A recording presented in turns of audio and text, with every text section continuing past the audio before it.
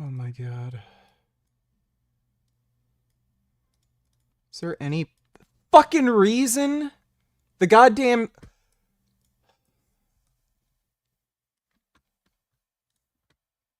Fucking Windows.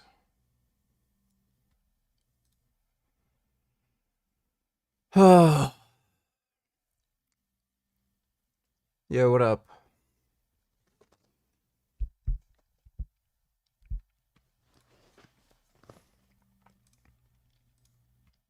Israel just AI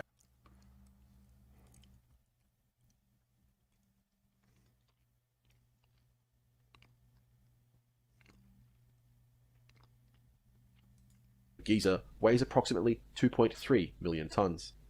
Thus, to make an explosion as powerful as Mike, you would need to make 4 piles of high explosive as large as the Great Pyramid. Humanity truly had entered a terrifying... Thank you. For all of us who have seen the Great Pyramids, now I can intuitively understand how much TNT that is. new technological age.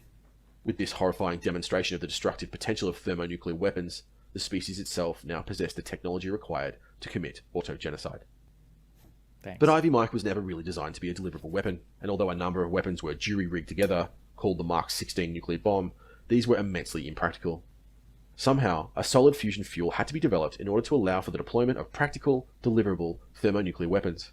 I wouldn't bother debating Mike the Vegan. He's a dishonest jackass. Lithium-6 is hit with a neutron, it can undergo fission. It is the only light element which can do so, but the energy released in this process is much smaller than uranium.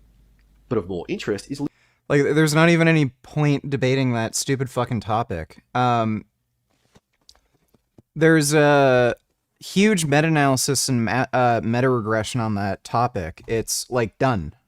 There's no debating. If he has, like, a stupid position that seed oils elevate LDL, then he's a fucking retard. Like, I'm just flat out not interested in debating that topic because they don't. Like, that's just a provable, obvious fact. It's like debating flat Earth. Why would I bother? Forged a fuel that contained deuterium and tritium in a solid, inert form. The first test of a solid-fueled thermonuclear device was set for March the 1st, 1951.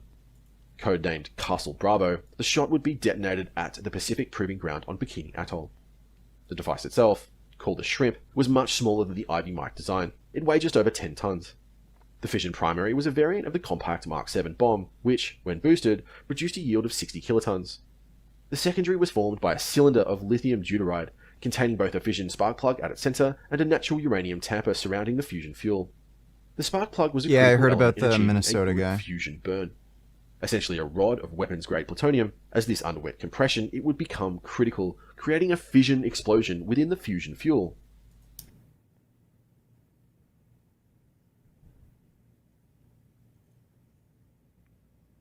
This would act as a source of internal pressure, compressing the fuel against the imploding tamper and showering the lithium with high-energy neutrons.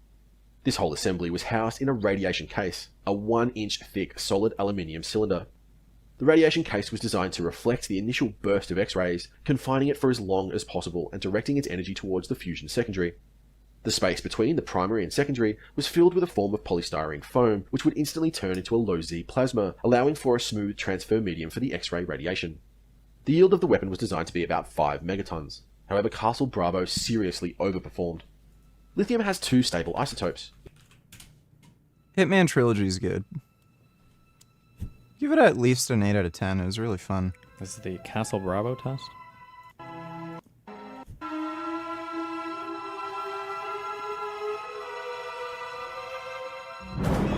Spooky.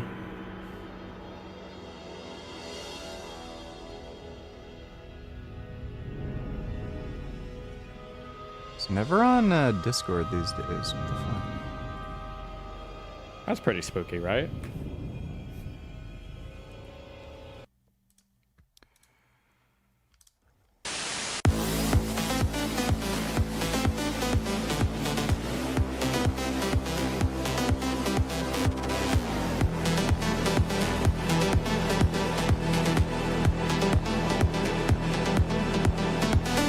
All right. Back in Gold's day 3, and this was a very successful Los Angeles trip. But we've heard a little rumor, we've heard a little bit of a murmur that some special characters are going to make their way over here. Frankly, well, I can't even portray the excitement as well as anybody else. But plan for me is to get some back done, and well, I guess we'll really just get to enjoy it.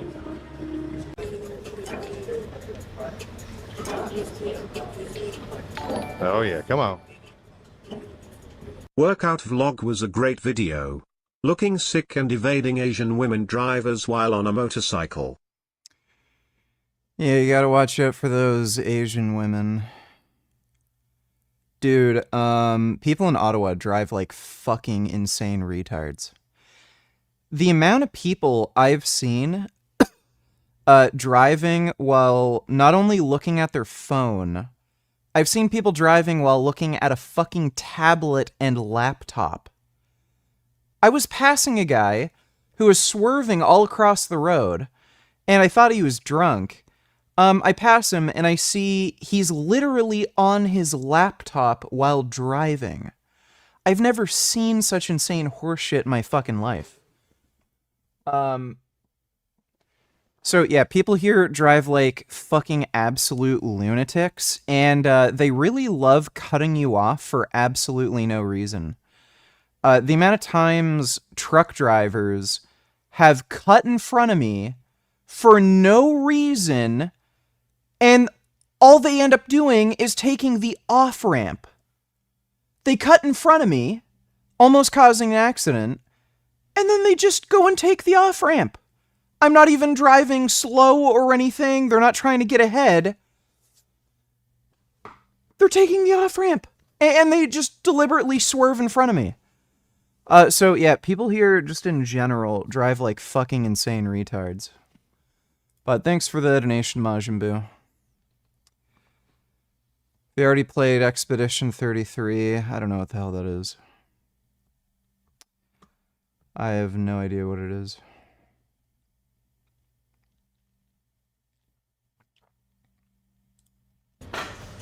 There we go. You're making it look easy.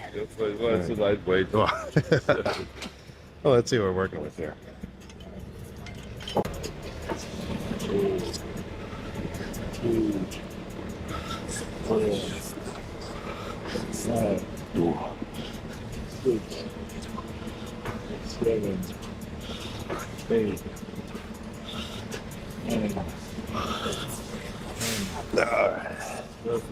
That'll be good. Just easing into it.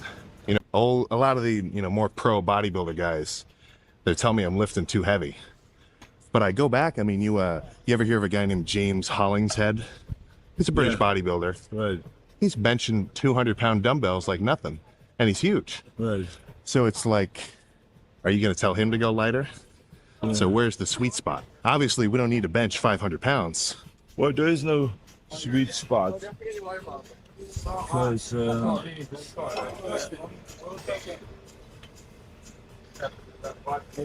everyone trains differently. Yeah, right.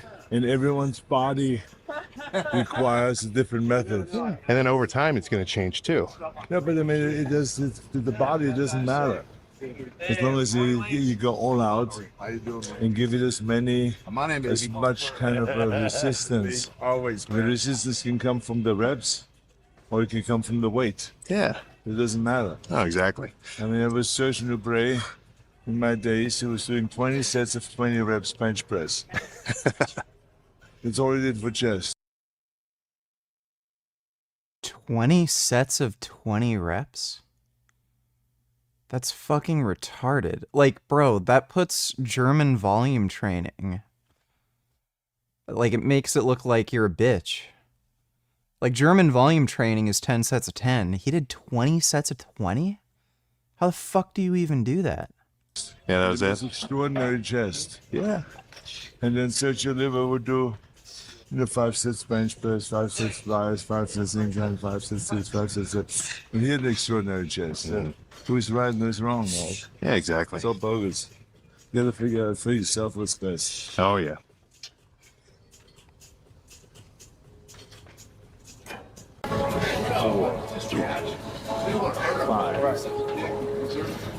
6. 6. 7. 8. 9.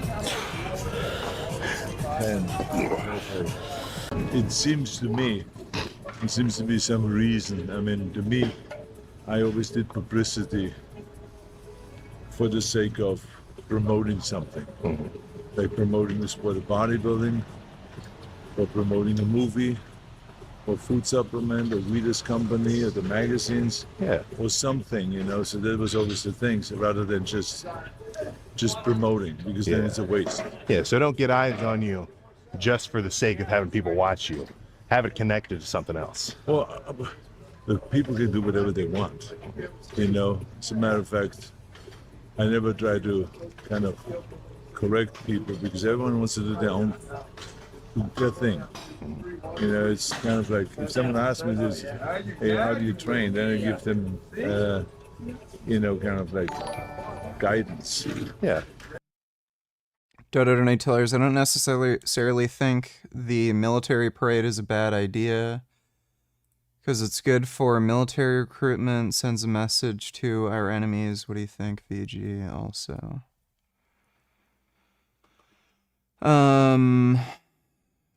I guess military parades are fine.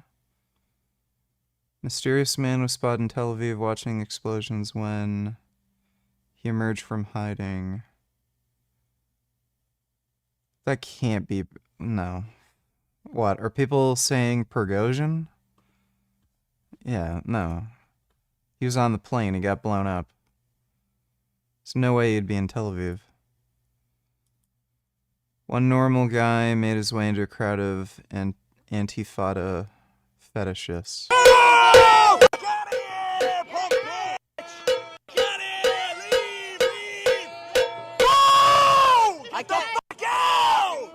I can be here, sir. I've been leave. Nope. Nope. I'm here. A little bit, but I'm all right. I'm all right. Look at that.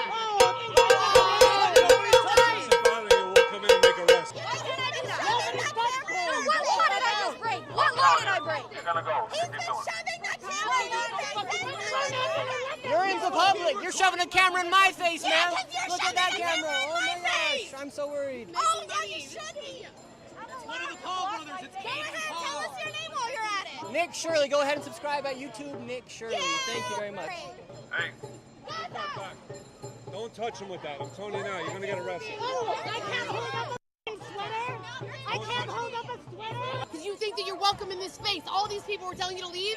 This is the white kind of privilege. Yo, you're evil. Evil. Ooh, you could be quiet. I'm never gonna be quiet, especially when a man tells me to be quiet. And you could stop talking to me, and that'd solve a lot of your problems tonight. Hey, listen. Your dick is the size of an eraser. Oof. You have no fucking common courtesy. And this thing keeps touching you. Do you want us to make an arrest, sir? I'm gonna do it if you say so. Arrest him. Like, do it. Hey, this is the last time I'm telling you. If anything touches the guy again, I'm sending guys in. We're gonna arrest you.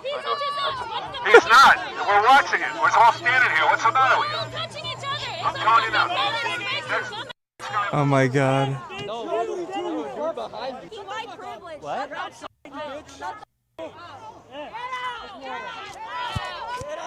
She's good to go. Hey, guys, right here. The girl with the glasses going There they go. They're getting him. Yeah, run, boy. It's not really safe for you in there. I know, but it's a... Can you come out here 1 second? That's great. He got somebody arrested. Yo, look at him. I'm not making you leave. I'm not making you leave. But I would prefer if you could. It's just getting too hairy. I know. I worry if I leave, then someone's gonna follow me out. No, so no, that's all another guys, thing, all all right? guys go leave. All right. Thank you so much. They're all fucking insane communists. Dude, that sucks that those people exist, especially in the fucking States. Like, what the fuck, dude? Thanks for the donation, Dodo. And women wonder why no men these days want to date them. Yeah, maybe it's because they're loud and annoying and obnoxious and whine and complain about everything. Could have something to do with that. Thanks for the donation, though, Dodo. You know what? I went to the store to buy some cherries, and they only had one bag of cherries there, and it was filled pretty high. And I picked it up, and I'm like, okay, yeah, this is fairly heavy. I guess, like, more cherries. I didn't even realize how much it was in that bag. Like, this is almost filling this massive fucking bowl. Like, bro, I'm gonna be farting like crazy after I eat this. Think they're more like anarchists than communists? No, they're communists. They seem like they're advocating for a lawless jungle rather than any system at all. No, they're communists. Like, dude, they're talking about white privilege and shit. That is clearly communists. If they were anarchists, they wouldn't be using that fucking language. And on top of that, they wouldn't be protesting Palestine. Like, why would an anarchist be pro-Palestine? They wouldn't be pro any state. So, no. They're communists. But if someone wants to keep doing the things the wrong way... React to this. Let me see. 120 people were killed in a 24-hour period from Tuesday to Wednesday, including dozens who were shot while trying to get food from aid distribution sites. There were 41 people, according to hospital officials, killed on Wednesday in two separate incidents, one in central Gaza and one in the south. The hospital officials said they were shot while trying to get food parcels. The Israeli military says it's aware of one incident in which troops fired upon people approaching them in darkness overnight. Now that the United Nations organization known as UNRWA is no longer allowed to provide humanitarian aid to the people of Gaza following Israel's defamation of the entirety of said organization.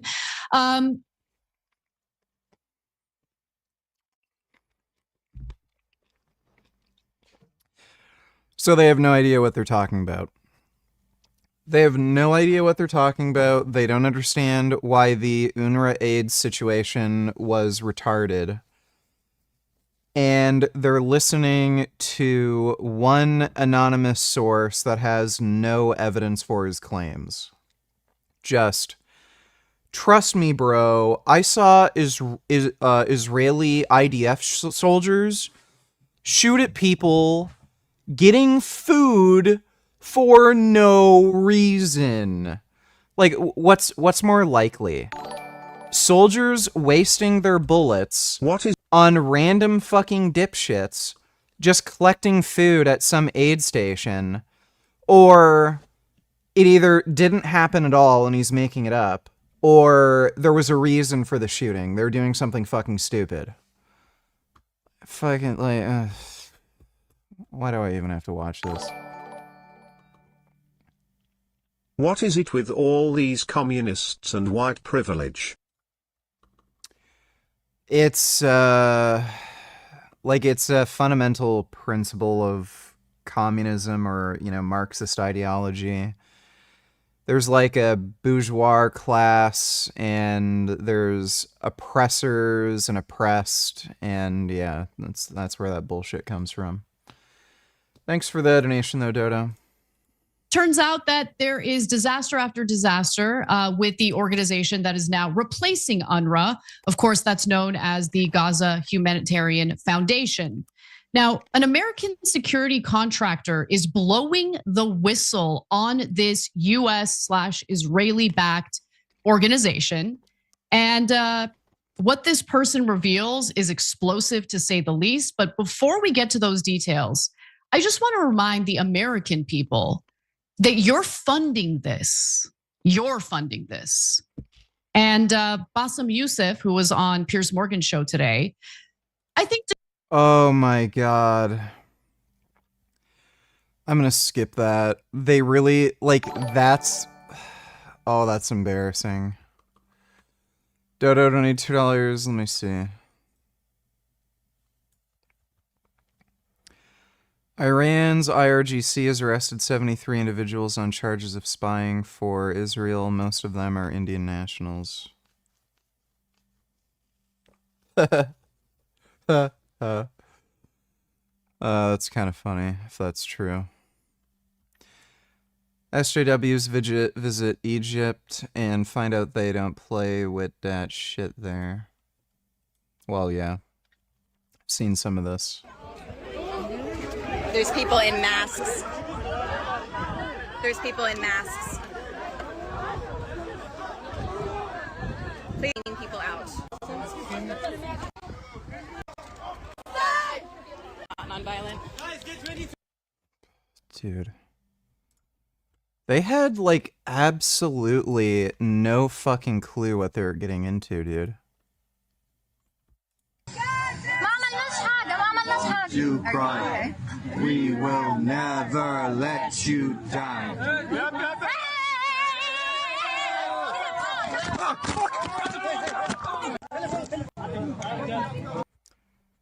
Fucking idiots.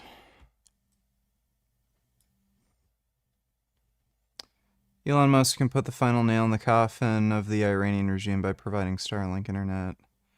Iran cut off all internet so that people cannot organize a coup and communicate. Beams are on. Wow. Based Elon. Who would have fucking figured? Thanks for the donation, Dodo. Minnesota state lawmaker and their wife murdered. Another lawmaker and their wife hospitalized. Suspect identified. Thank you so much for your reports. We Yeah, I heard about this. Look at that in a second. Thanks for the donation, retard.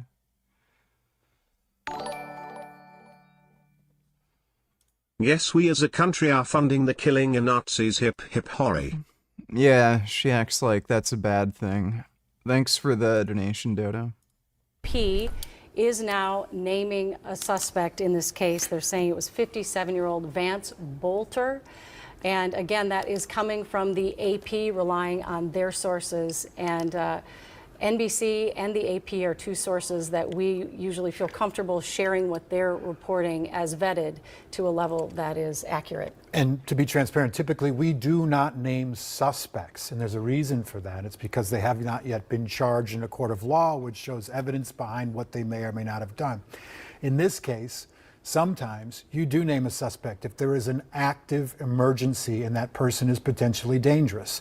We don't know if that person is the exact person, but the Associated Press is naming that 57-year-old as the suspect. And so we are comfortable saying that name as this possibility, but we just want to be super transparent with you as to why we do, and sometimes we do not, name persons of interest, perhaps suspects in shootings, until we know through multiple confirmations who that person is. The Associated Press has these standards as well. We trust that, and that's what we're going with right now.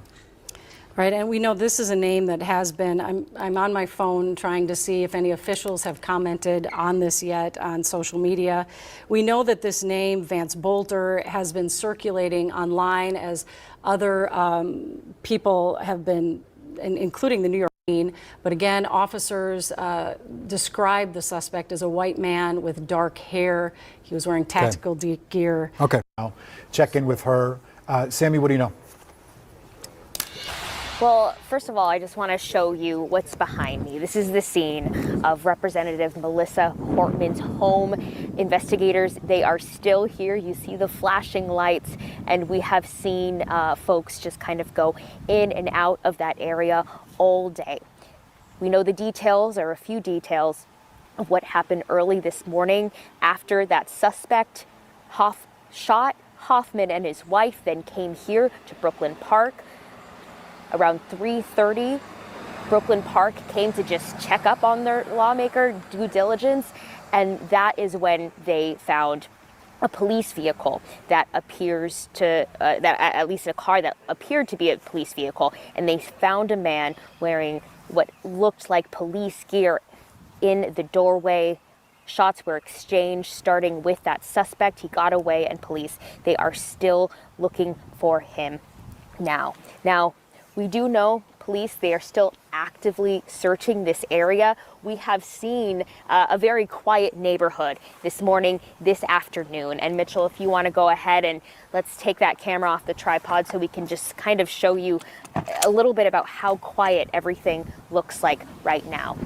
So apart from the occasional person maybe letting their dog out, something like that, folks are staying inside most of the time. Front doors, law enforcement. So does anybody know why in particular this guy was targeted? On today, the rallies that were anticipated and planned that were supposed to go from 11 until 2 was dozens of sheets of paper, there it is, with no kings written on it. So Oh.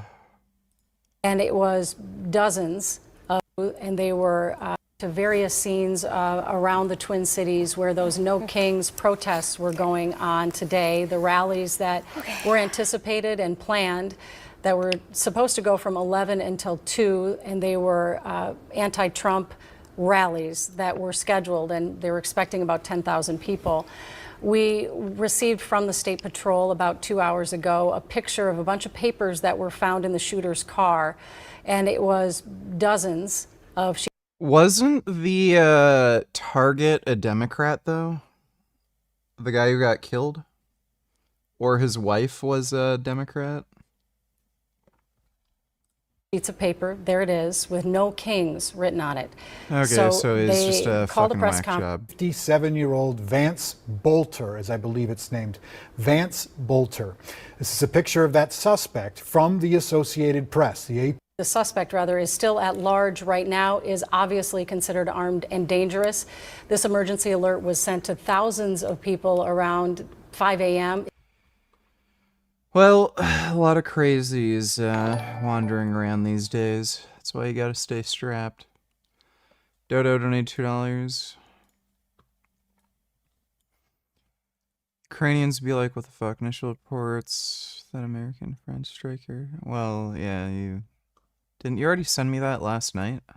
If an airplane is about to crash for any reason, it's almost impossible for the passengers on board to survive. Whether it's business class or economy, passengers are not given parachutes. This is the reason over 100,000 people have lost their lives in plane crashes so far. But now, this could soon change, as an engineering team is working on detachable airplane technology. In this design, the airplane will be structured in such a way that in any emergency situation, the passenger section will detach from the rest of the plane. After this, with the help of 2 advanced parachutes, the passenger cabin can be safely landed on any water or land surface. In this way, passengers will be able to survive without any harm. What do you think about this design? Share your thoughts in the comments and follow.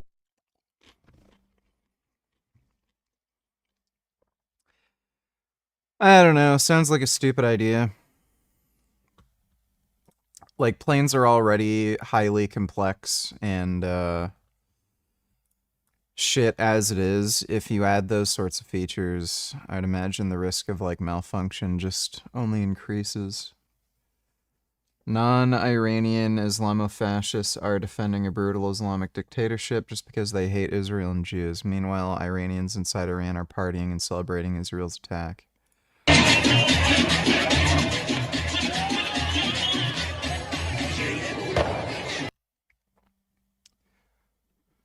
False video from March 2025 shows people in Iran marking the Cheharshanbe Suri Festival. The clip is borrowed from a 19th March 2025 Instagram post.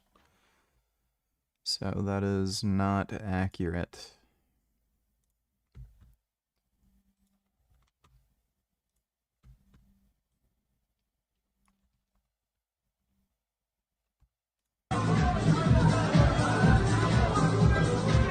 Yeah, there's probably just more bullshit. I don't know why, like, you have to be a fucking cunt to just upload this shit to the internet. Thanks for the donation, Dodo. Can't say I feel scared for Trump, though.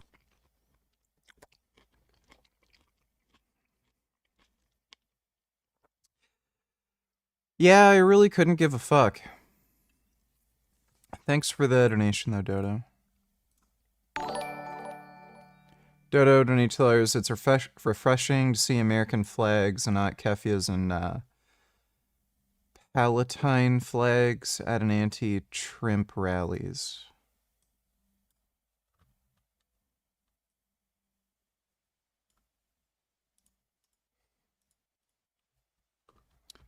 Yeah, I would have figured it would be swarmed with pro-pally retards.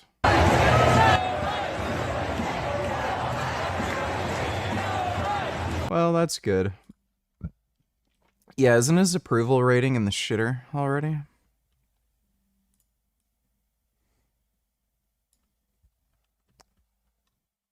Yeah, I think especially he may very well end up getting impeached.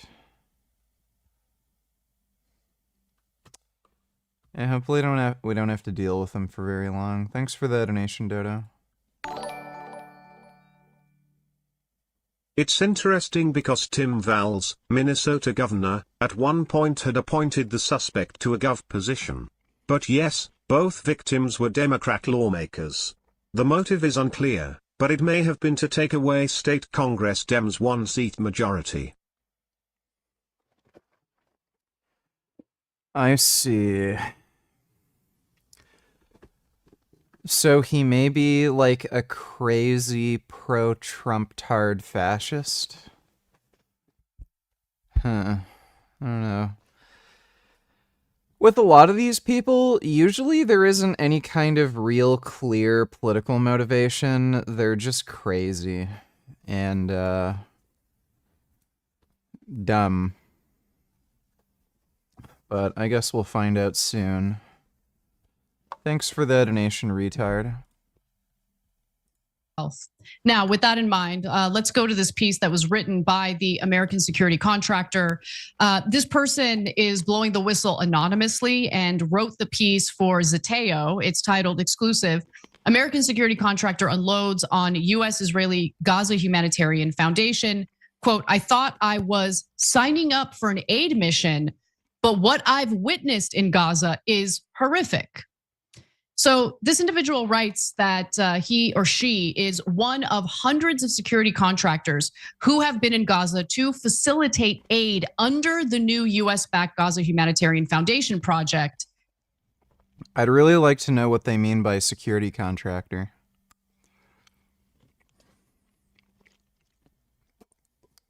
Like, what does that entail? Are they, mercenaries, like private security, you know, ex-special forces, you know, that sort of thing, like Blackwater, or are they just mall cop security guard type deal that are just guarding some stuff? Like, what does that even mean? And it's all BS. Now, they confirm exactly what I had been outlining about this project. I talked. Like, by the way, there has to be, at this point, you know, in the thousands of aid workers who've been in and out of Gaza or still working there for different NGOs and shit.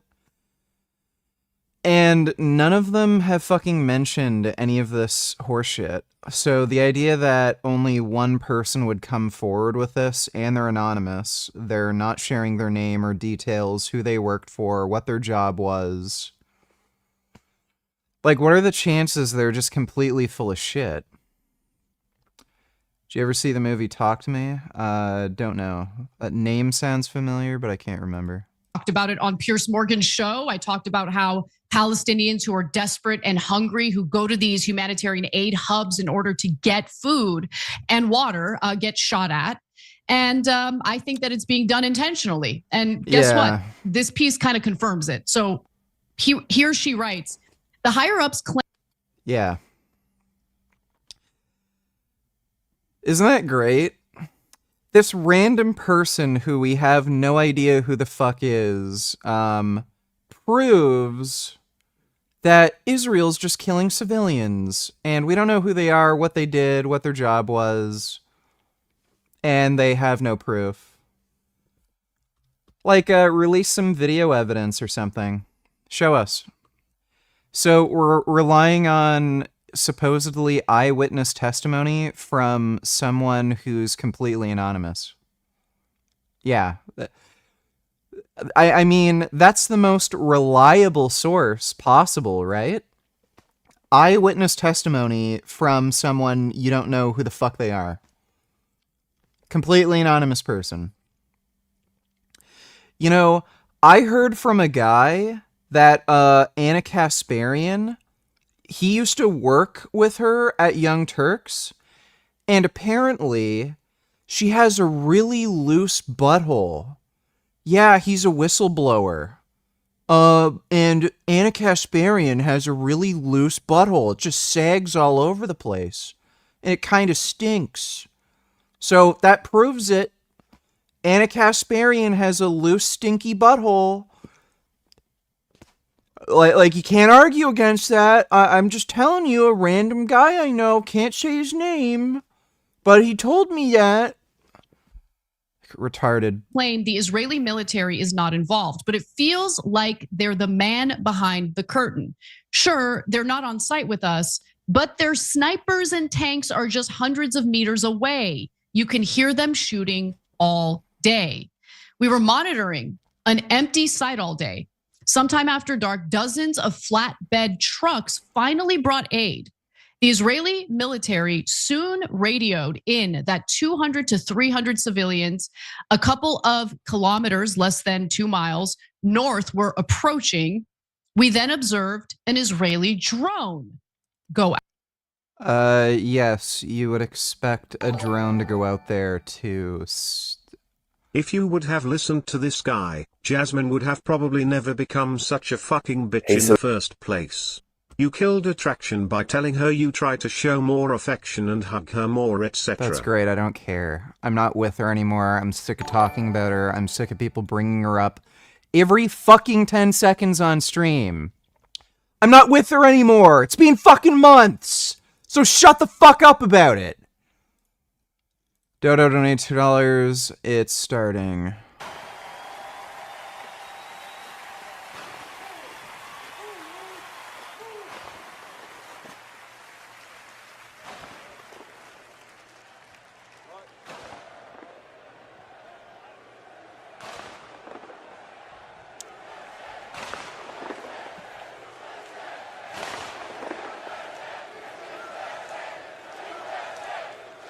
Well, that's nice. Thanks for the donation, Dodo.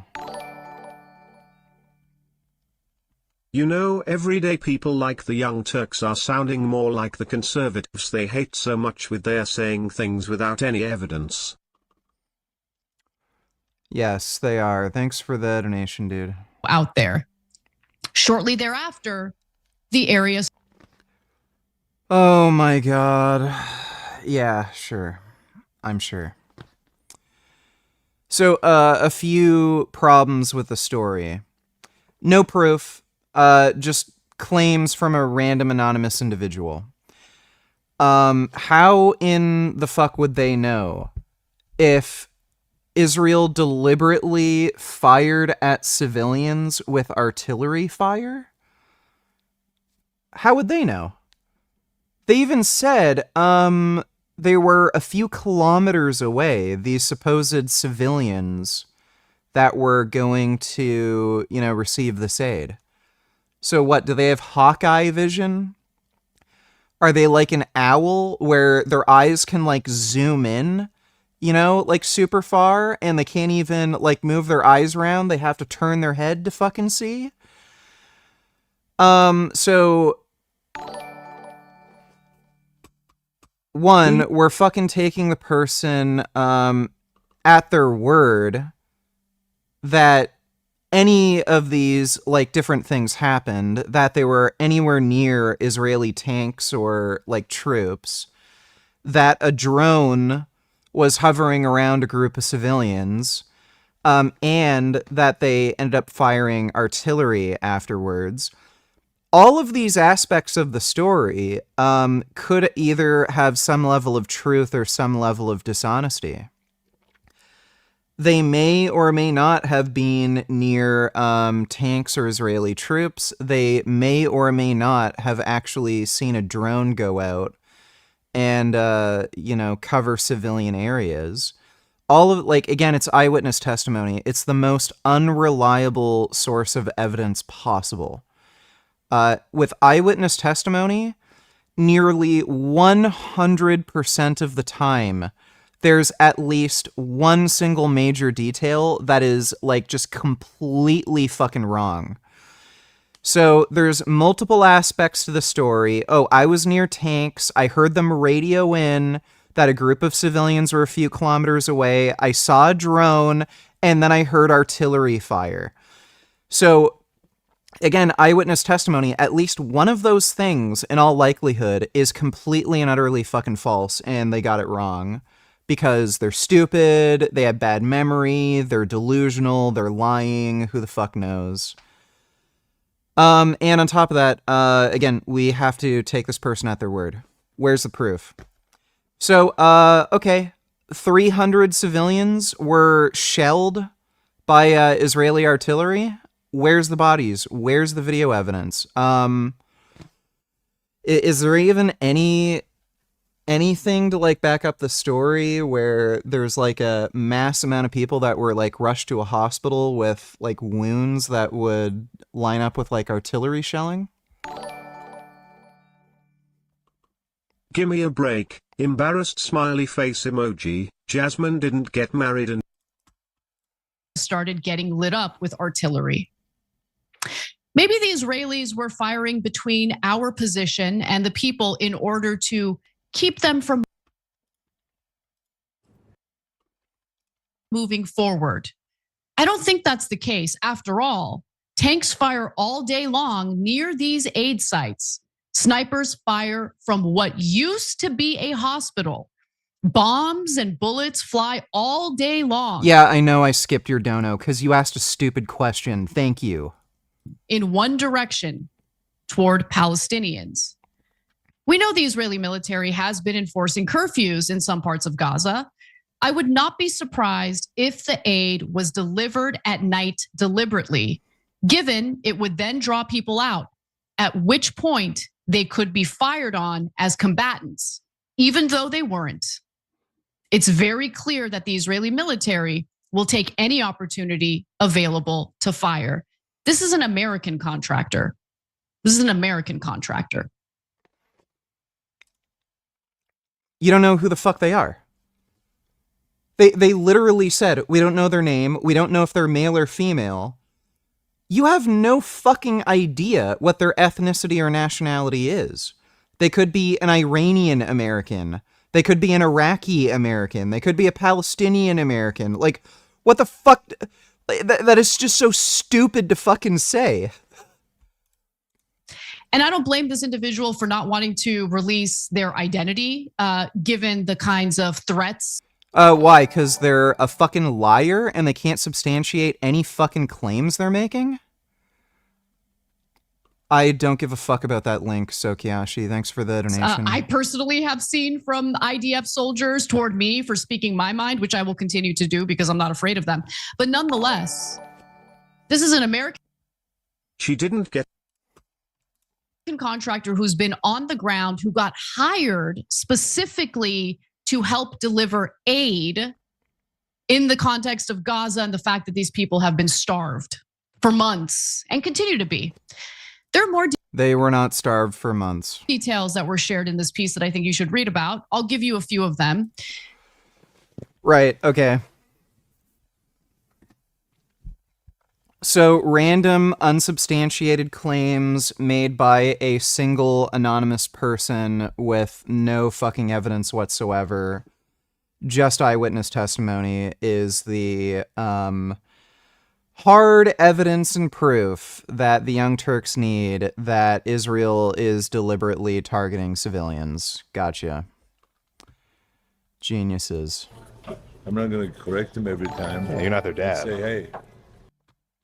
Good news. My best friend has overcome his cancer and is back stronger than ever. Here is his channel. Don't care. Thanks for the You're donation. doing it the wrong way again and stuff like this. I mean, it's sometimes good. The more people you have that make mistakes, because then the more you can shine. So I would never complain about it. Yeah, right. If everyone's doing it wrong and you're doing it right, yeah, you're good. But if everyone would do it right, then it's fun. You know? So it's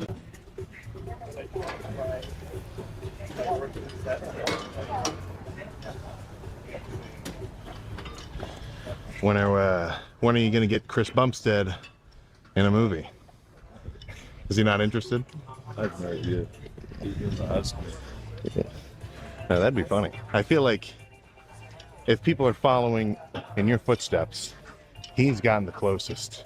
Just with the, because I mean, no, he's extraordinary. Yeah. Because even guys who don't know anything about bodybuilding, they all know Chris. Yeah, exactly.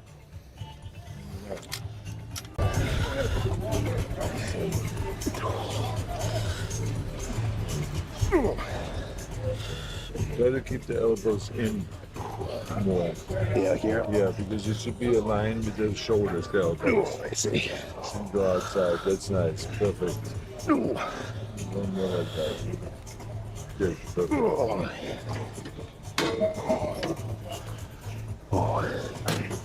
Perfect. Because it should be one line. Yeah. See, then when you go back, not to go out like that, but to do it like this. And then we go back as far as you can to get the full stretch. Gotcha. Yeah, Urs Kalsinski, the German guy, was telling me the same thing with a row. Yeah. I was doing it up here. He said, tuck him in. Way more lats. Yeah. Sometimes when you do it, you don't even notice it. Yeah, you need someone else to tell you. Someone tells you, or you exercise in front of a mirror, but we don't always have a mirror in front of us, right? Yeah, right. Especially when you're out here. Yeah. I see a lot of the news reporters on bodybuilding. Look at my... And they're always saying, when's the next Ronnie Coleman gonna show up? Like just someone who has the perfect genetics. But I've always been curious when or if you think there'll ever be what would basically be a pumping iron 2 with different people, different style, but one that would actually work. Because pumping iron was right at bodybuilding's inception. It was perfect. And I mean, people have tried to recreate it with, what is it, Phil Heath sometimes with those guys, but it just doesn't come off the same way. Well, because, pumping iron was based on personalities. Right. Not just on bodybuilding. Mm-hmm. And there was a story there. And so if you don't have the story and you just kind of fake it through, it's not gonna happen. It's like movies. Right. It has to be organic, or you don't have anything. You can't fake it. And so I think that bodybuilding doesn't have right now, personalities. I mean, I think bodybuilding has great bodies and really people that are in unbelievable shape and they're defined and ripped and massive and all of that stuff. But the only way you then can sell that is by a written script of some sort, if the thing can act it out. Yeah. So that's a real, or a documentary if it has to be real, but then, then you have to have the personality with that. Yeah, I always liked, there's a speech from Tom Platz, where he said, if you're a bodybuilder, it's not just about having a body, it's about how you perform. That's like right. you want to be someone where when someone hears you talk, they get excited about the gym, Right. and you actually live it. All these guys, I mean, half the videos I see them post, they never talk. Yeah. I'm like, I don't know who you are, I can't relate to you.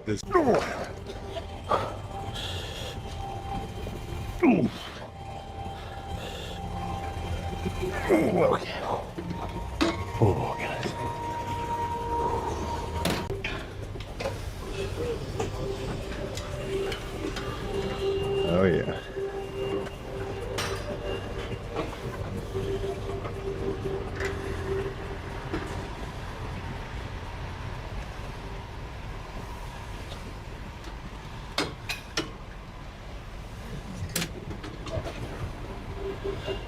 after we worked out here yesterday, me and my brother, we were talking about how, at least where we're from in Ohio, there's no gyms like this. Yeah. Not because of how big it is, but like if you did a study, 90% of these guys who are in here are actually really working out. Oh yeah.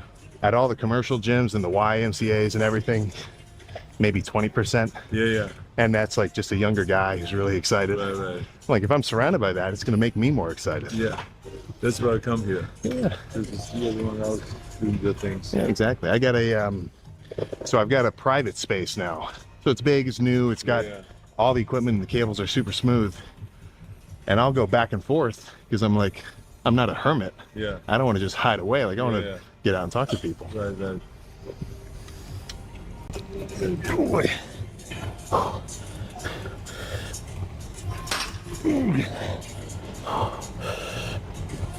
Okay. Oh. Coming back, and I was actually on my buddy's bike that I told him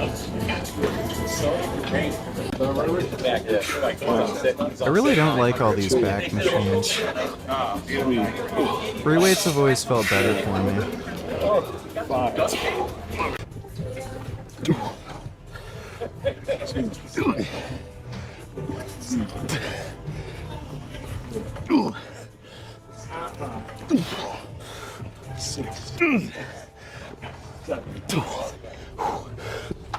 Eight, 9, 10.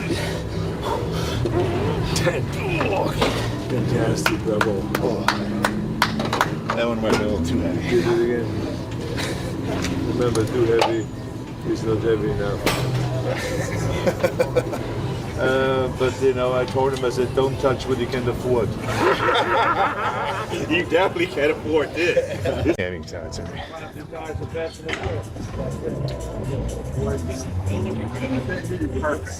Okay, really. Sweet. That's fantastic. Yeah, well, let's go eat something. Really good. All right, boss. I'm off to the airport. Anna has no ideology. It started when she started hyper-focusing on crime and trannies to attract MAGA, now she's trying to funnel in Jew hatred. Cenk explicitly has the goal of making MAGA hate Israel, he probably making Anna do a lot of the grunt work.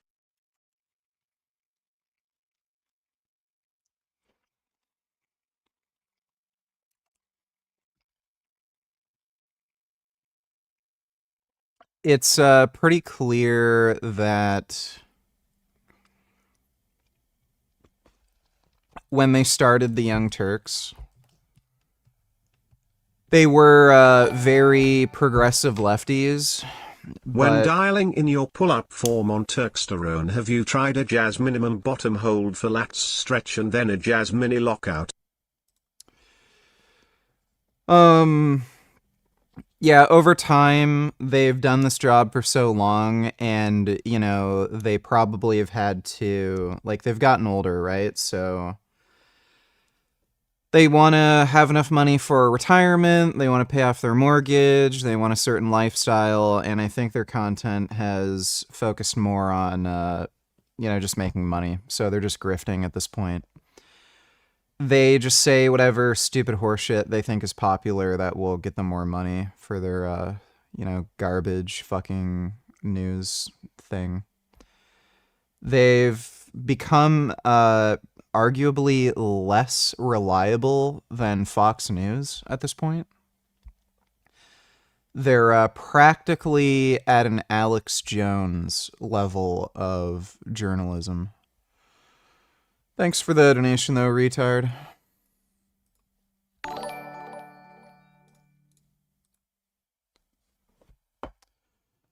Just another YouTuber donated $2. So what Chromebook should I get being told you're an expert?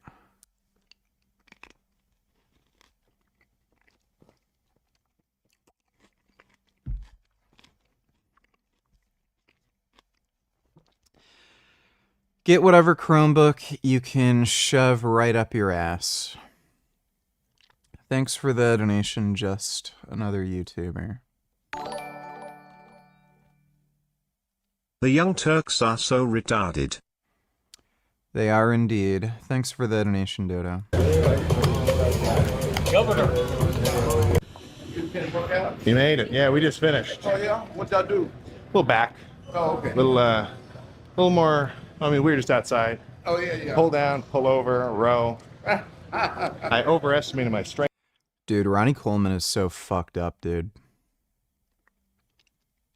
I think he attributes his back problems to one really bad injury that he got in the gym once. He felt like something pop in his back, and then his back was hurting and it felt like loose and unstable, but he just kept working out.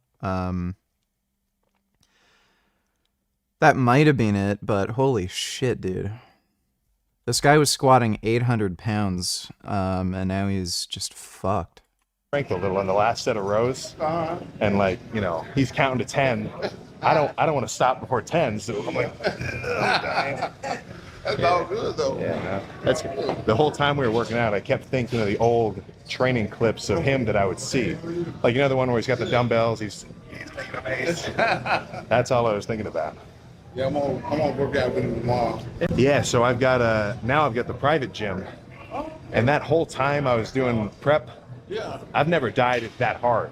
Oh, okay. So the last 2 months, I'd walk into a gym, and if it was too busy, I'd walk out, and I'd go somewhere else. I'm like, When a motorcycle rider learns to feather the throttle and coordinate clutch on a first ride, how can a rider improve smooth takeoffs? And what drills should a drilling rider practice to build confidence in cornering and overall control as a rider?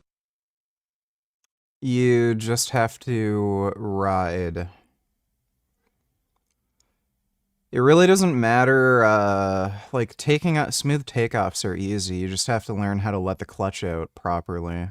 So it's just a matter of practice. What people usually do is they'll rev the bike high enough, or maybe a little more than high enough to get the bike going without stalling, but they'll let the clutch out super quickly. And they just don't have a good feel for the engagement point.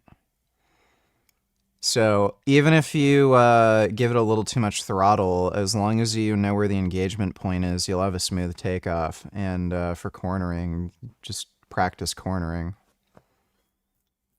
Again, like the dumb thing a lot of idiots do is they accelerate into the corner. As long as you're not doing that, you'll pretty much be fine. Another stupid thing people do is they lean with the bike. You shouldn't lean with the bike in most circumstances. You should stay upright and lean the bike over. So it makes it way easier to control the bike and steer into a corner. So don't lean with the bike. You want to lean the bike over but stay upright. Thanks for the donation, though, Cotton Candy Cycle. You got to be alone right now. Just let me work out, and I'm going home. That's why I've been buying my house too. Right. Yeah. Then you're not driving. Yeah. I put a cardio bike in the garage. Because if you go to the gym, that's an extra hour. You just wasted an hour of your day. Well, my gym is only 10 minutes away. Yeah, so that's pretty close. Yeah. But the gym keeps bothering me. Yeah. Well, if you're there enough, it's normal.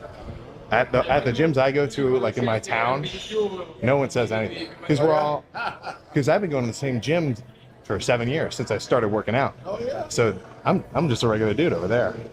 So anytime we... That's what it is in my gym too. Yeah, it's nice. I've been there for 35 years now. Oh, yeah. You get some home field advantage. Yeah. I've heard Jay say he would do 3 months right after the Olympia, and he'd just go everywhere. Every weekend, events. And then after that was over, once that was over, he came back and he got serious again. I didn't even work out for 3 months. Yeah. Yeah, right. You know who's the master of that? It's Kevin. Those before and afters, I wouldn't even believe that's the same guy. Kevin, I saw him once. He looked like the same guy. Yeah. Flex too. Yes, we're rolling. Oh, thank you, bro. Oh, yeah. Sam, nice to meet you, brother.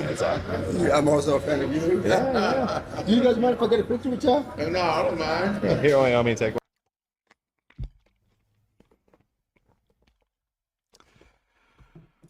one. Let's see what else he's been up to.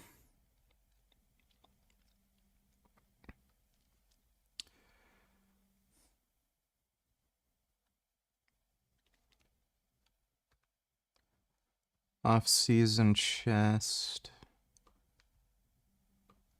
Arms, gold Venice. Let's see what the Trend Twins have been doing too.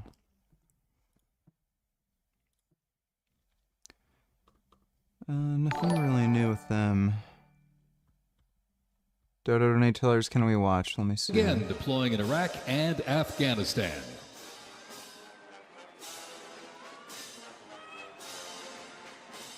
Thundering into view, the pride of Fort Sill, the U.S. Army Artillery Half Section. This is literally powered by horsepower and heritage. This elite ceremonial unit honors the legacy of the Army's horse-drawn artillery.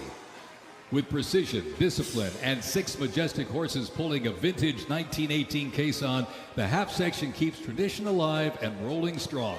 Representing the power, pride, and precision of America's field artillery, this is Fort Sill's finest, ladies and gentlemen.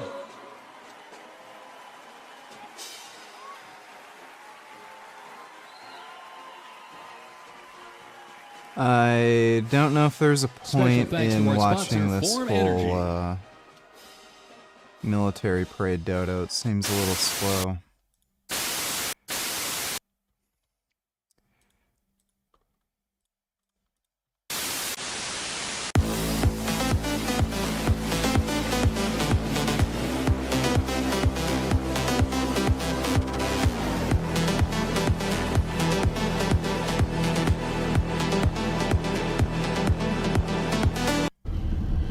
Okay. Maybe this is just me.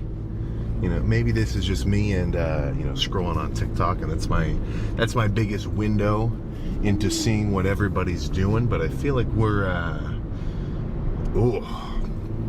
this isn't necessarily related to me specifically. I'm just kind of looking at it as an observer. I think the whole portal of scrolling on your phone and looking at shit, we're approaching the singularity of social media, right? I mean, I think stage one was stage one was chill. Stage one was, people would post videos and whatever, and then that was the end of it. But now we've kind of optimized the situation where, if you are Instagram and you see that TikTok did really well with that scrolling feature, moving between shit, out comes Reels, right? Out comes YouTube Shorts. Out comes, blank. So it's, you're looking at it as though it's a situation where it's like, okay, how can we get the most attention per minute or per swipe or anything? It's getting extra funky. I think now more than ever, I need to chill out on my screen time. Ooh. It's getting nuts here. I was trying to think of some kind of Matrix reference to talk about, like with working out. I couldn't think of anything. All I can really say is, at least give a little bit of time out of your day. And shit, you're hardly giving it up, because I know you're like me. I know you've been scrolling on your phone, just looking at random shit for, an unhealthy amount of hours, right? And that's me talking to me as well. So adding 30 minutes on the seated bike to that setup, right? And then just popping a squat, pedaling while you're scrolling, which you were going to do anyway. Not that hard, not that difficult. Here's let me splice in a picture of my. Dude, people really undervalue just having your own home gym equipment, because like the amount of additional exercise you can get in so easily without even thinking about it. There's this sales and marketing term called friction. It's especially used a lot when you're talking about online,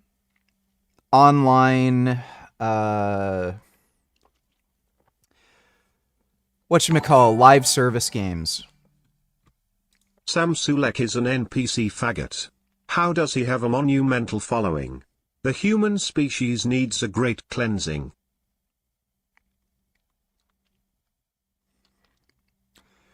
I don't know, maybe he's just chill or something. Thanks for the donation, Majin Buu. So yeah, there's this term called friction. You'll see it used a lot when, like, marketing executives and shit, they are looking at, like, online live service games. So like Escape from Tarkov. You create more friction when it's harder to get into the game. So if the game is more complex, you have to learn more features, you have to remember all these things, you have to know how like menu systems and shit works. That all creates friction, and it makes you think, oh, I gotta like do this, I gotta do that, I gotta learn this, and I'm not gonna play the game. So they try to remove friction, you know, make the game more simple and stuff for new players, so that you remove that kind of thing that makes you go, this is too complex, this is too hard, this is too much, don't want to do it. Similar thing with training. If every time you're thinking about working out, oh, I have to, like, get dressed. I have to make sure that I don't smell bad. Like, maybe I was sweating a lot last night. And I kind of stink. So not only do I have to change my clothes, but I also have to shower because I'm going to be around people. And man, it's so stupid that I have to shower to go to the gym, and then I'm going to have to shower again.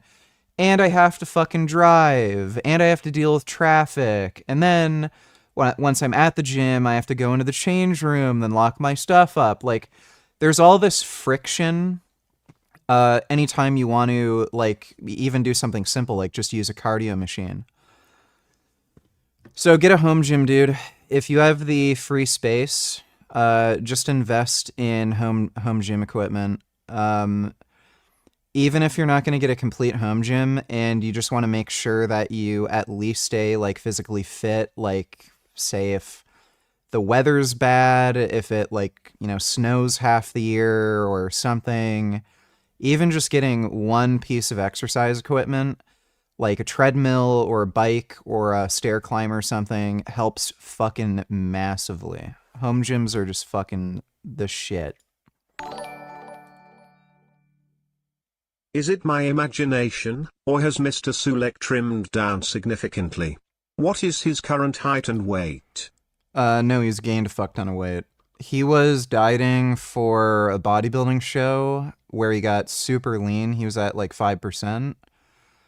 And now he's gained a lot of weight back. I think he might still be leaner than he was before, but he gained a lot of weight back.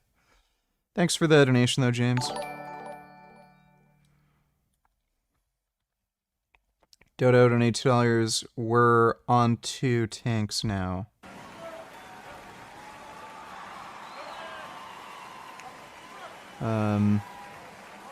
That's a truck.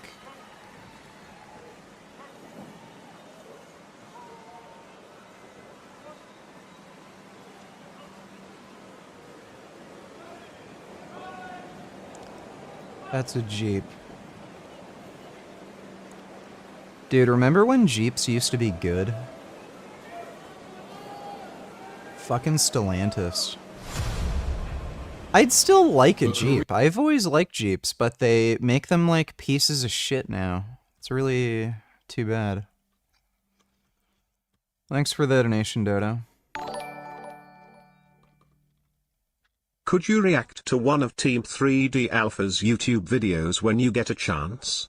He's a health and fitness page. I'm curious to see what you agree and disagree with him on. The guy's a complete fucking moron. There's practically nothing that I agree with him on, and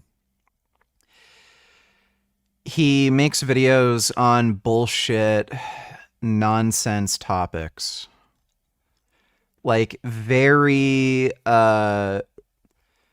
like, no research, speculative, mechanistic, hypothesis nonsense. And then he'll promote bullshit like eating more saturated fat and cholesterol to boost testosterone. Or what is it?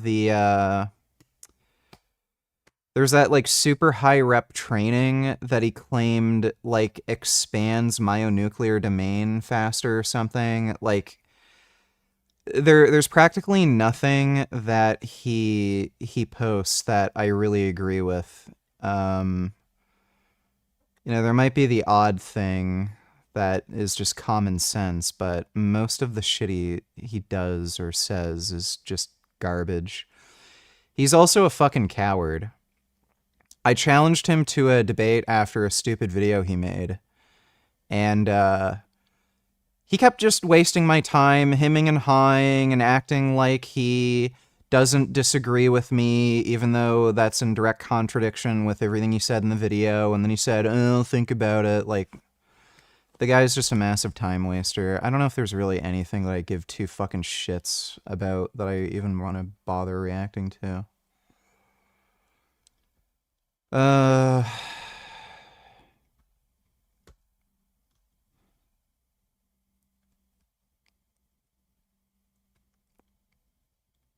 10 best exercises for fighting.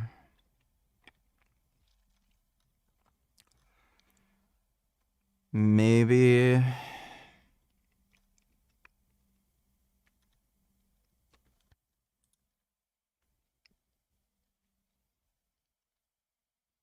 Oh my god. DHT maxing 10 times more powerful than testosterone. What kind of stupid fucking video title is that? This guy is just a fucking clown, dude. Thanks for the donation, It's. Richard Spencer attended No King's Day in Montana.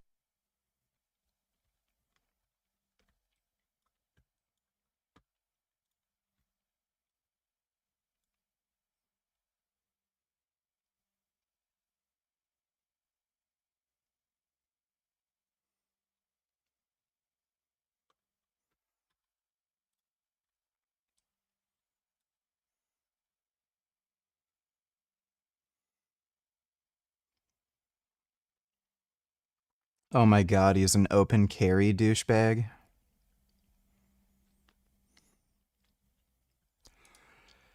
Is that even a security holster? Open carry in pretty much every circumstance is just fucking stupid. Thanks for the donation, retard. Hey, remember back when we won World War II and celebrated the demise of the Nazis? Why is that so controversial these days? 'Cause Jews or something. Thanks for the donation, Dodo.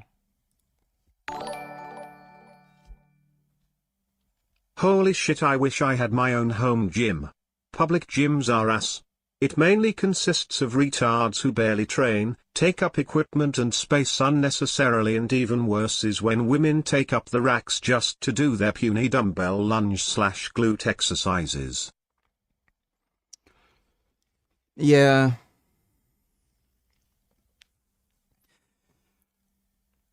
I wonder if a men's only gym would actually be commercially viable. They have women's only gyms.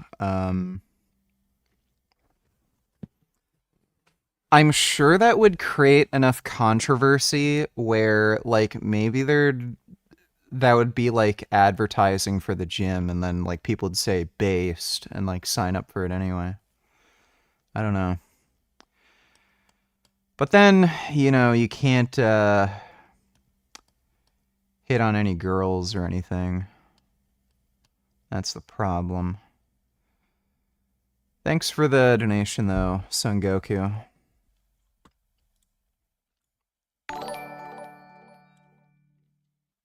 No, the open carry guy was a different guy, not Richard. They do look like toe. I had to do a double take. Okay. So it's just a random fucktard. Thanks for the donation, retard. Cardio setup now. Here are the 10 best shoulder exercises for fighters based on science and over 20 years of experience. If you're a fighter and you have issues creating a workout. Oh yeah, this is another thing that I can't stand about Team 3D Alpha. He, nowhere, anywhere on his social media. No fucking where will you ever see this guy on camera, on video, doing any lifts, no photos, nothing. Like, this is his whole Instagram. He like cherry picks fucking photos of dudes who actually work out and are jacked. And he'll like show, you know, these like, oh, fucking manly, you know, photos and shit or pictures. And then like same with all of his fucking videos. You have to go back really, really far for him to even see the guy on camera. And then on video, he'll qualify some of his fucking statements by saying, I have 20 years of lifting experience. Where the fuck is it? Like nowhere. The guy does not have any impressive fucking lifts, doesn't look particularly good. And again, if he did, he'd post videos or photos or something. But this guy doesn't work out.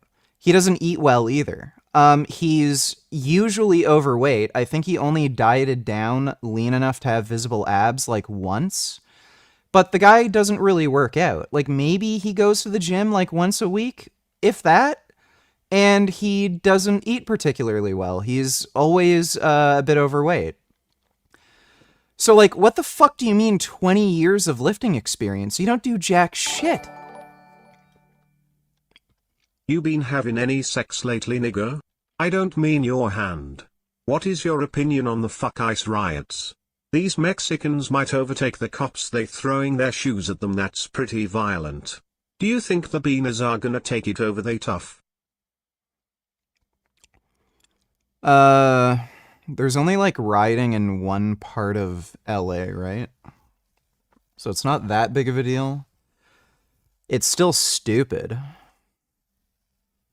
Like, I don't know what the fuck they think they're gonna do. But, just wait until the fucking primaries and vote. Like, yeah, rioting isn't really gonna do anything. So, and like, you can see most of the people even at these protests, they're all just insane, wacky, like, communist fucking jackasses. Especially the rioters. The rioters, absolutely, are all fucking communists. But thanks for the donation, Shucks Ducks. Did you see that your old pal Hamza is begging for money? Let me see.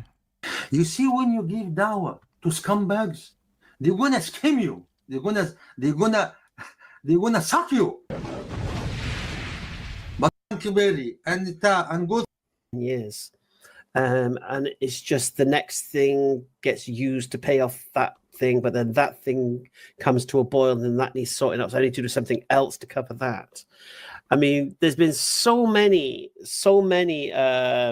accusations of gambling and this and that. And it's like, no, half of this is just what I owe wholesalers in Turkey, France. Half of it is that. And this is why I'm saying I've got 50 grand debt, but 25, inshallah, will get me out of the 50. Do you get me? That's why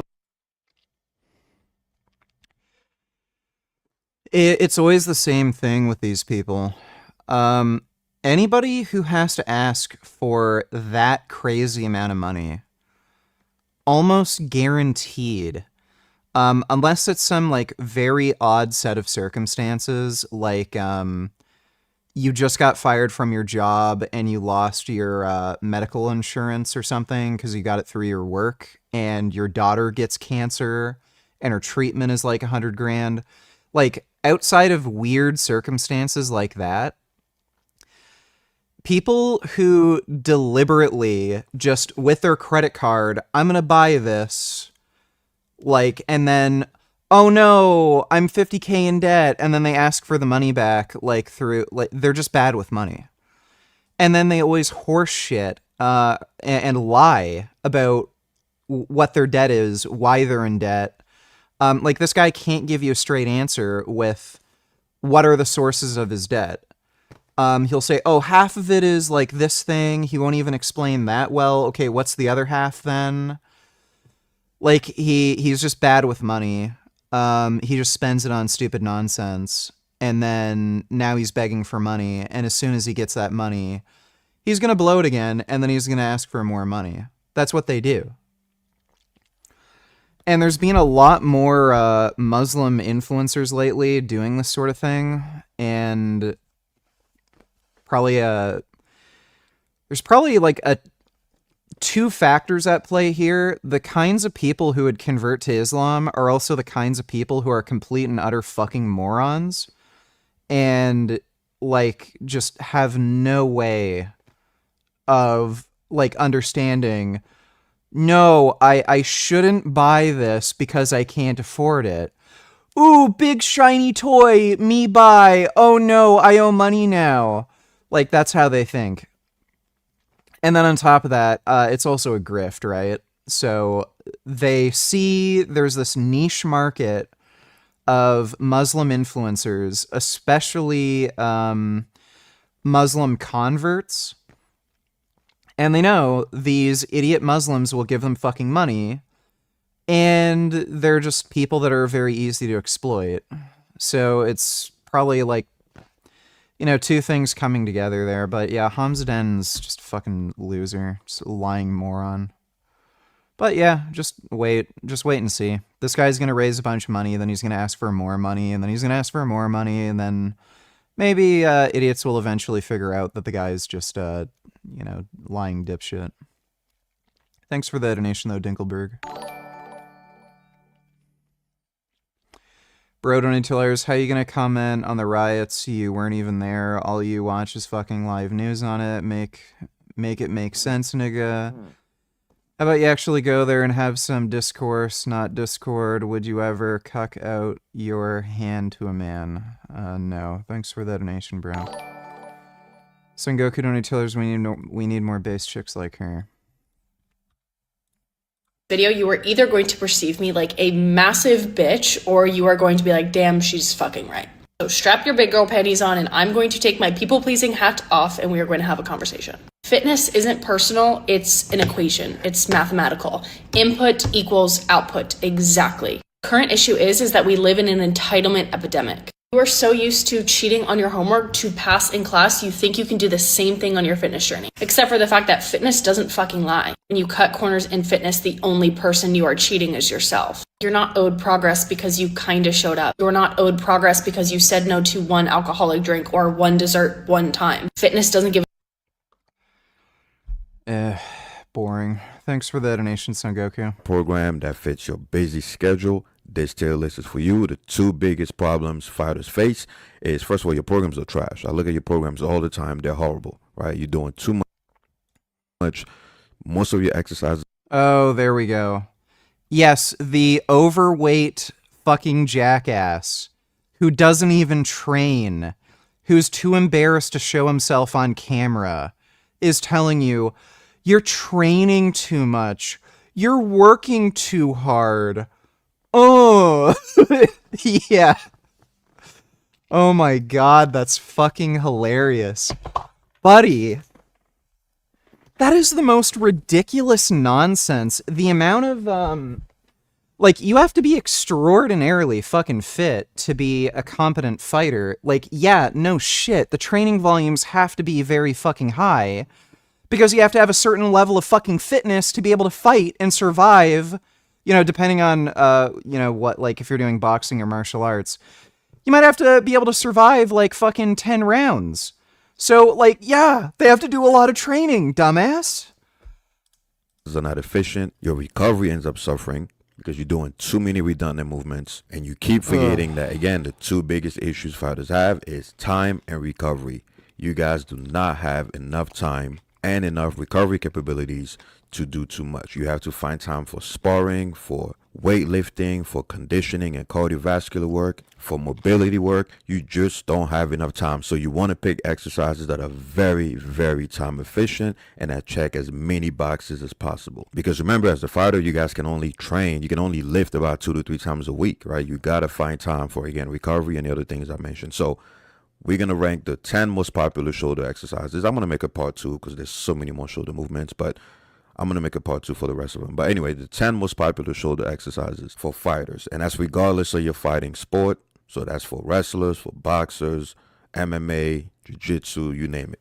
Now, as far as the criteria we're going to use to rank those movements, it's very simple, right? What is the goal of weightlifting? What is the goal of resistance training as a fighter? Well, obviously, you want to build strength, power, stability, and balance, coordination, mobility, cardio, while simultaneously reducing your risk of injury. So when you put all of that together, that leaves us with about 5 to 6. What he's saying is just fucking stupid. You don't do weight training to get better cardio. So why would he say, oh, well, these exercises will help you with your cardio? Like, strength is also extraordinarily universal. You don't really, especially if you're doing fighting, like, you have to be pretty coordinated to begin with. So I don't know why you'd necessarily bias exercises that, like, are maybe better for developing proprioception, you know, shit like that. Like, you're doing sparring and shit anyway. 6 criteria for selecting the best shoulder exercise. 1, it has to be multi-joint. 2, it has to obviously train your core and allows you to work on your stability. 3, it has to be functional. It has to actually mimic the movements you're going to be doing while fighting. It does not have to mimic movements you're doing while fighting. That is a stupid, dumbass myth. Again, strength is an extremely general skill. If you increase your strength in any given lift, it's going to transfer over to practically any movement that uses that muscle group. It has to lower your injury risk, and it has to have a heavy cardiovascular burden, right? Yes, you're going to have separate days where you work on. They're already doing cardio. Why? Like, this guy doesn't know what he's talking about. He doesn't even train. Kid Boo donated $2. Let me see. Better villain in anime, Frieza or Madara? Madara. Madara or Aizen? Oh. I hate these videos. They're fucking annoying, and Instagram doesn't let you change the volume. It's, like, too loud, and I just can't fucking stand listening to it. Thanks for the donation, though, Kid Boo. On cardio and conditioning, but again, you want to check as many boxes off as possible. So using those criteria, let's get started. All right, let's get started. Lateral raises. This one's going to shock many of you guys, but it's actually going to... Didn't he just say these exercises need to be multi-joint? And then he goes off and picks fucking lateral raises. And then he said, "Oh, these exercises also like have to work your cardiovascular system." Yeah, you know when you do lateral raises, like you just get winded and you start huffing and puffing like crazy. Yeah, lateral raises. Oh my god. Gonna go in C tier, in Francis and Ngannou tier, right? It's not gonna go higher. Now, if this was a bodybuilding list, if this was purely for aesthetics, it would be at the very top of the list.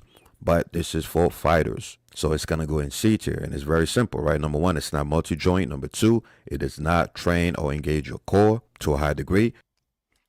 Number 3, it is not really functional, right? You're not gonna be doing a lot of lateral raise movements. Again, depending on your combat sport. Now, you don't need to do lateral raise movements in a sport to get a benefit from lateral raises. It does gain a point for preventing imbalances because you're obviously going to train each shoulder independently, and it does sort of lower your injury risk, right? It kind of helps with mobility a little bit. So because of that, no, it doesn't.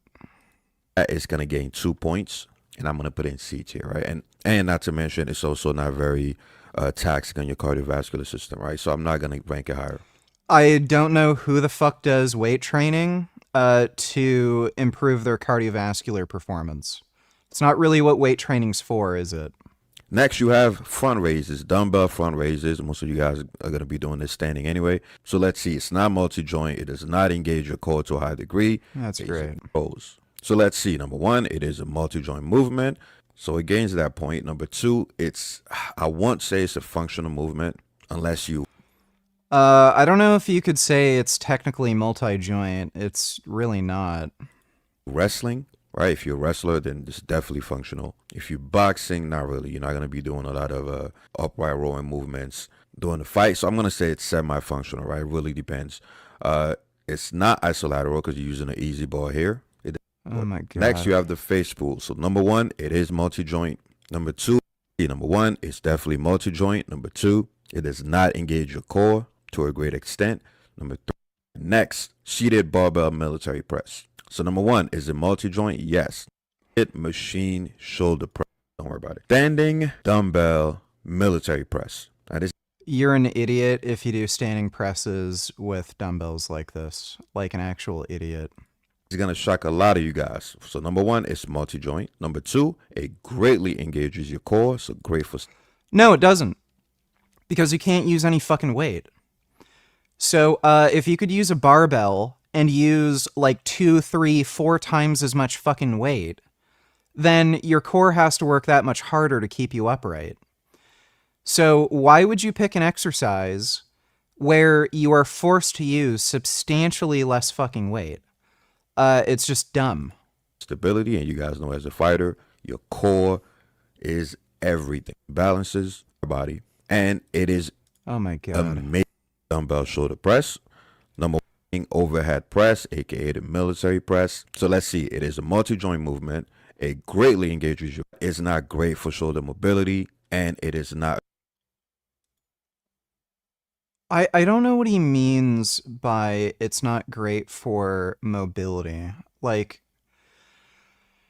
there are no free weight exercises for any athletic person anyway that is really going to help improve mobility. If you're unathletic and sedentary, like, yeah, doing free weight exercises probably will improve your mobility. But like, if you're athletic to begin with, you're not really going to see any mobility improvements with doing barbell or free weight exercises. But it's not great for shoulder mobility, and it is not a unilateral movement. So it's going to lose 2 points. And it is semi-functional depending on your specific combat sport. So I'm going to put it in A tier. Stay tuned. He thinks standing dumbbell presses are better than standing barbell presses. Like, this guy's a fucking clown. I can't stand him. Like, I really genuinely don't like this guy. Whatever. I might need to put a heater in there in the wintertime if it gets cold. But at least for now in the summer, especially in the mornings, it's like 60 in there. It's pretty much perfect. So I threw a sweater on this morning. I was really freaking drenched. But yeah, that's the kicker.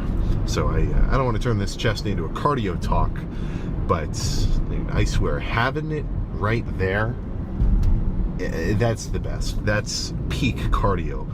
Because, I've done it before. Actually, I've done it for a long time, where I would go to the gym twice. Once in the morning to do cardio, once later for the actual workout. And I tell you something, not an efficient use of time, because if we got to drive to the gym every morning, I mean, that time adds up. That's not passive. That's, potentially an hour, right? You look at the maps, 15-minute drive. But now you got to put your shoes on, you got to get all your stuff ready. You sit in the car for a second. You're not just immediately flooring it out of the driveway, like instantly. So then you sit here, and then you drive, and when you park, you probably sit there for a second too, and then you do the same thing on the way back. That could totally double your transit time from just how long it would normally take to actually get there. Not good, right? Why do you think there's videos of Ronnie Coleman with a treadmill right in his living room, pointing at the TV, so he could get his freaking cardio in? It's because it's nice having it right there. Very convenient.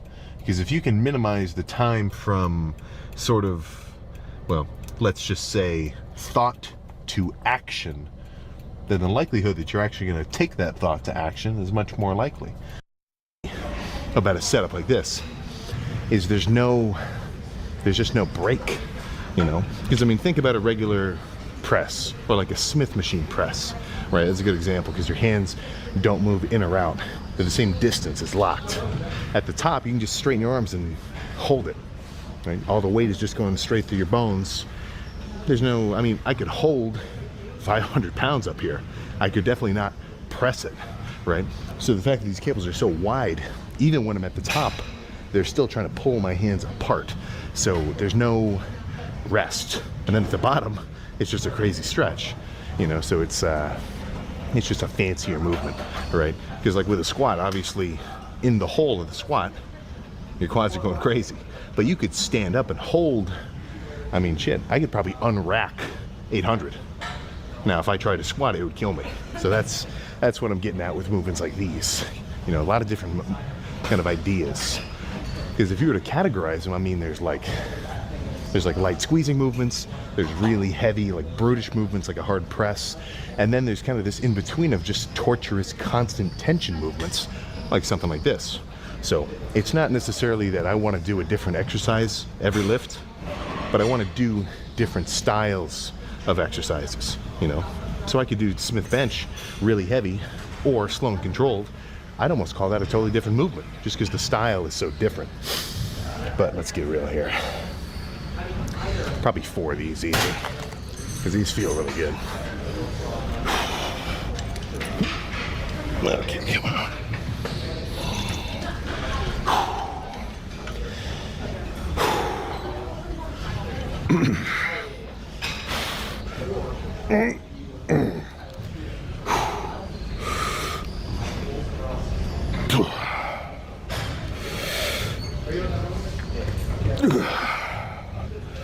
I mean, you might as well just use dumbbells.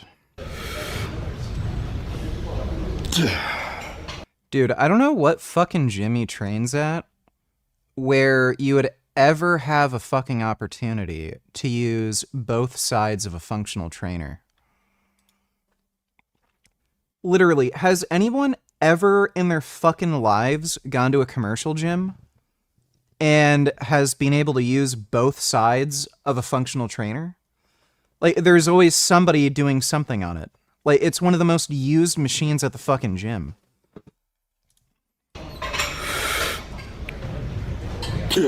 I've noticed this too when I'm, like, back when I was doing online coaching. Some of my clients would want to use, like, cable machines and stuff. But, like, every single time we did check-ins, they'd say, oh, I couldn't use it that time, it was too busy, and like, oh, that time I couldn't use it, I had to do another exercise. So then I just said, if you can't use it anyway, like, just program in dumbbells or something. Like why even bother programming in a machine that you can't even use half the time?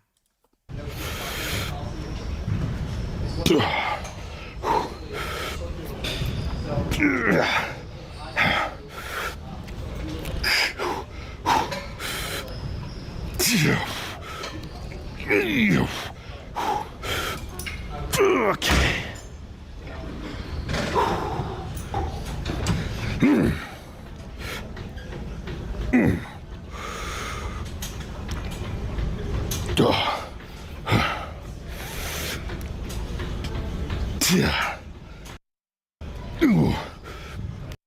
I mean, obviously for the variability of the lift, but if it's working, shit, man, I'll just do something new next time.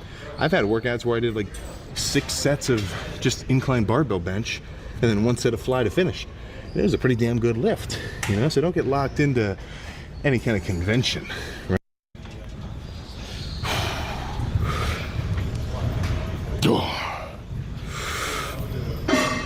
Yeah.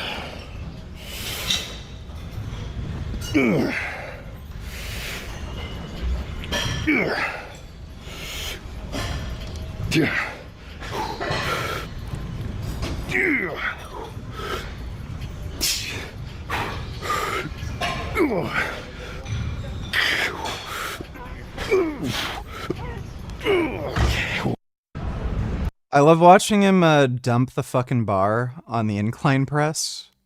That's always hilarious to watch. It's kind of crazy, some of the exercises he takes to, like, complete absolute fucking failure. I've never seen somebody just, like, not give a fuck as much as Sam Sulek. It's weird.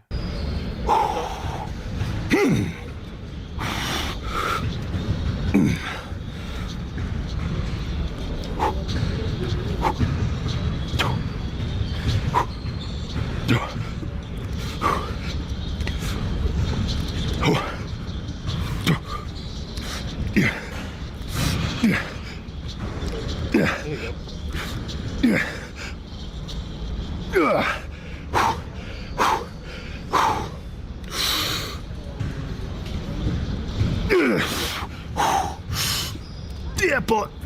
Oh. Oh my god, that was good. That was lighter than expected. Let's hit this shit. Let's hit this shit. Right. Taking a tripod You to think a I got commercial 15 gym again? is also a pain in the ass.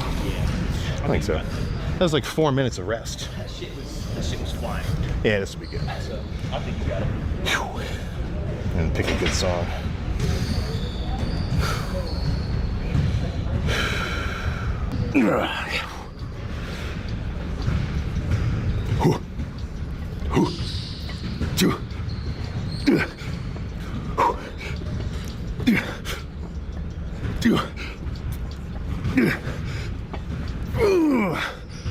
Go. You got it.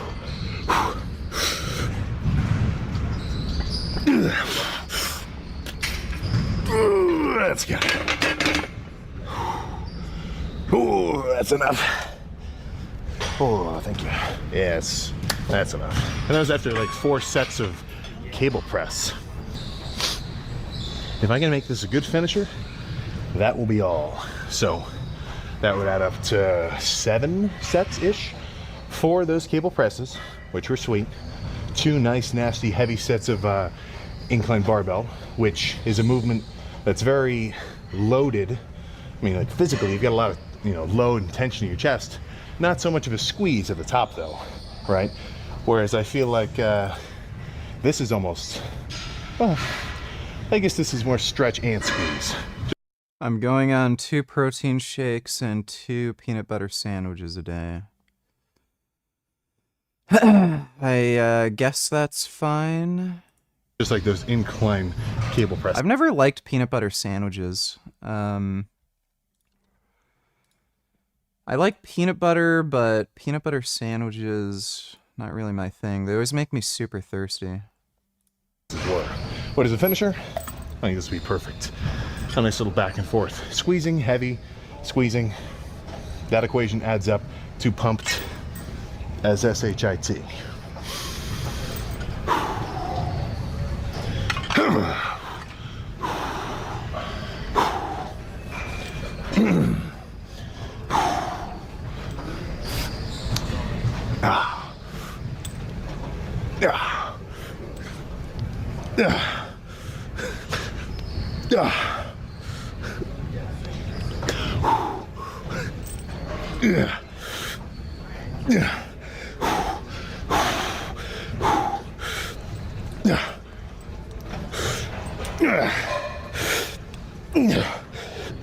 Okay. Sweet freaking relief. This was like a temporary kids' room.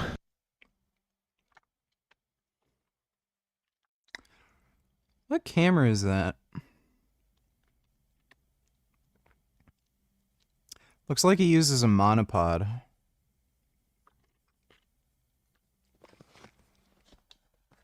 I don't know if that's a ZV-E1. The one I have. I don't know, does that look similar?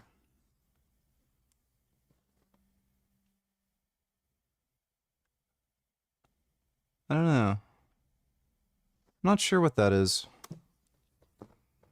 So I think mine also has the... I don't know, it's a different light. Yeah, I don't think it's a ZV-E1.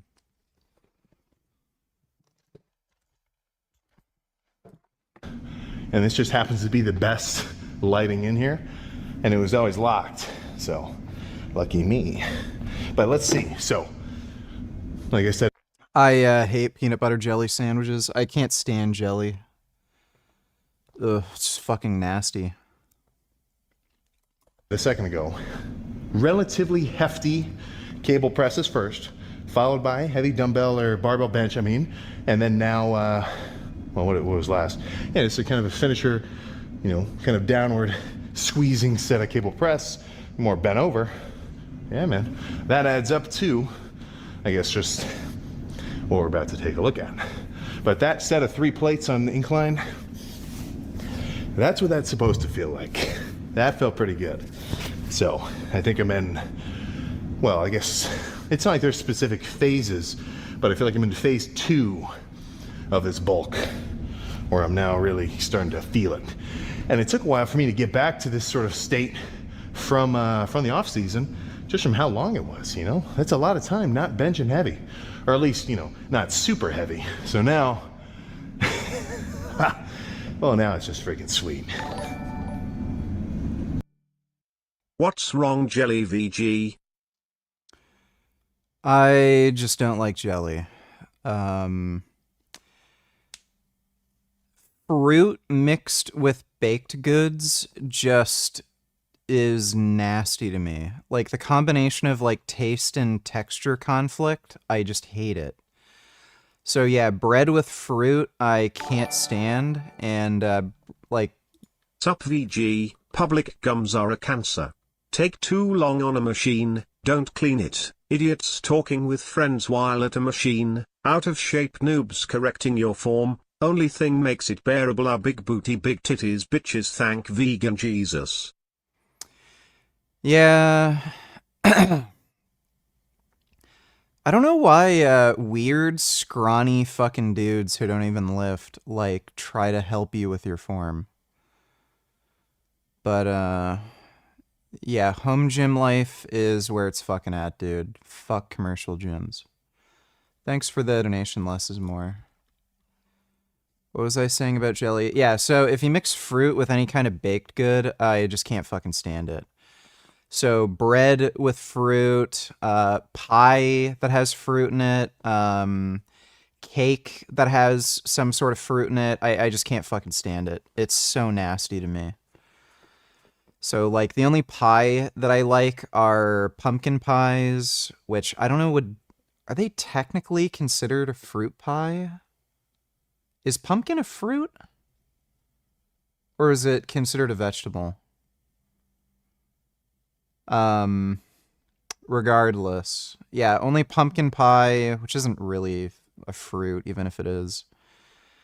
And pecan pie. Because otherwise, like apple pie, ugh, the texture, and like the breadiness of the crust mixed with like fruit, I just can't stand it. No.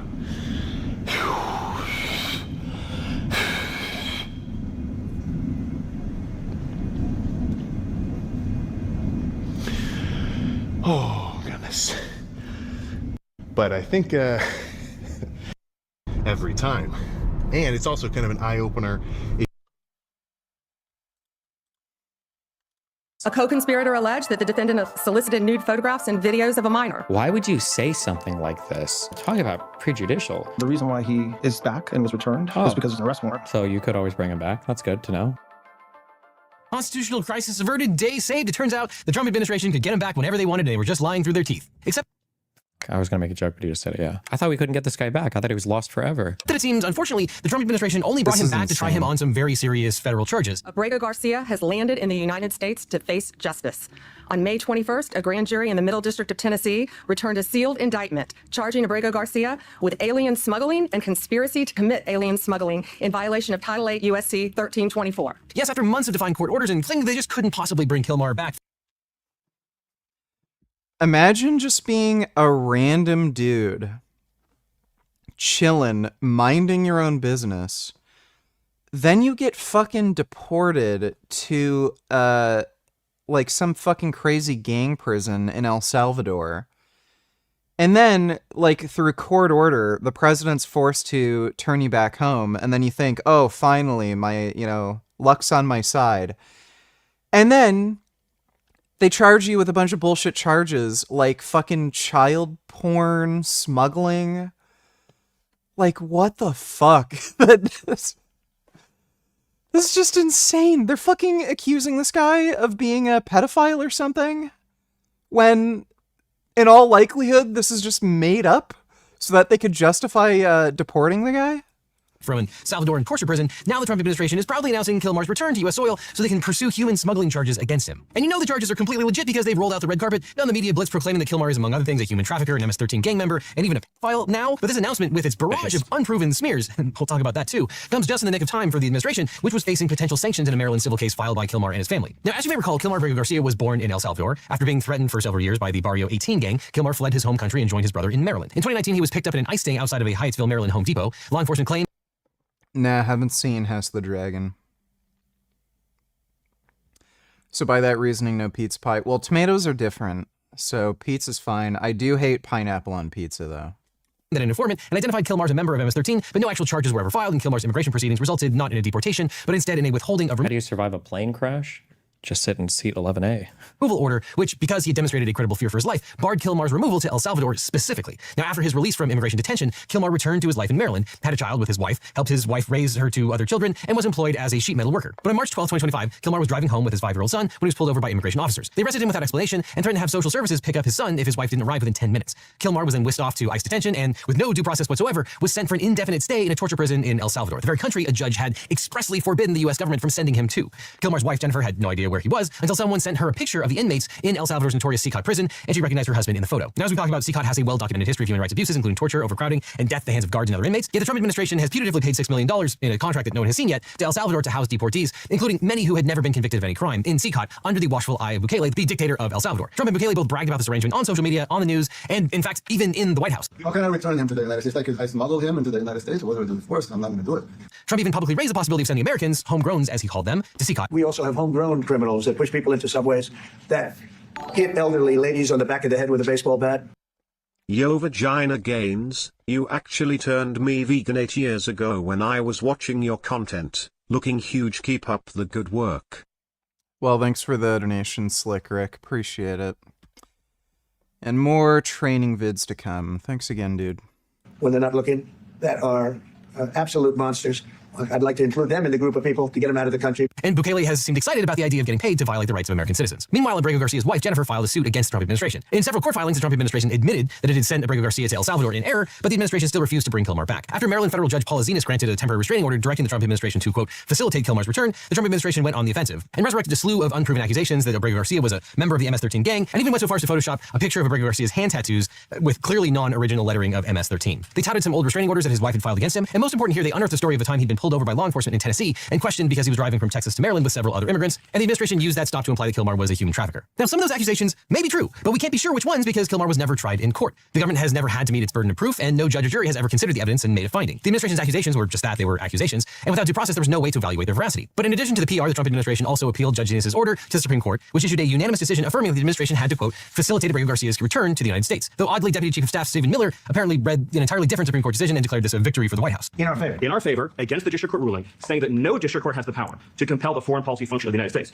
And around the same time, Trump and Bukele, who had a meeting at the White House, had jaunty back and forth talking about how they couldn't possibly return Abrego Garcia to the United States. The question is preposterous. How can I smuggle a terrorist into the United States? I don't have the power to return him to the United States. But meanwhile, Judge Zenas was growing increasingly weary of these antics and ordered the administration to give regular status updates about what steps it was taking to facilitate Abrego Garcia's return. But the administration did not take this order. Where is she from? I don't like this last name. It makes her seem like she's an alien. That X letter is a very spooky letter. In order the administration... What is the background? Where does this name come from? Xenix? Zenas? She sounds like a Scientologist. To give regular status updates about what steps it was taking to facilitate Abrego Garcia's return. But the administration did not take this order particularly seriously. The Trump administration filed a series of uninformative so-called status updates, which basically amounted to thumbing their noses at the court. But in response to this recalcitrance after a contentious hearing, the judge granted the plaintiff's request for expedited discovery. But not surprisingly, the administration immediately appealed, asking for a stay of the judge's discovery order. But the Court of Appeals denied the request for a stay, and the government was left in the uncomfortable position of having to provide Judge Yeah, I'm still dying.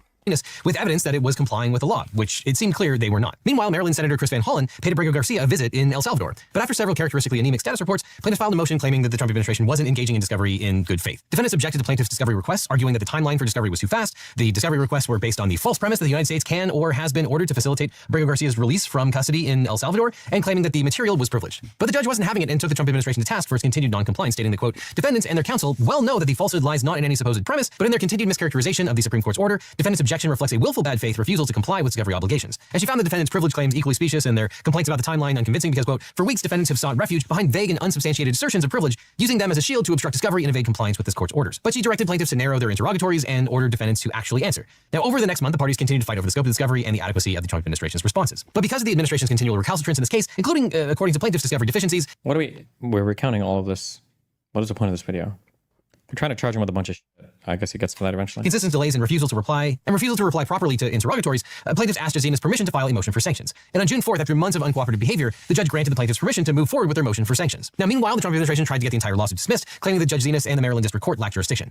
While that motion to dismiss was still pending and plaintiffs were busy drafting their motion for sanctions, the Trump administration made the surprise announcement that, amazingly, Abrego Garcia had been returned to the United States. Now, if you've been renditioned to a foreign country and then inexplicably brought back to the United States only to face federal charges, you're probably going to want a good lawyer. But if you want a great lawyer, my law firm, the Eagle Team, can help. If you've got in a car crash... Oh my God, is the Eagle Team defending him? Suffered a data breach. And by the way, we don't get paid, team. This court, apprised of everyone in a one-page notice filed with the court on June 6th, the Trump administration informed the court that, quote, on April 4th, 2025, this court ordered defendants to facilitate the return of plaintiff Kilmar Armando Abrego Garcia to the United States. Defendants hereby provide notice that they have complied with the court's order and indeed have successfully facilitated Abrego Garcia's return. As the Attorney General recently announced, Abrego Garcia was returned to the United States today to stand trial on criminal charges in the Middle District of Tennessee. So the administration then argued that the judge's order should be dissolved and the entire case should be dismissed as moot. In the meantime, the administration requested a stay on all case proceedings, including discovery. So it turns out that despite the Trump administration's repeated protestations and statements to the court, they actually were capable of bringing Abrego Garcia back. Or as the plaintiffs put it in their June 8th motion asking the court to continue to allow discovery and potential sanctions, quote, two things are now crystal clear. First, the government has always had the ability to return Abrego Garcia, but it simply refused to do so. Second, the government has conducted a determined stalling campaign to stave off contempt sanctions long enough to concoct... Gringo Donate Tellers was talking to a proud Trump supporter today who said, all immigrants need to be deported and Americans come first. And when I asked, oh, so does that include the American criminals, KKK, and other nut jobs who are American as well? And she walked away, lol.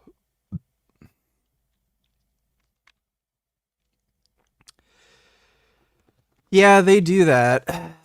They always walk away. They're all just dumb bitches, dude.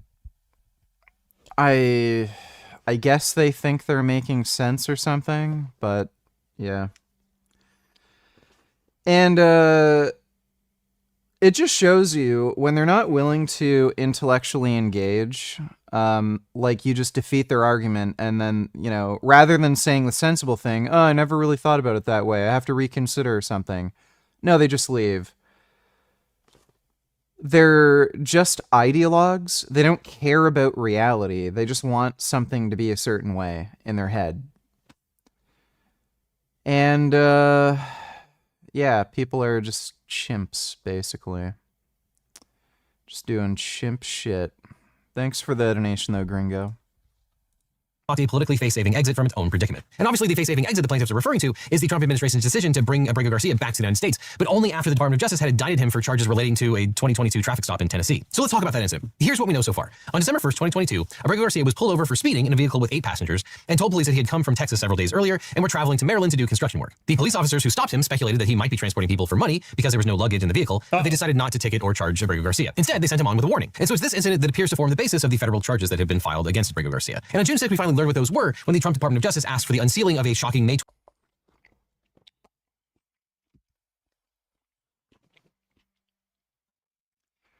That's the basis for the human smuggling charges? They pulled him over for a fucking speeding ticket with passengers in the vehicle? Holy fuck, dude. Bruh. The Trump administration is just so fucking unhinged. Like, this could have happened to anybody. I could have been, like, fucking, I don't know, going to a veg fest in, like, California or Florida or something, and then, for no particular reason, like, my Uber driver, you know, gets pulled over, and then, like, I end up getting arrested somehow because, like, I don't know, they think I'm not from round here. And then, oh, they see the tattoo on my arm. Yeah, the tattoo. Oh, you're a gang member. And then, like, I'm off to El Salvador or something. Like, it's just fucking nuts. 21st grand jury indictment against Abrego Garcia. So first a note on grand juries. A grand jury trial is not a regular criminal trial. It is in most criminal cases the precursor to a criminal trial, during which the prosecutor presents a group of randomly selected jurors with the prosecutor's potential arguments against a defendant. It's how the charges get formalized. In an actual criminal trial, the defendant would have an attorney, an opportunity to present witnesses and arguments in their defense, and the ability to confront the witnesses against them. But in a grand jury proceeding, the defendant and his attorneys cannot be present to refute or even hear the evidence or witness testimony. And grand juries can also consider evidence like hearsay that would not be admissible in a criminal trial. In a criminal trial, the prosecution must prove beyond reasonable doubt that the defendant is guilty, and in a grand jury trial, the prosecutor must only prove that there is probable cause to believe that a crime has been committed and that the person being investigated was the person who committed it. And obviously, grand juries do not convict people. They simply recommend whether a prosecutor should launch a criminal trial against that person. And grand jury proceedings are not adversarial proceedings where both sides can present evidence. They are one-sided proceedings where only the prosecutor gets to present their case, which is why grand juries have often been criticized as a rubber stamp for prosecutors. But sometimes, as is the case here, a grand jury says there's not even enough evidence for one particular charge or others. And that acts as a sort of veto against the charges even before a case has been filed. And in this previously sealed grand jury indictment, the Department of Justice alleged that Abrego Garcia's 2022 trip through Tennessee was one of more than 100 human trafficking trips that Abrego Garcia made as part of a years-long conspiracy. Now, obviously, anytime we deal with an indictment, these are merely accusations from the government. They are so far unproven. But according to the government's filings in the U.S. District Court for the Middle District of Tennessee, the government alleges from 2016 to 2025, Abrego Garcia conspired with several other unnamed non-citizens to transport thousands of undocumented immigrants from South and Central American countries into the United States. The government alleges that Abrego Garcia's co-conspirators helped the immigrants illegally cross the border into Texas. Then Abrego Garcia and other drivers were paid to transport the undocumented immigrants to other parts of the United States. And according to the indictment, both Abrego Garcia and many of the people he transported were members of the MS-13 gang. The government is also alleging that Abrego Garcia and his co-conspirators transported people, including children, in unsafe ways in makeshift seats and in the floors of vehicles, and that Abrego Garcia himself had abused some of the women he had transported. And the indictment also mentioned that one of Abrego Garcia's supposed co-conspirators was involved in a 2021 incident where a tractor trailer carrying migrants overturned in Mexico and caused more than... I'm just curious, actually. Where is this indictment? Okay. From in or around 2016 through in or around 2025, Kilmar Armando Abrego Garcia and others known and unknown to the grand jury conspired to bring undocumented aliens to the United States from countries such as Guatemala, El Salvador, Honduras, Ecuador, and elsewhere, ultimately passing through Mexico. Before crossing into Texas, the co-conspirators knew the undocumented aliens did not possess authorization to enter the United States. This was issued from a U.S. District Court for the Middle District of Tennessee, which is where Illegal Eagle said that he was being charged at. And then these are the 4 laws that they are charging him for infractions under. Garcia and co-conspirators from El Salvador, blah, blah, blah, and elsewhere communicated with each other using cell phones and social media applications to facilitate the unlawful transportation of undocumented aliens. Garcia and co-conspirators collected financial payments from undocumented aliens for illegal transportation. Unnamed co-conspirators 1 through 5 were co-conspirators with Garcia, citizens of... I don't know if I'm gonna go to the movie theaters to see 28 years later. I kind of hate movie theaters, so I'm not sure. Guess I'm gonna have to see what the reviews are like, and if it's really good, then I might actually go see it. El Salvador, they were not U.S. citizens. Blah, blah. Citizen was also a member and associate of the transnational criminal organization La Mara Salvatrucha, also known and hereinafter referred to as MS-13. Criminal enterprise, Garcia, as he used his status in MS-13 to further his criminal activity over the course of the conspiracy. The co-conspirators knowingly and unfollowed transported thousands of undocumented aliens who had no authorization to be present in the U.S. Okay, count 1, conspiracy to transport aliens. Garcia did combine, conspire, confederate, and agree with co-conspirators 1 through 6 to knowingly and in reckless disregard of the fact that certain aliens had come to, enter, and remain in the U.S. in violation of transport and move said aliens within the U.S. by means of transportation, otherwise in further such violation of law, with intent to further the unlawful presence of the aliens in the U.S. for private financial gain in violation of Title 8. 1324 USC. Is this Title 8? Yeah, okay. I'm curious what this requires. A1A2. Any person who, knowing or in reckless disregard of the fact that an alien has come to, entered, or remains in the United States in violation of the law, transports or moves or attempts to transport or move such alien within the United States by means of transportation or otherwise in furtherance of such violation of the law. Does this charge mean that if you drive somebody around who's an illegal immigrant, you're guilty of it? Is that what this means? Oof. Okay. A2 and B1. Any conveyance, including any vessel, vehicle, or aircraft that has been or is being used in the commission of a violation of subsection A, the gross proceeds of such violation and any property traceable to such conveyance or proceeds shall be seized and subject to forfeiture. Any conveyance. So like your car, basically, and any money earned has to be given back to the government or is seized. Okay. Spooky. Is that really a criminal charge? I'm just curious, if I have a person that I know in the United States, I know they're an undocumented person or an illegal immigrant, and I drive them around, could I be charged with this? Is this a crime you could be charged with? Or are there other elements here that I'm not aware of? Knowing or in reckless disregard of the fact that an alien has come to, entered, or remains in the U.S. in violation of law, transports or moves or attempts to transport or move such alien within the U.S. by means of transportation or otherwise, in furtherance of such violation of the law, in furtherance of such violation, does that mean that you're moving them with the explicit purpose of just, like, I wonder what this part means here, what the case law, A2 and B1. I think I did read the wrong B1. It's this here, I think. The capitalization matters. Any person who violates subparagraph A for each alien in respect of such violation occurs in the case of violation of subparagraph A1 or A1 occurs in which the offense was done for the purpose of commercial advantage or private financial gain. Be fine. Okay, yeah. This, I think, was the other one they were calling. You heard of what they're doing, and 28 years later, infected having adapted to not starve and stuff. I haven't looked into too much of what they're doing with the movie. I kind of want to just be surprised by it.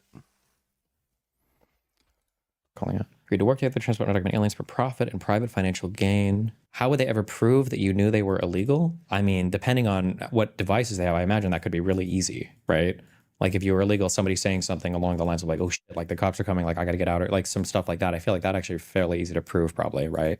Travel undocumented. What else would illegally cross the U.S. border? Garcia and CC1 ordinarily picked up the undocumented aliens in the Houston, Texas area shortly after the aliens had unlawfully crossed the southern border of the U.S. CNCC1 then transported the undocumented aliens from Texas to other parts of the U.S. and to further aliens' unlawful presence in the U.S. Okay. So this is like coyote stuff, kind of. Yeah, Kafka. Technically, the recklessness there means that you wouldn't need to know, but you should know. But I feel like you could prove you. Is cannabis vaping killing my vegan gains?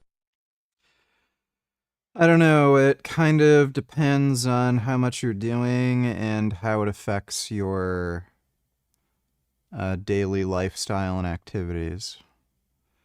Thanks for the donation, though, 420. Oh, Gum. Gummy's having a nap at the top of the stairs. I don't know what he's doing over there. Even a higher thing than reckless. I feel like that'd be pretty arbitrarily easy to prove. But my girlfriend's Mexican family openly talk about the illegals and coyotes they know. Yeah, I imagine it's probably people just, whatever. During the course of the conspiracy, CC1 was incarcerated for alien smuggling, was deported from the U.S. During that period, occasionally and simultaneously transported firearms illegally purchased in Texas for distribution or resale in Maryland. Garcia occasionally simultaneously transported undocumented aliens and narcotics purchased in Texas for distribution and resale in Maryland. Sounds like they don't really put any evidence in the indictment, so. And they also include Garcia a lot with other co-conspirators. Like, this is a pretty crazy one. Garcia, CC1, and CC2 transported undocumented aliens in an unsafe manner, including using reconfigured vehicles with aftermarket unattached seating rows, and they transported children on the floorboards of vehicles in order to maximize profits. But they're always including, like, other co-conspirators in these claims. This is about the traffic stop.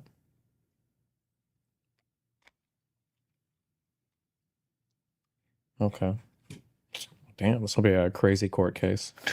50 deaths. And based on these allegations, the government indicted Abrego Garcia on 2 counts from 8 U.S.C. 1324, a conspiracy to transport aliens and unlawful transportation of undocumented aliens. The first section creates criminal liability for anyone who, quote, knowing or in reckless disregard of the fact that an alien has come to, entered, or remains in the United States in violation of law, transports or moves or attempts to transport or move such alien within the United States by means of transportation or otherwise in furtherance of such violation of law. So to make its case, the DOJ will have to prove that Abrego Garcia transported or attempted to transport illegal aliens within the United States, and also that he either knew or recklessly disregarded the fact that they were in the United States illegally. Now, in the indictment, the government highlighted the fact that Abrego Garcia supposedly received compensation for this work, as Pam Bondi has claimed it was his, quote, full-time job. The DOJ is probably emphasizing the financial aspects of the accusations because under the law, if Abrego Garcia was financially compensated for transporting undocumented immigrants, that would allow the prosecution to pursue a stiffer sentence. Now, we don't yet know what evidence the government has in support of these allegations. We'll have to reserve judgment until we see that evidence. But I will say it is awfully convenient that they've suddenly found all of these horrendous accusations relating to the seemingly random guy that just became the flashpoint for this entire international snafu, which leads me to be more than a little skeptical about these accusations. Now, the Trump DOJ has also filed a motion for detention, asking the court to hold Abrego Garcia in pretrial custody instead of releasing him on bail pending trial. In support of that argument that Abrego Garcia is a danger to the community and should not be released, the government dropped a few more bombs in both its motion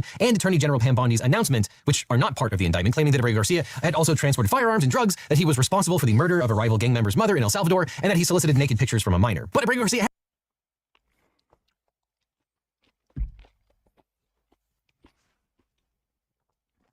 Then why isn't this in the indictment?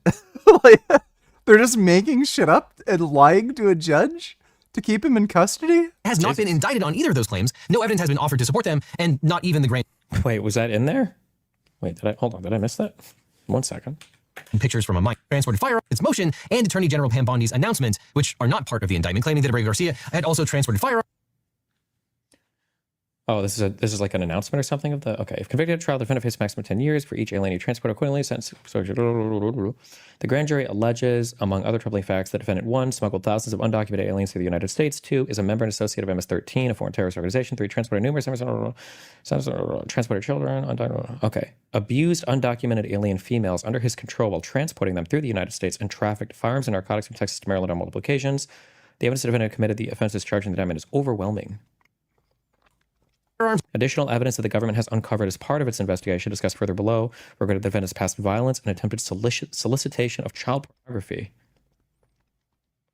But that wasn't in the indictment. Okay. And drugs, that he was responsible for the murder of a rival gang member's mother in El Salvador, and that he solicited naked pictures from a minor. But Abrego Garcia has not been indicted on either of those claims. No evidence has been offered to support them, and not even the grand jury considered them. Now, putting aside the salaciousness of these new allegations, it's worth mentioning just how unbelievably improper it is for the sitting attorney general to make these prejudicial statements about a criminal defendant who is actively being prosecuted by the Department of Justice. The Trump administration's campaign to smear Abrego Garcia in the media is itself a breach of norms and potentially prosecutorial ethics. In the past, federal, state, and local prosecutors from both political parties have generally only publicly accused defendants of crimes for which a grand jury indicted them. Discussing other potential crimes has long been regarded as an abuse of prosecutorial power, risking obvious unfair harm to defendants' reputations. And according to NBC News, a former senior Justice Department official who requested anonymity citing fears of retaliation said that Bondi often speaks as a partisan Trump loyalist, not as a neutral law enforcement. Yeah, you don't say, huh? An officer. Yeah, dude, we have TVs and eyes. We can see it. But additionally, according to an ABC News report, concerns about the Trump administration's behavior in the Abrego Garcia case may have led to the resignation of Ben Schrader, the chief of the criminal division of the U.S. Attorney's Office in Nashville. Sources briefed on Schrader's decision told ABC News that Schrader's resignation was prompted by concerns that the case against Abrego Garcia was being pursued for political reasons. Mr. Schrader did not directly address the speculation, but in a pointed LinkedIn post, he stated, quote, earlier today, after nearly 15 years as an assistant U.S. attorney, I resigned as chief of the criminal division at the U.S. Attorney's Office for the Middle District of Tennessee. It has been an incredible privilege to serve as a prosecutor with the Department of Justice, where the only job description I've ever known. Why did you resign? He should have made a stronger statement. Meh.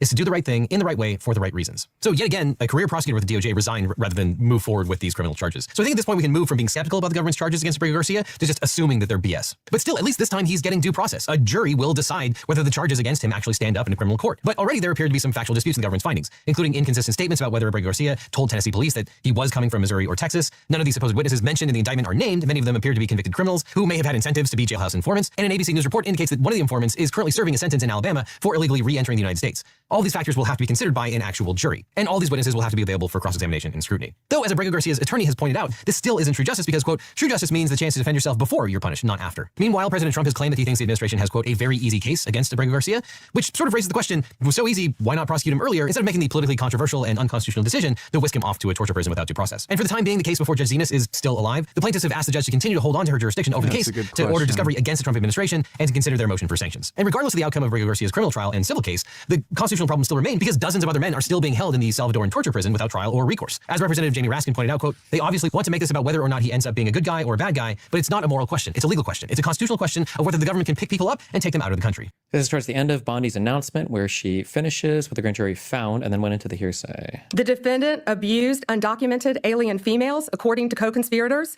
who were under his control while transporting them throughout our country. Why would you say something like this? Like, yeah, talk about prejudicial. Why would you say something like this? Even if that was in the indictment, I don't know how proper it is to announce stuff like this. Even if it was in the indictment, unless you're just reading the indictment down, maybe. But this wasn't even included in the indictment. Why the fuck would she say this? It's insanely improper. This defendant trafficked firearms and narcotics throughout our country on multiple occasions. They were using vehicles, SUVs, with added seats in the back, floors that had been ripped out, guns, narcotics. Who's your favorite slasher villain? I guess it would have to be Predator. Predator is technically a slasher movie. So yeah, Predator. Dude, this is just unfucking real. The United States is pretty fucked right now. They're literally making shit up about the guy. And he's just some random guy. Just nobody who they picked up off the street sent him to El Salvadorian prison illegally. And then when they were forced to return him back, they made up a bunch of bullshit charges against him and are now slandering him with the loudest fucking megaphone you could fucking imagine, claiming the guy is a fucking pedophile, rapist, like drug and like firearms trafficker. Like, holy fuck, dude. Narcotics, children, women. This was in the indictment, at least. MS-13 members. That is what the grand jury found. A co-conspirator alleged that the defendant solicited nude. The grand jury, to be clear, a grand jury is basically what you're using for a charging document here. The grand jury only has to believe that there is probable cause, which is one of the lowest standards of evidence. That's what you need to arrest somebody. It's just probable cause, not anything else. Photographs and videos of a minor. A co-conspirator. This was not in the indictment either, so I don't know why she's going off on this. A co-conspirator alleged that the defendant solicited nude photographs and videos of a minor. A co-conspirator also alleges the defendant played a role in the murder of a rival gang member's mother. These facts demonstrate Abrego Garcia is a danger to our community. We want to thank the Department of Homeland Security, the FBI, our state and local partners, our acting U.S. Attorney Robert McGuire, and prosecutors from the Joint Task Force, Vulcan. Questions? Attorney General. This was 6 days ago, but The traffic stop that we've seen video of from Tennessee, where Abrego Garcia was first identified by the local authorities. At the time, the Homeland Security Department declined to take custody of him. What has happened in between that time and in between the time that the government has been arguing that he was not returnable from El Salvador? What has happened since in this investigation that brought you here? Yes, the question was in 2021, there was the traffic stop. And what has changed? Of course they have to make stuff like this up to justify deporting him. Well, no, they just deported him. Now that they have to return him back because they're getting sued, they just made up a bunch of bullshit charges against him. Thanks for the donation, though, Dodo. Since then, what has changed is Donald Trump is now president of the United States and our borders are again secure. And thanks to the bright light that has been shined on Abrego Garcia, this investigation continued with actually amazing police work. And we were able to track this case and stop this international smuggling ring from continuing. These were recently found facts, right? isn't like every illegal smuggling ring going to be international to some extent? Otherwise, it wouldn't be illegal immigrants, right? Recently found facts. At that point, can you just explain when this investigation was opened? The investigation in Tennessee, can you say when that investigation was opened? Well, the grand jury indicted on May 21st. That's not, you're not answering any question, but okay. This investigation has been ongoing. No, okay. Been debated here in Washington. In your mind, does this resolve that issue in terms of his deportation? And should this be seen in any way as complying with the judge's order to return him to the U.S. and the Supreme Court ruling that the U.S. government should facilitate return? There's a big difference between what the state of play was before the indictment and after the indictment. And so the reason why he is back and was returned was because of an arrest warrant, which was presented to the government in El Salvador. So there's a big difference there. As far as whether it makes the ongoing... Oh, so you could always bring him back. That's good to know. We said that in the very beginning, but okay. Litigation in Maryland moot? I would think so, but we don't know about this. He just landed today. Jake, CBS. I just want to confirm what you said earlier, that you're intending to prosecute him and keep him in an American prison if he's found guilty, and then would remove him after his sentence is over. Correct. Yes, he will be prosecuted in our country, sentenced in our country if convicted, and then returned after completion of his sentence. Last one, Sadie, Wall Street Journal. Okay. I do. One's on topic, one's off topic. Maybe I misunderstood you, but you were mentioning, that he had some involvement in a murder, or was connected to groups that had, involved in this other smuggling ring.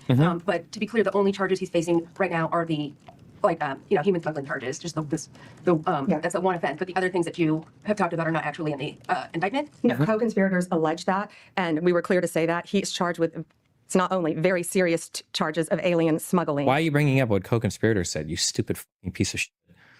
And again, there were children involved in that. Human trafficking, not only in our country, but in our world, is very, very real. It's very dangerous. And as you saw recently in Virginia, the arrest we made of the MS-13 member, unrelated to this, we learned at that press conference, that's where they bring young children into our country and they start grooming them at middle school age to become MS-13 full-fledged members, commit violent crimes throughout our country. It is highly organized. It is very dangerous. And they are living throughout our country, but no more, because they are being arrested, they are being prosecuted and being convicted and deported when appropriate. I feel like there should be a different, I feel like we need two different words for shipping around illegal aliens, because when somebody says trafficking, at least in my mind, I associate trafficking with against somebody's will, like this person's being trafficked.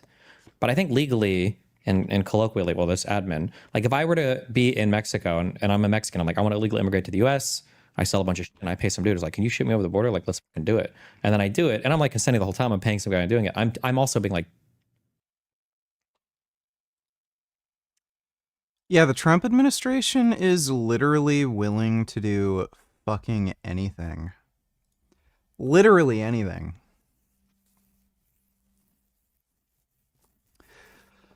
Hopefully the Dems slay in the midterms. And then something profit, he ends up getting impeached. That would be great. Israel conducted a series of aircraft and most likely drone operations against Iran, known as Operation Rising Lion. I did a video about it last night. That video was demonetized. It was remonetized early in the morning, like after everybody had seen it. So thanks for that one, YouTube. Look, you know, if you got $5, please toss me $5 at ryanpeth.substack.com. I could use the money. You know, what's funny is this weekend, all I wanted to do was try out my new sand wedge and read this book. And it looks like the world is certainly intervening in that. So, look, I kind of figured that something was going to happen. Emma donated $2. I can say without a doubt, if Israel nuked Iran, vegan gains would find a way to justify it. There's no question he would justify it, even if they aimed a population center like Tehran. No matter the context, fake vegan Richard Burgess would justify it. That's great. Hopefully Israel nukes you and your family. You should have been part of a eugenics program anyway. I gotta go take Happened a few days ago. I gotta go take a pee-pee. I'll be right back.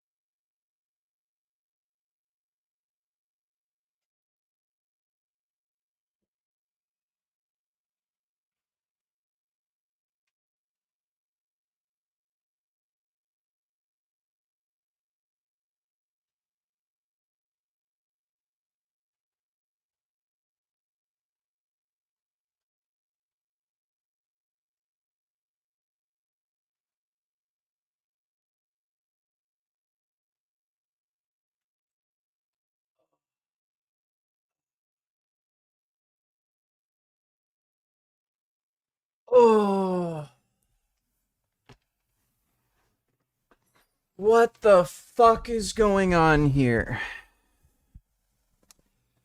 How much for the cherry pits? Well, those are kind of priceless collector's items. Why can't these pro-Palestine retards in the chat just find something else to do with their free time and get a life? Well, they're kind of annoying cunts, so that's just what they do. You know?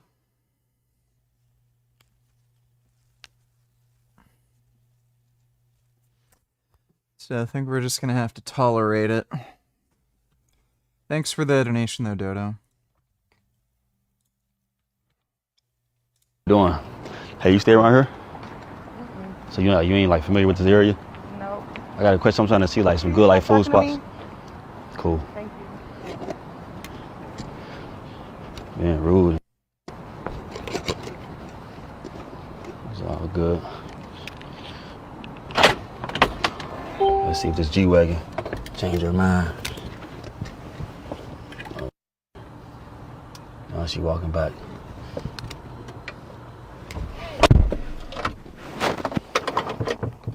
I shouldn't even talk to her. Hey, can you like not touch my car? What? I said, can you not touch my car? What's up? You were just trying to talk to me. Yeah, I was. Like you said, was.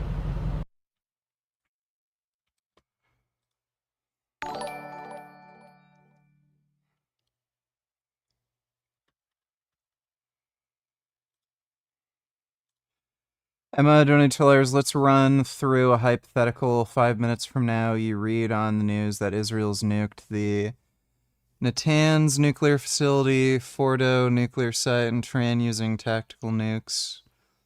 What's your reaction? Horror, happy? Don't insult me, just answer. Fake ass. Depends. A lot of people are like kind of fucking retarded and they think like nuclear bombs mean, oh my god, everyone's dead, the world's gonna end. Like there's different nuclear bombs with different yields. So kind of depends on whether or not they needed to use the nuclear weapon to achieve some kind of military objective, and whether or not there's like a mass amount of civilian casualties. So kind of like, you know, the bombing of Nagasaki and Hiroshima. So one, they absolutely needed to use nuclear bombs to fulfill their military objective of ending the war. And two, there were mass human casualties, but they were warned ahead of time to evacuate. And there were more civilian casualties from previous bombings that the US had done, like the fire bombings of Tokyo. And there was also projected to be millions of more deaths if the Japanese had done what they planned to do, which is literally fight to the last Japanese. They were going to get every man, woman, and child to fight the Americans once they actually invaded Japan with ground forces. So under those conditions, one, the nukes were needed to fulfill the military objective, and it actually, in fact, prevented more human casualties. So in that circumstance, totally justifiable and fine to use the nuclear bombs. If Israel were in a similar set of circumstances, I'd say yes. If they're not, then I'd say that's a bad thing. Thanks for the donation, dumbass. Ago, when the U.S. evacuated its embassy in Iraq, in the intelligence community, this is what we call a clue, right? And last night, I'm sitting on the porch, I'm smoking a cigar, I'm reading, and I get this message from my Iranian fans telling me that they're under attack. Now, one quick note. If you're a fan, whether you're Iranian or Israeli or whatever, if you come under bomb or missile attack, don't go outside to record it, okay? Like, stay inside in an internal room, but I am concerned about Iranian surface-to-air missiles or anti-aircraft artillery going up and then coming back down again and hitting you and hurting you if you're standing out on the balcony recording. So debris is a thing, especially friendly ammunition that falls back down to earth. Here's what's kind of interesting here. The Iranians were messaging me, and I have my Israeli fans messaging me as well. So both sides are like texting me, telling me what's going on. And what's also interesting is that a lot of the Israelis messaged me and said they were woken up by alerts, and their entire country is shut down. Based, who the hell cares if a bunch of Nazis get bombed anyway? Well, yeah. I mean,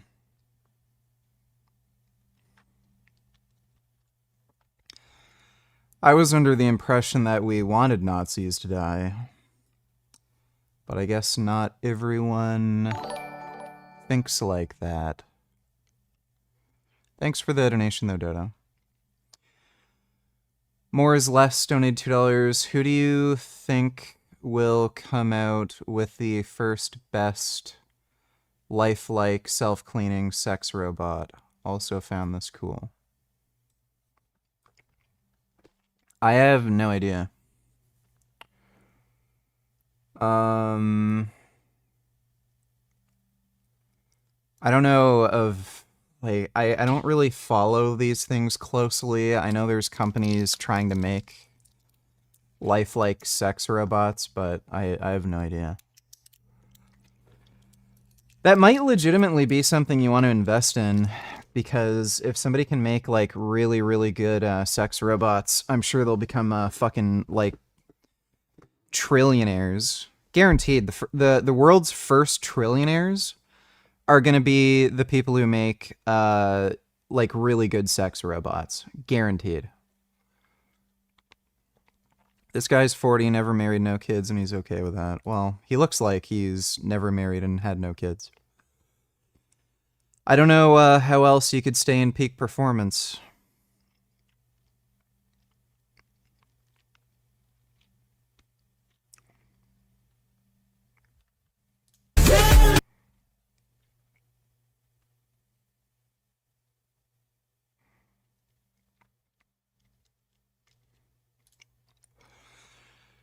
So, yeah.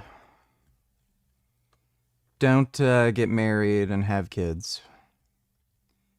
They drag you down. Thanks for the donation, though. More is less. Down.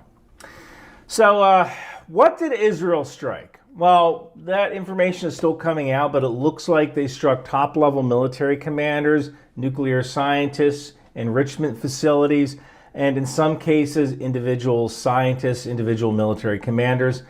How'd they do it? Well, wouldn't you like to know? Most likely they did this through airstrikes, although this is where things get kind of interesting. Israel basically has three kinds of long-range strike aircraft: F-16I, F-15I, and the F-35I. It is a long trip to Iran, and Israel only has like 7 mid-air refueling tankers of the 707 variety, although they are supposed to be replacing them with the KC-46 Pegasus. They might be able to use their C-130s for refueling or carrying buddy stores. I have been told that some IDF aircraft have probe and drogue refueling, so maybe buddy stores can be carried by another fighter to help kind of extend the legs of an Israeli fighter to get to Iran and back. I also believe that the F-35I, which is really a variant of the F-35A, has the plumbing installed to carry drop tanks, although I don't believe the US has ever developed drop tanks for the F-35 because why, right? It ruins their stealthy capability. But if Israel figured out a way to make stealthy drop tanks, that is certainly something they would do, right? It's Israel. They're very good at doing these surprising things. Next thing I want to talk about is how fuel is the operational constraint. Everything is planned around fuel. And I did some rough calculations, and Israel can maybe sortie 200 long-range fighter flights per day. And that's kind of at the max of their tanking capacity. They can probably keep that up at the same operational tempo for 5 to 7 days before the airframes just need to be grounded for maintenance. Look, you know, a jet fighter is not a Toyota Corolla. Jet fighters need maintenance to remain in the air. Now, dogfighting is likely something to be avoided since it eats up fuel at horrendous rates. If there's any air-to-air stuff, most likely it will happen beyond visual range. This is a severe handicap for Iran. Their pilots don't necessarily get a lot of hours. Their airframes tend to be from the 1970s, although there have been electronic upgrades. But in a air-to-air fight, Iran... Lol, if Dodo is obviously referring Zeos as Nazis, then yes, who cares if a bunch of Zeos die? They're all genocidal. That's great. Almost certainly be at a disadvantage with a modern Israeli 4.5 generation or 5th generation fighter. Now, I also noticed this thing here. If you look at civilian traffic, at least as of 9:30 in the morning on Friday, the 13th, it looks like flights all over Iran, Iraq, Syria, Jordan, Israel, they're all grounded. All those flights are grounded. Now, this flight tracker map also gives us a good idea of the routes Israel are taking into and out of Iran. It also tells us what countries might be helping actively or what countries might be looking the other way. Now, I also want to mention that there is a non-zero chance that people on the ground help with this. There is a significant portion of the Kurdish population in Iraq, Syria, and northern Iran.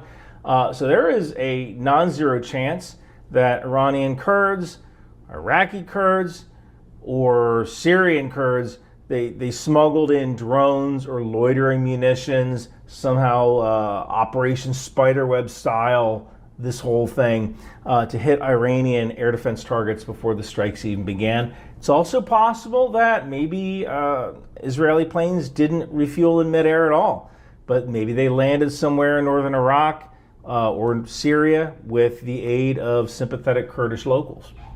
There's a non-zero chance of that. Another interesting thing is the June 12th moon was a waning gibbous. That means that Israel was dealing with 98% illumination in the night sky.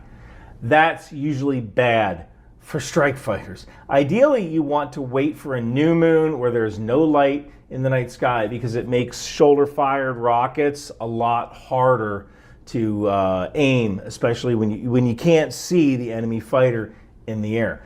Now, a new moon would have been around the 23rd, 24th, 25th of June. So launching during what is essentially a full moon phase tells me that Israel needed to hit something right now. Like, they couldn't wait for a new moon. They had to hit it right now, which also leads me to believe the Iranians were planning something. We just don't know what that thing is, and we might never know. Another question, was the U.S. involved in the attack? I doubt it. Right now, there is some internal instability going on in the U.S., and it's really playing well with Trump's base. This large show of military force in L.A. is considered good television. He has this parade he's really been looking forward to coming up. You have a lot of footage of brave American soldiers in lines. You have senators getting arrested. You have alliterations like, "you spit, we hit." The administration was almost certainly aware the attacks were happening, but I doubt they actually helped along because right now I think the first conversation that was really fucking retarded was a Muslim was saying these animals were happy to being slaughtered, and then a Christian told me that Satan is deceiving us, that animals suffer.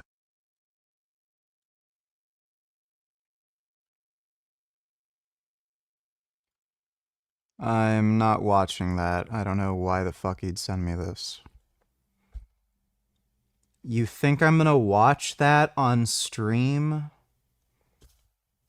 Like, are you retarded? Are you high right now? Yeah, religious people are stupid, dude. I've been there, done that.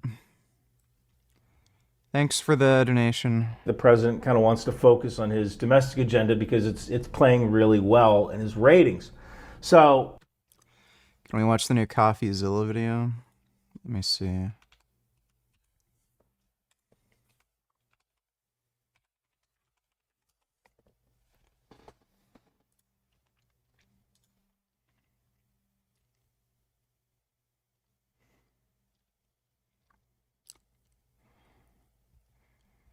Worst celebrity scammer. Okay, we can watch that next. Israel comes along, basically just takes the air out of the room. That's why I don't think the U.S. had a hand in this. I think the president was kind of enjoying the ratings response from the immigration crisis in the U.S. And 21st Tony Tillers, Axel's kind of a demented retard. Does he actually have dementia and brain rot? I don't know, but it's pretty fucking stupid to send me videos of animals getting their fucking throats slit open with the expectation that I'm going to watch that on stream. Thanks for the donation, though, 21st. if you look at a lot of President Trump's actions, if you kind of think about what would get good TV ratings, he tends to go and does that thing that gets good TV ratings. So I don't necessarily see how a foreign strike on Iran by the United States would generate the kind of ratings that he's getting with the domestic problems right now. So kind of follow, I'm sure you've heard people say follow the money. In the case of the current administration, follow the ratings. And that kind of leads you toward their plan or leads you toward what they're doing. Another thing is that people say, could this lead to a regional war? I've said before, regional war is impossible. Neither Israel nor Iran have the physical troops or logistical ability to capture or invade each other. Both Iran and Israel have what we call short arms and short legs. They can't get to where they're going. They don't have the logistical ability to do it. And once they get there, they can't sustain. So before you listen to people going, OMG, World War III, just stop and ask yourself, what does World War III look like? Try to war game it out in your head. Look how far away Israel and Iran are. And it kind of leads you to believe, like, really a war between Israel and Iran would just look like them lobbing missiles at each other until one side runs out. And Iran is already dangerously low on ballistic missiles. It fired about 200, 300 missiles and drones at Israel in October of 2024 in a fairly ineffective attack. Now, Israel's response to that attack was to destroy Iran's planetary mixers. You see, rocket fuel is mixed in these special mixers called planetary mixers that are designed to be airtight to prevent bubbles from being formed in the fuel as the rocket fuel is being mixed. If you destroy the mixers, you essentially eliminate your production of new rockets, right? You have no way. The expectation was not to watch. The point was that if anyone did, you would clearly see they're not complacent. Well, then why did you link it to me? Like, just don't send me gore videos on stream. I don't want to accidentally click open a fucking link and then, oh, my YouTube channel's gone. So I'd appreciate it if you just didn't send me gore videos, okay? Of feeding those rockets rocket fuel to launch them. I know that Iran just ordered more missile ingredients from China, which tells me that Iran might not have the weapons remaining to launch a ballistic missile attack against Israel of a similar kind that they performed back in October of 2024. Next question is, are the attacks over? We don't know. Israel may certainly perform these attacks until they get tired or they absolutely have to ground their planes for maintenance. 21st $22, you have some of the most retarded donors of any YouTube streamer. Yeah, you're one to talk. Thanks for the donation, 21st. Average Israeli rate for uptime for an F-15, F-16 is about 85%. Now, that doesn't mean you can't surge aircraft. You get your crew chiefs, you get your maintainers to work like hell, you get all 12, all 24 aircraft up and running. Crew chiefs are all tired, but you got it done. Yes, you can absolutely surge aircraft, but for the most part, ready rate for the F-15, F-16 is 85%. For the F-35, it's about 65%. And every time that plane goes up, there is a chance that the super genius with a degree in zoology who's in the cockpit is going to break the freaking jet. You're going to be working Saturday. So, if these attacks occur over a series of nights, expect each attack to have fewer and fewer aircraft because things are just going to break. All right, look, I'm going to be on Newsmax a lot today talking about this. You can tune in if you have cable.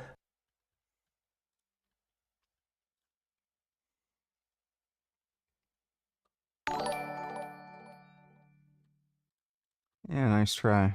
Hundreds of celebrity scams, millions stolen from fans, and as we've shown on this channel, some people will promote almost anything if they're paid without checking what it is, which has created an industry of celebrity scammers we're going to expose today, who not only scam. I'm not going to bother you with any videos today. I just wanted to kind of let you know how much I appreciate you. Without you I would not be here. I would not be the person I am today. From logic to morals to worldview, you have shaped so much of who I am. Well, I'm glad I could be a positive influence on you, Sky. But thanks for the donation, dude. Appreciate it. Scam the fans, but fool the celebrities into launching tokens with their name on it. The reason why I'm in crypto is because somebody scammed me into it. The carbs in the morning, they spike kicking into the spots, which sucks. The fuck? Somebody that is scamming them, and in turn, the audience gets scammed. No amount of due diligence on this little could have prepared us for forged wire transfer documents. No amount of due diligence could have prepared us for the level of fraud this individual perpetrated. That is Jason Derulo and Caitlyn Jenner. And they're just some of the people that claim they have been tricked into promoting coins that were later rug pulled. Although they all say they were victims of the same person. We got zero. There's no rug pulling here. It's a little boy from India that pulled the rug, okay? Sorry, little from India.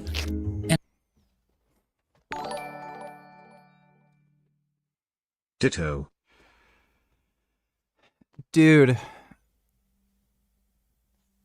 Imagine, like, your excuse for this being, I listened to some random fucking dude from India. Like, oh, okay, you're the victim here. All right.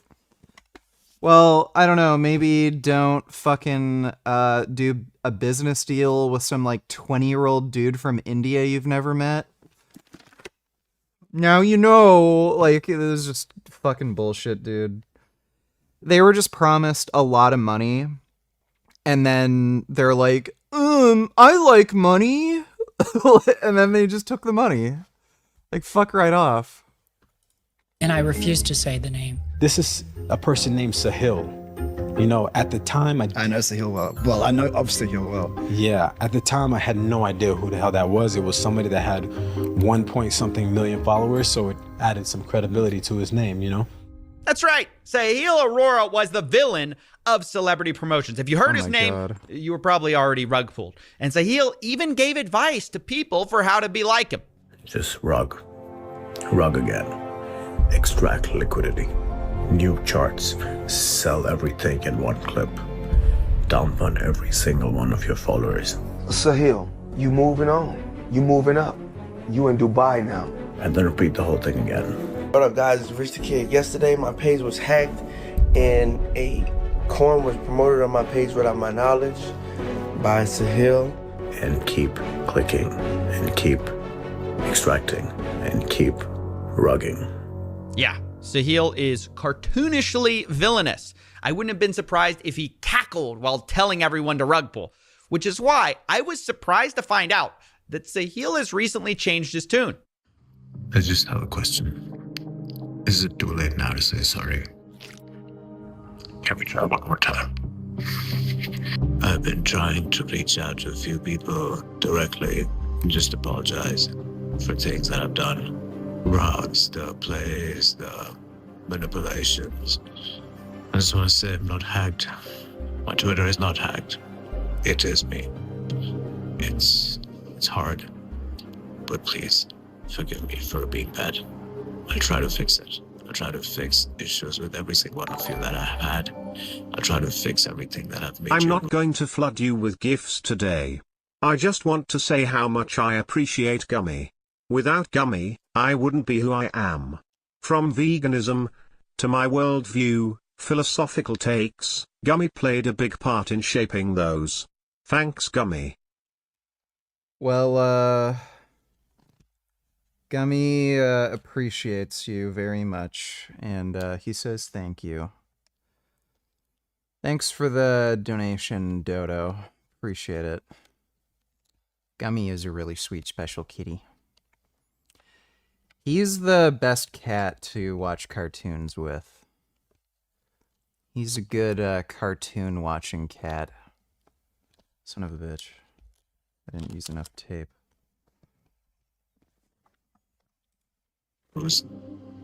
And yeah, I'm here. Okay. Apology This is weird. aside for a moment. Do you know how bad your reputation has to be for your apology to be the thing people think you're hacked for? He literally had to show his face and say, guys, it's really me this time, while apologizing for fraud. And maybe that's why Sahil decided to hop on a call with me to prove that he really is sorry and to confess to what he did. Now, is he sincere? Is he looking for more fame? I'll let you decide. Either way, today we're going to expose a celebrity scam from a different angle. Normally, we uncover things by talking to victims. This time, we're talking to the villain. But first, I need to give a legal disclaimer. I'm about to talk to Sahil about crime, fraud, prison, and I want to make it clear that in light of recent events, it's now my new position that I believe crime is probably legal in America, or at least the kind we're talking about. I certainly don't want to defame any innocent criminals on this show, so I'm changing my legal disclaimer in light of recent events and also selling merch to get the word out. That's right, ladies and gentlemen. We've got two comfy designs here. One, which is like a celebration, like I can't believe I got away with it. And then our second shirt is, of course... Let's take the money in. All right, let's talk about Sahil, starting with how he got into rug pulling. Rugging just kind of became like a habit. When I started seeing the money, it just kind of came to me that, you know, this is fast, this is quick. I mean, let me just extract as much as I can. And I kept doing that. And I really didn't care. I didn't really look at the Belly Ramsey donated, I couldn't get enough protein on a vegan diet, so I had to start eating egg whites and having whey protein powder to be in shape for the show. So I like to call myself vegan-ish. Yeah, she's a fucking scumbag, dude. Like, you can tell just by looking at her face. I know people are like, oh, you can't judge somebody based on how they look. Like, just look at her. Just listen to the way she talks. Just pretentious jackass. Thanks for the donation, though, Bella Ramsey. the opportunities that were coming my way. Like I had all these big influential people, and then eventually I kept burning one after the other. I burned Caitlyn Jenner, I burned Azalea, Jason Derulo, the list goes on, it's endless. Can you explain sort of the MO of how this all worked? So let's say somebody like, I don't know, I guess Caitlyn Jenner was one of the famous ones. Let's say Caitlyn Jenner hops in your DMs. Give us the breakdown of how this stuff works.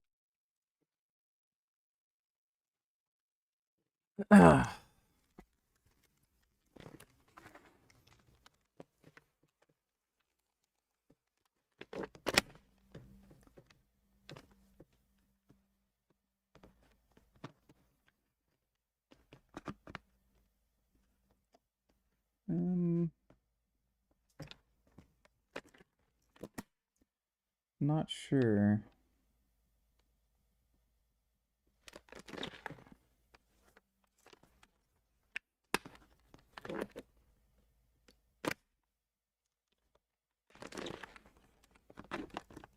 Eh.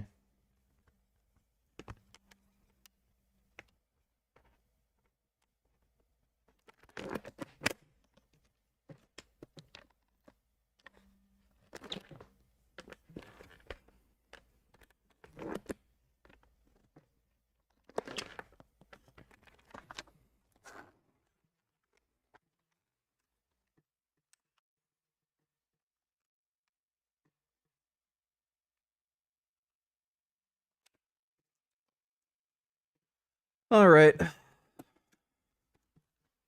That ought to work. Yes, it's my tard shield.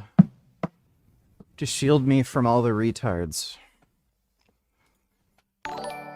Drake donated $2. These N-words fat as fuck.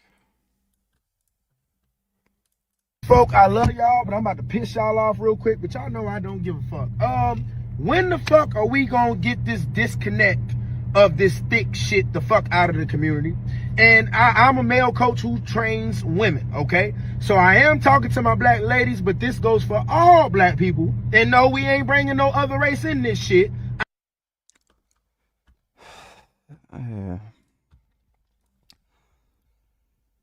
I really don't care about people looking for just easy attention.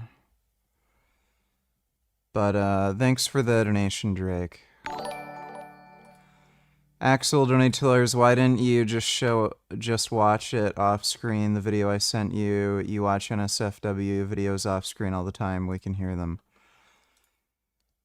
Okay.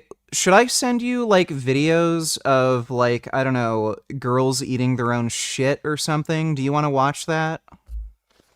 Like, if I just sent you that on Instagram, would you watch, like, whatever fucking disgusting videos I sent you? Like, I can send you videos of cartel killings where they cut people's heads off with chainsaws.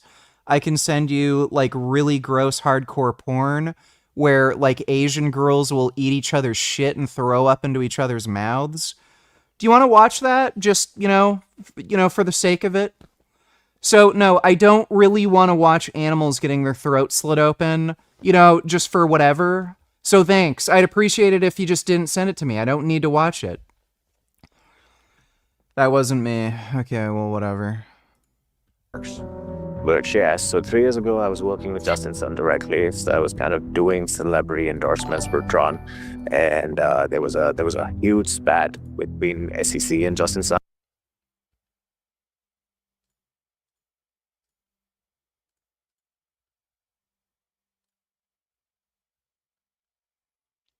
Kid Boo donated $2. Let's say you in a room full of people, but you have to fart really badly. You holding it in, or you saying fuck it and letting them suffer? I don't know. Depends on how bad I have to fart, I guess, and who they are. Thanks for the donation, Kid Boo. Which kind of happened because of the celebs, and I was the guy I think who was some people brokering all got those deals. people got in trouble for that. A lot of trouble.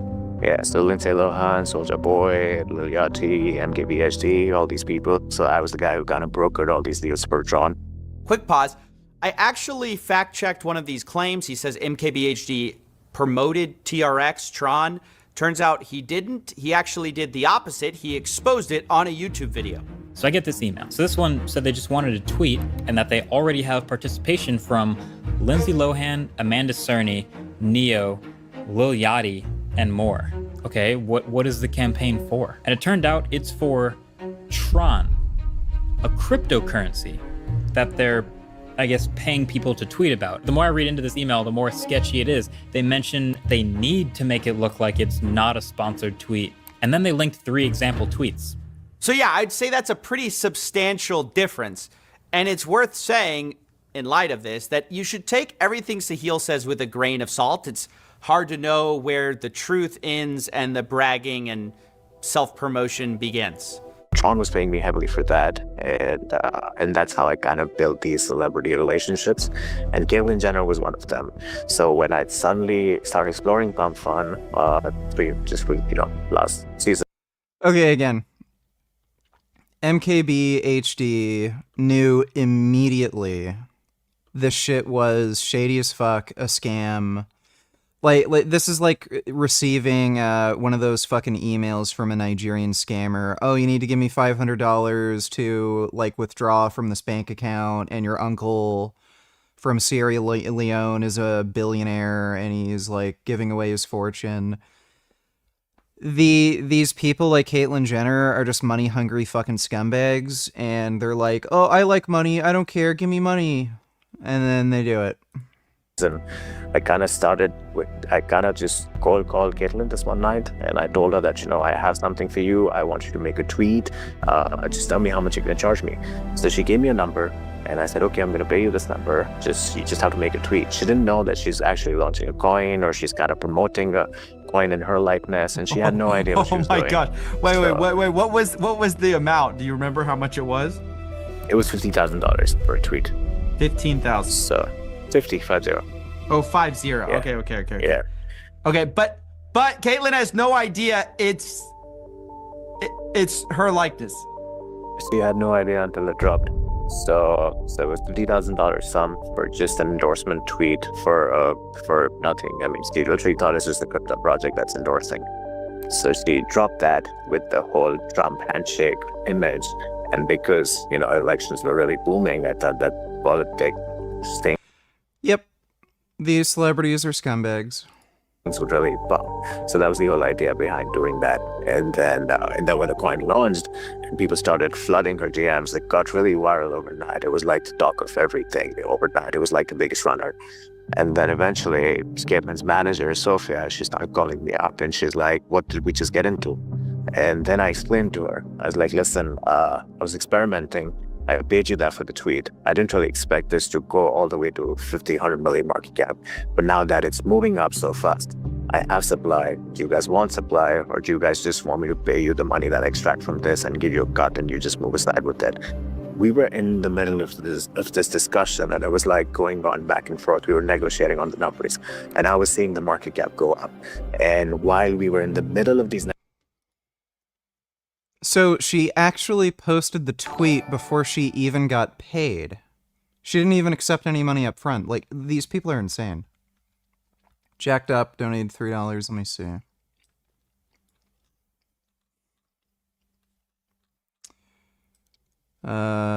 Yeah, that's similar to me, I guess. Thanks for the donation, Jacked Up. negotiations, I kind of just dumped. I kind of dumped my whole bag. And she thought that I'm holding tokens still, but I kind of exited from my positions at the same time. And then she started fighting with me. Do you remember how much it was for? A little over 200,000, yeah, because it was literally 6 or 7 hours from the launch. So Zahil basically tricked Caitlyn Jenner into promoting this thing without knowing really what it was. It's a similar story to what he says about Jason Derulo as well. Jason Derulo was like, talk to me, what is this? And I was like, I just want you to do a tweet. This is basically examples, references, Jenner, Iggy, Bobby Althoff story. I was like, yeah, are you game? And he's like, what is this? And he was probably the most, I mean, I didn't understand because he's really done things in crypto in the past, but he kind of really fell with the whole narrative I gave him. I was telling him that it's basically a casino and it's a referral code that goes on the casino. So it's like an online gaming platform, and CA is basically a referral code which kind of goes on the online gaming platform. And people use that as an affiliate. And he kind of fell for that. And he was like, all right, cool, how much you can offer me? I said, 100,000. He's like, 350 or we don't work. And I was like, that's steep. And this was this was steep. And I was like, okay. And then I texted Jason. I was like, listen, I can do the wire. It's not gonna hit you today. It's gonna hit you on Monday max. But I need the tweet up today. He's like, you do the wire. I'm gonna make the tweet as soon as you do the wire and give me confirmation. I said, okay, cool, that works. Tell me you didn't cancel the wire. I'm getting there. So I gave him a confirmation of the wire. He made the tweet, and that's the reason he hates me the most in the world. Now, in case you're not following this, I'm pretty sure saying you're going to send a wire, sending confirmation, and then canceling it with the intention of scamming someone, I'm pretty sure that is a type of fraud. But we'll hear Jason's side of the story as well. He sends me a message. He's like, it has to be this weekend. I'll send you the receipt of the wire. So like, you no worries. So I send that to my business manager. I'm like, now you don't know this guy. You don't know Sahil from Adam. You've never read about him. You've never seen. You don't know the links to Iggy and zero. Send me 200 grand, supposedly, to promote a gambling app. To promote a gambling app. Okay. So anyway, so I decide, cool, like it's probably legit.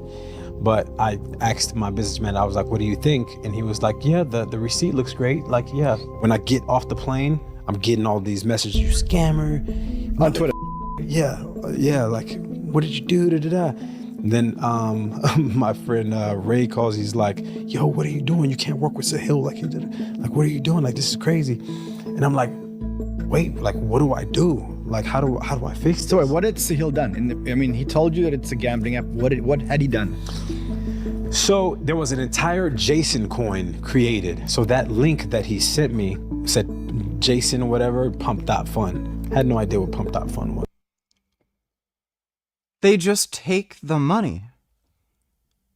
Like, these are just shameless, money-grubbing assholes.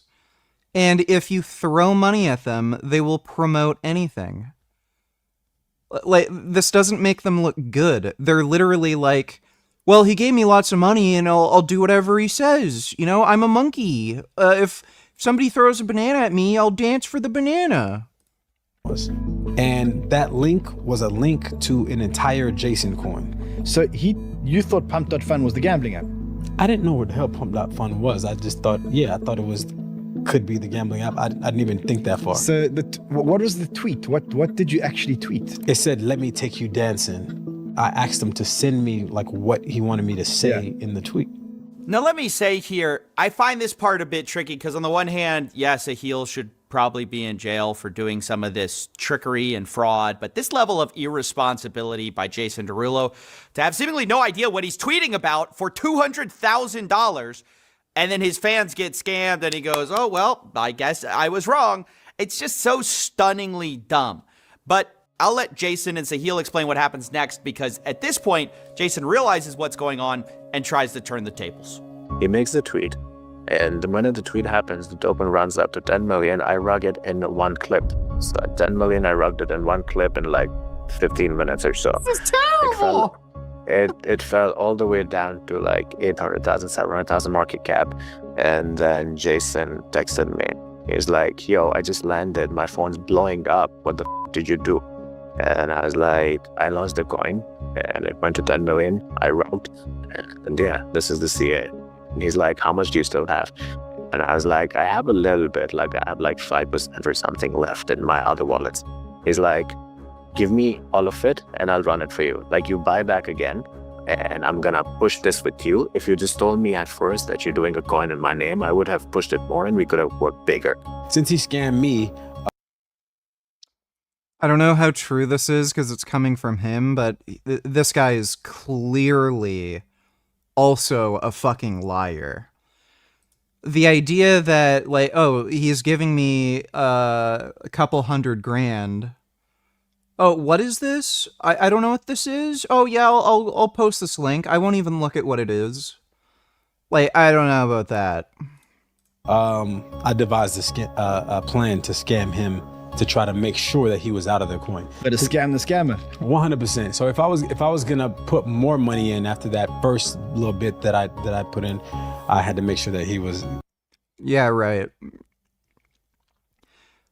Yeah, this sounds like damage control. That he was out. I hit him up and I was like, yo, like, okay, look, let's do this again, but this time let's do it the right way. And he was like, okay, yeah, you're right. Let's do it the right way. I was like, okay, yeah, I got this, motherfucker. I'm like, how many coins do you still have? Just give me 75% of it. I'll tweet again and I'll start tweeting and like we'll make this thing like really go the right way this time. And then he's like, oh man, I gotta have some skin in the game, and that's too much, man. I think we ended up at like 50% of whatever tokens that he had, right? So my plan was to get as much as I could from him into the pot wallet, the wallet that I would never touch, obviously. And I would put that in there, and then I would make him sell the rest of his. And the way that I thought that he would sell the rest of his is if I just said, all right, f you, I ain't tweeting shit. So what you did? Yes, which is what I did. Yeah. So that he would be like, oh yeah, he's not going to be a part of this project. I saw that message where you said, I ain't tweeting you, I ain't tweeting shit. Yeah. so that, you know, he would sell the rest because he didn't think that I was going to be a part of it anymore. So he can at least get his last hurrah. You know what I'm saying? And he's like, give me 1% more. And then I gave it 4%. And then he literally said, he's like, yo, I just scammed your ass because you thought you tried scamming me. So I kind of took the coins back from you. Now I have me to supply. And then he's like, fuck it, I'm not doing your tweet. I'm going to dump this. And then I said, all right, cool. I'm on board. CDG Donate Chillers, what kind of lights are best for photographing people to make yourself look the best you can? Or do you have any lamp or ceiling light recommendations? It entirely depends on what you want to do. Like, are you talking about video or photograph? Because for photographs, generally speaking, flashes are going to be the best. Especially for the price. They're going to have better color accuracy.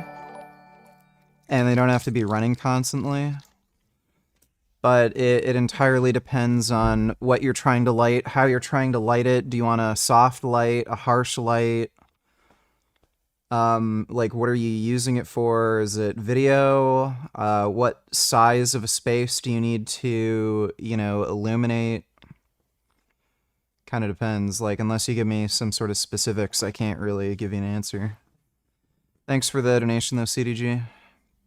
69, so fine. Donate $2. Let me see. You have to be operating with a wild level of delusion and impunity to post this after you bombed them and killed civilians while you are committing genocide in Gaza. Who the fuck is Asal Rad? A fucking retard. Thanks for the donation, 69, so fine. I already sold at 10 million, so yeah, even if you played me with like 4% of supply, it doesn't really do me shit. And then I woke up like 6 hours later, Jason Derulo was rallying up to Jason Coyd on Twitter. Now I'm making it my life's goal to take this to the moon. So if you with me, let's go.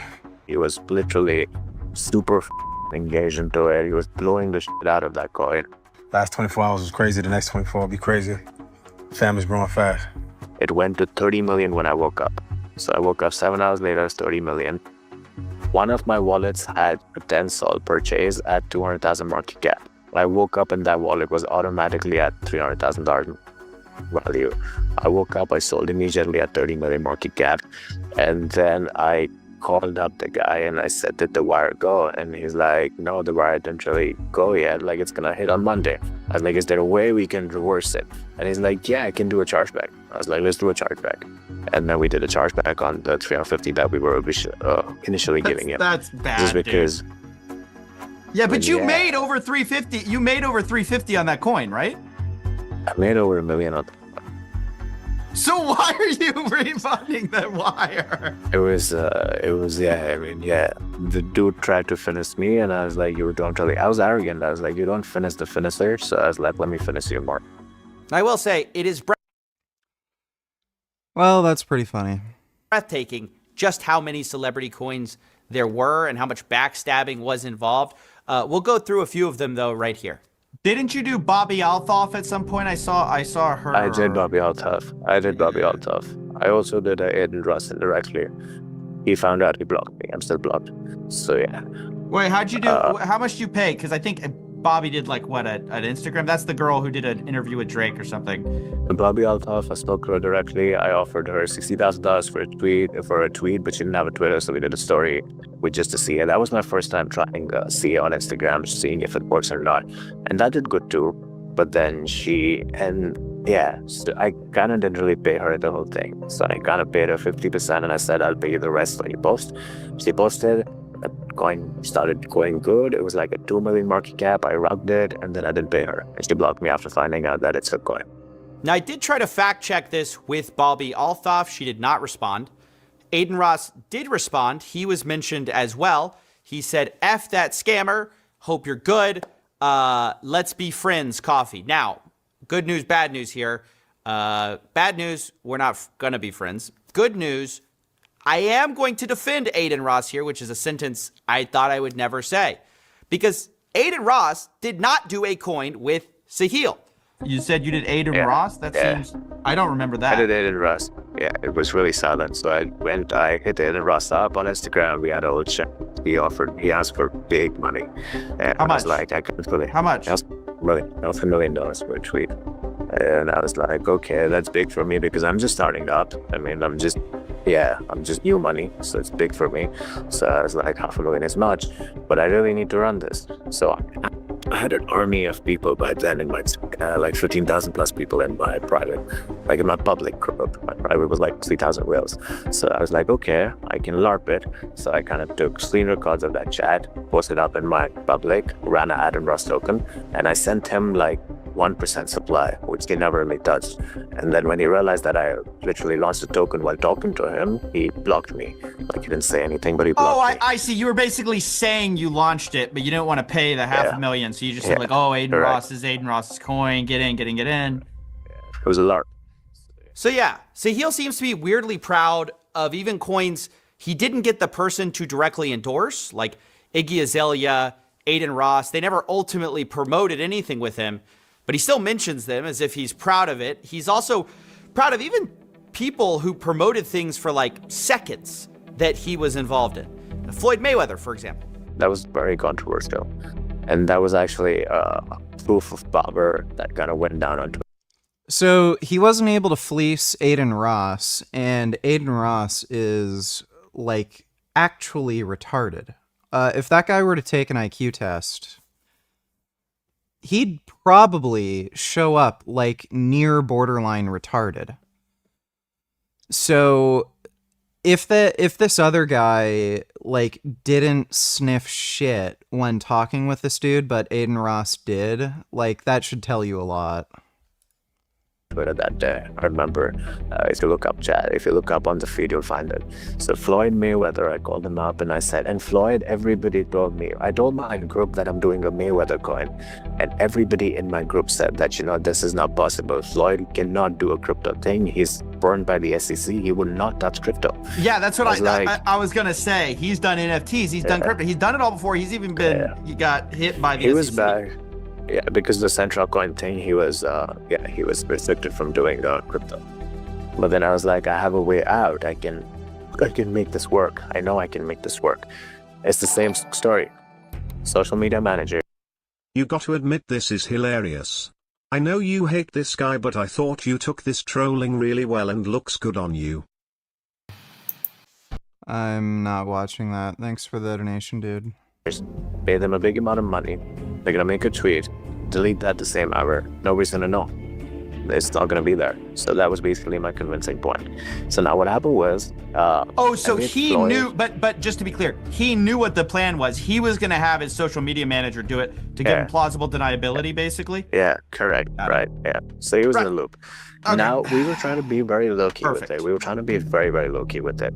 Now the thing is, just 4 days before the Floyd drop, I did a Rich the Kid drop, and I burnt Rich the Kid entirely. I didn't give him a single dollar for the launch, and I made like 150,000, 140,000, something like that from that launch. And Rich the Kid hated on me. He literally tweeted my number on his Twitter, and he literally got his fans to spam my phone. This didn't happen. Now Rich the Kid and I had a beef. Now, Floyd Mayweather, Rich the Kid, Rich knows Floyd, and Floyd knows Rich. So when Floyd Mayweather made that tweet with the CA, Rich the Kid tweeted there, and he said, Floyd, you need to take this down. I'm calling you as a scammer. Now, on that tweet, Floyd deleted that tweet in like 5 minutes, okay? And then now Rich the Kid called up Floyd Mayweather and said that you should not do this. And then Floyd calls me back and he's like, Rich says that you scammed him. I can't do this. I mean, I can't take the tweet back up and blah, blah, blah. I was like, I'm going to give you 100,000 again. Just get the tweet back up. And he's like, are you sure? I was like, yeah, just delete it in like 45 minutes. Not the entire Twitter space was going crazy. Dude, isn't Floyd Mayweather like a mega millionaire? Why would he do this for 100 grand? Like, that's like, he'd wipe his ass with that money. I don't understand. Like, is he broke? What are they doing? This guy is the worst humanity has to offer. I honestly think Hassan is still worse than people like this. I'd put Hassan lower than this crypto scammer Indian guy.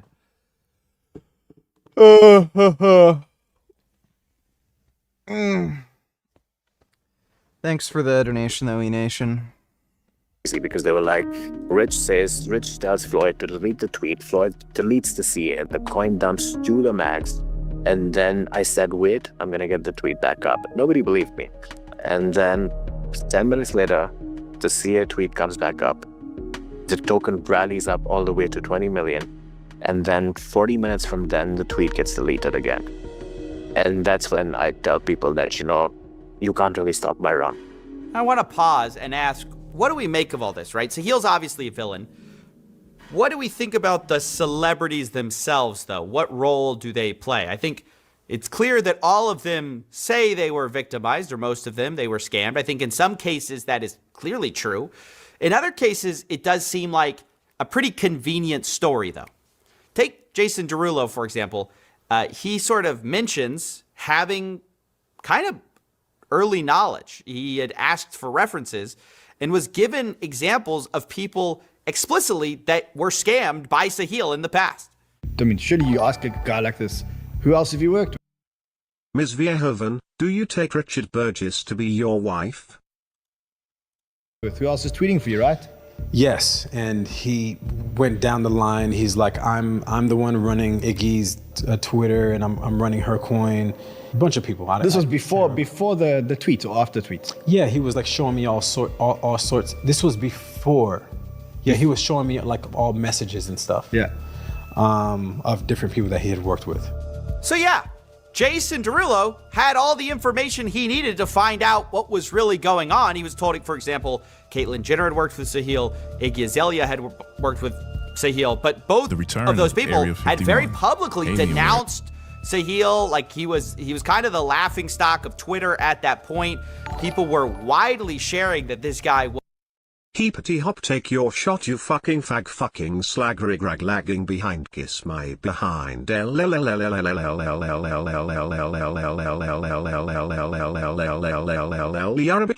bitch, slinging its big wig, jury anus right. Was a scammer. So it's just kind of hard to believe, later he says, after posting, he says, damn, Sahil got me in a tweet.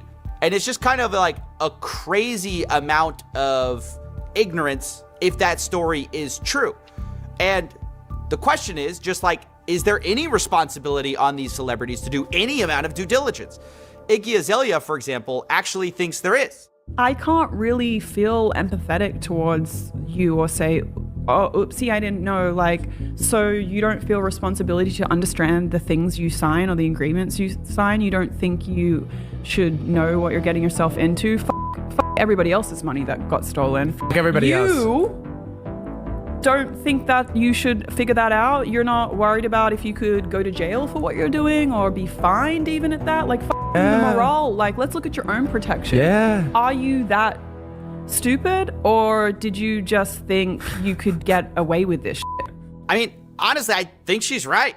I don't think you can continue to claim ignorance when somebody has been caught doing something so many times, or at least it just doesn't look good, right? I will say, I of course went to Jason Derulo directly for comment on the story. He maintained, when I was younger, I used to troll the fuck out of you. I used emotion rather than logic. I used to be on Penguin's Zero side when that whole shit went down. Now that I've matured and now 25 years old, I realize how much of an idiot I and Penguin's Zero was. I've heard that from a lot of fucking people. A lot of people who end up following me, and there are people who've met me in person who've said this. They used to be a fan of some, like, person that I made fun of, and then they realized later that, oh yeah, I was right. Thanks for the donation, though, Killian Titan. Appreciate it. Oh, hey, Gum Gum. What you doing, Gum Gum? Are you doing cat stuff? Are you thinking about cat things? Cat. that, of course, he did not know. He believed it was a gambling app at the time. He says he, quote, benefited nothing, and he, quote, lost every penny trying to make most people whole from Sahil's rug. So just let that be what it is. That's his comment on the story. He also says, respectfully, I don't want to be part of this. You're making him more famous. You're giving Sahil what he wants, fame. To be fair to Jason, I think he's actually right about that. I think Sahil does want fame. I still think this story is worth publishing, though, for two reasons. One, I always think it's good to remind fans not to trust celebrities with financial promotions. And I remind celebrities that promoting financial products is totally different than promoting anything else. And you have an obligation to do due diligence when you're getting paid hundreds of thousands of dollars to promote these things. You can't just say, hey, I didn't look into them. You know, I don't think that's a good excuse. But secondly, and much more importantly, I want to just ask, at what point do regulators look at interviews like this and say, there have to be consequences? You know, we joke on this, well, it's not really a joke, it's sort of a meme that crime is legal. It's to cope with all these, you know, the regulators are dropping cases like hotcakes. People are walking. People that were already prosecuted are walking away. But most of us hope that there are lines you cannot cross, right? You hope that there isn't a full abandonment of any kind of standard or, you know, any kind of laws. So, there's no standards. My question is, if there is a line, what is that line? Sahil Arora, in her interview, basically admits to targeting U.S. celebrities, scamming their fans, scamming the celebrities, and then basically brags about it. No, still haven't gotten a new pair of jeans. Publicly. I felt the power, I felt the villain, and I was like, yeah, this is my time. You can't f me up on this. You're not gonna stop me from rugging the space. Yeah, I'm unstoppable. I know it hasn't been great days at these different regulators, things like that, but I do want everyone to know the kinds of conversations scammers like this are having. Because there was a reason Sahil was comfortable to come on my show. We actually talked about, you know, should he be admitting this stuff? Is there going to be consequences for this? And Sahil said no, he doesn't think there are going to be any consequences for what he talks about. Like before Trump, I could imagine people getting jail. After Trump, there's just no. Hola buen amigo. Mi inglés es pésimo, así que espero que el español esté bien. Me encanta tu canal, pero tengo algo confundido. ¿Quién es Jurin Reicher? ¿Sigues soltando tesos? No way. Isn't that bad if we're just heading down that road and our governments are explicit? I apologize for my stupidity. From one internet stranger to another. Well, that's fine. We're all stupid every once in a while. Thanks for the donation, Kay. Like allowing that? Encouraging that? It's bad for our children when they grow up, because then they have a new stream of career, which would be rugging. And then what's going to be worse is if Howard is teaching you how to rug, because then it kind of becomes like a new profession. So yeah, that's exactly when it's going to get fucked. Look, you know things are bleak when a self-professed rug puller is like, yeah, this probably shouldn't be happening. I probably shouldn't be able to get away with this. But this is the message we are sending in America right now. You can totally do this. You can totally get away with it and brag about it on video. And none of it matters. It's so depressing. I mean, not just for me, you know, as someone who exposes this stuff full time, you know, things have gotten very catch and release around here. But it's depressing for people who work 9-to-5 jobs, who are working for, you know, an honest living. And somebody is just bragging about cheating and getting away with it. And the broad consensus is, yeah, well, he's probably just gonna walk. I mean, I don't know how to say in 50 different ways, like, that is bad. It's a terrible message we're sending, and we should probably stop doing that, and probably should start. People like this should get in trouble, I guess. It's not even me who thinks, this is the craziest part. It's not me on a soapbox just saying this. Oh, gum. I'm not the only one with this opinion. People like me should not exist in this space. I am with you for that. I'm literally agreeing with you on that. Because it's really giving a bad idea to people about the whole space as a whole. That's right. I can't believe I'm saying this, but I agree with Sahil Arora. I think his lack of consequences, or feeling like he has no consequences, has made him remarkably honest in this moment. And I appreciate him kind of unveiling the full architecture of these scams, even though I think he should face consequences for those scams. If you want to watch the full interview, you can do so on The Void. And Yeah, these celebrities are just pieces of shit. I don't even blame the scammer dude. It's the problem is the people promoting this horse shit. They just don't care. They just want a paycheck. They don't care what they're promoting, and they'll just accept money from these scammers. So they're the real scumbags. I think they're even scummier than that scammer dude.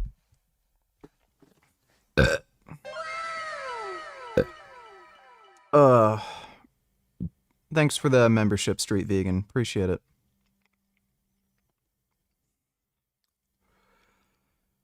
What's the best tofu dish? I don't know, dude. Whatever. It's a weird question to ask.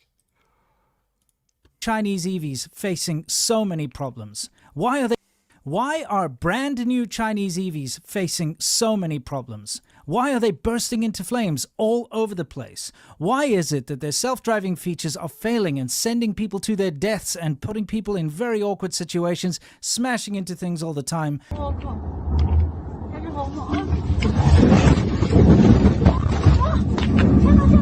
Why is it that the airbags are not deploying in these fancy, brand new Chinese EVs?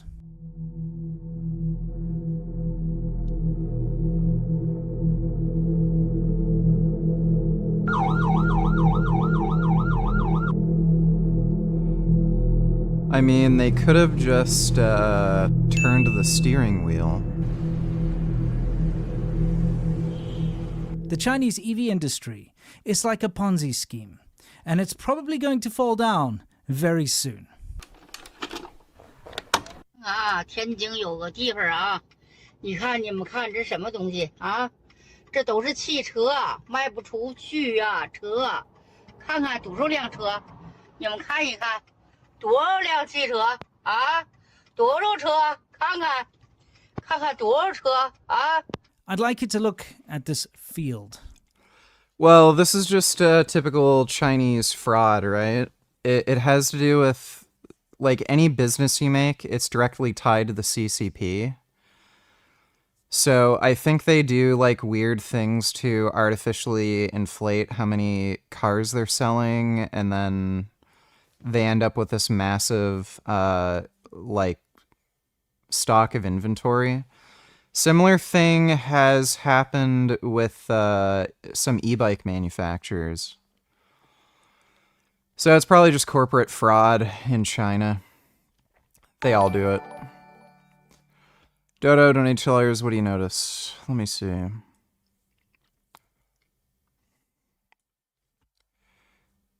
Happy Flag Day. Yeah. Let us honor the emblem of our nation, stars and stripes. Well, flag does rhyme with fag. Thanks for the donation, Dodo. Of brand new Geelys. I mean, it's not a field, it's just a I don't really have an huge opinion on amount the of No these things King's Day stored in thing. front of one of the factories. And the riots are stupid. It's impossible to count how many cars... Is that were actu- BYD? I mean, it's not a field. I'd like you to look at this field of brand new Geelys. I mean, it's not a field. What do you say? 看看多少车啊？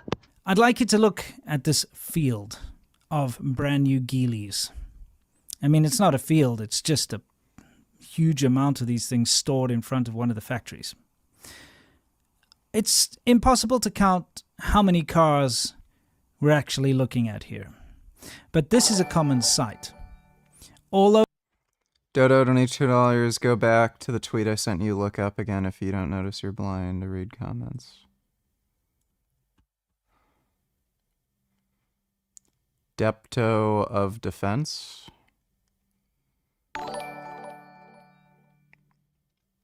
Don't know if I'm buying the whole China's EV cars are a Ponzi scheme. BYD, for example, make good cars and went global, and if they didn't have massive tariffs imposed on their cars, they would rule the EV market easily because of the price. Fuck Tesla.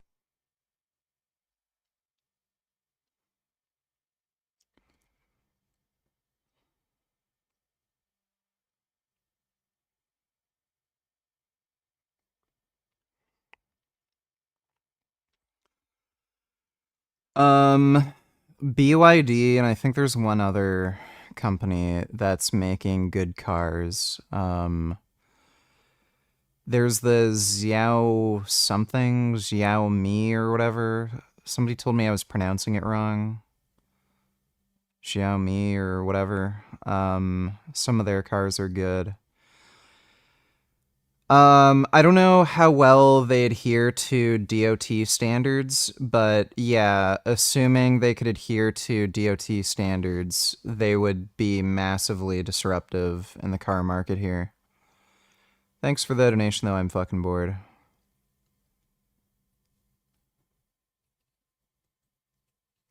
How am I not? So, why are there 2 Russian flags on it?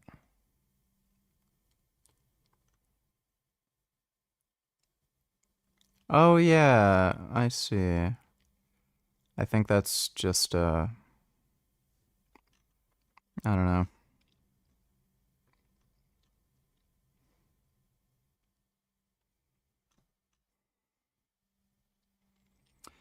Yeah, I mean, it's...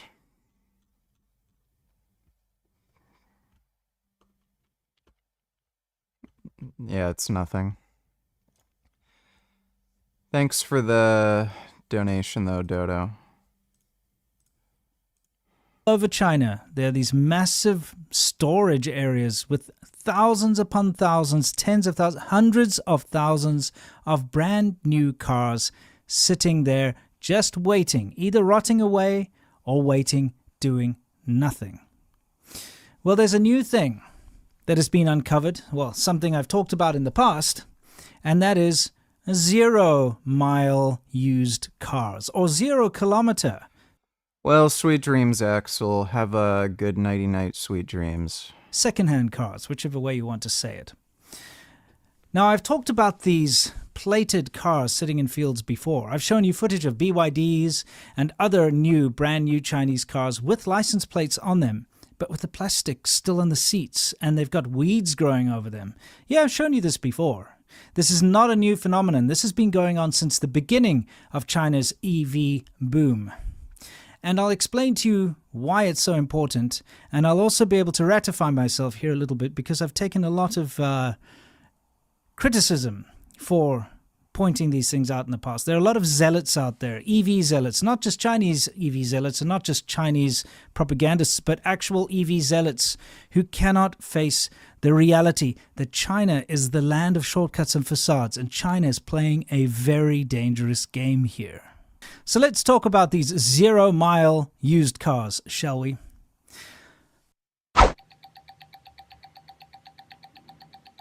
There just never seems to be enough time.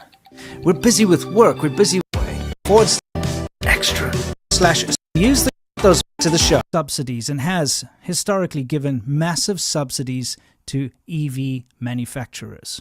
But on top of that, EV manufacturers, of course, like all companies around the world, rely on investments.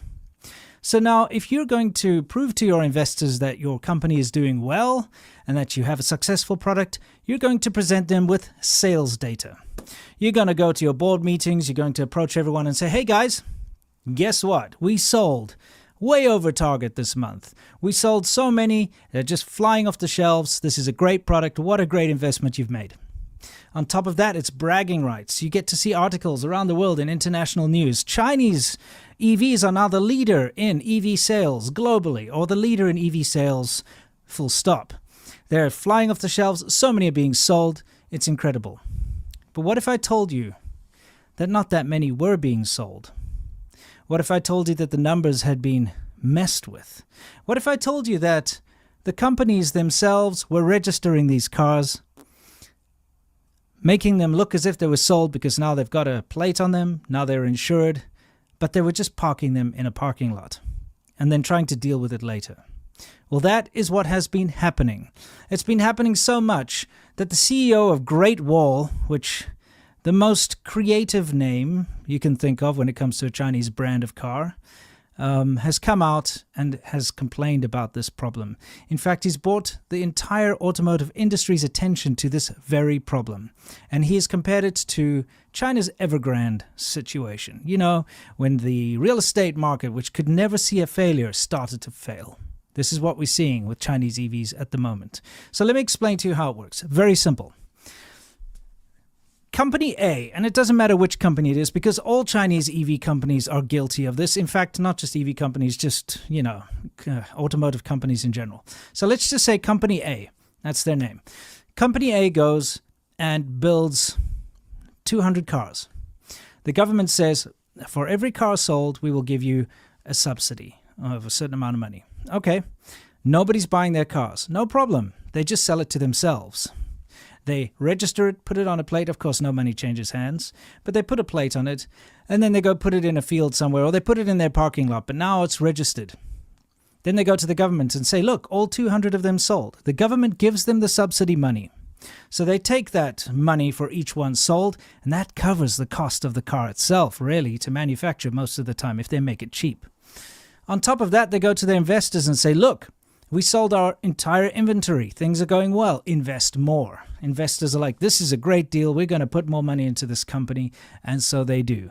More money comes in, and they rinse and repeat this process. Of course, they have some legitimate sales. There's a lot of hype. They put a lot of money into advertising, marketing. Of course, the investors do the same. So they make some legitimate sales, but they constantly have to make these.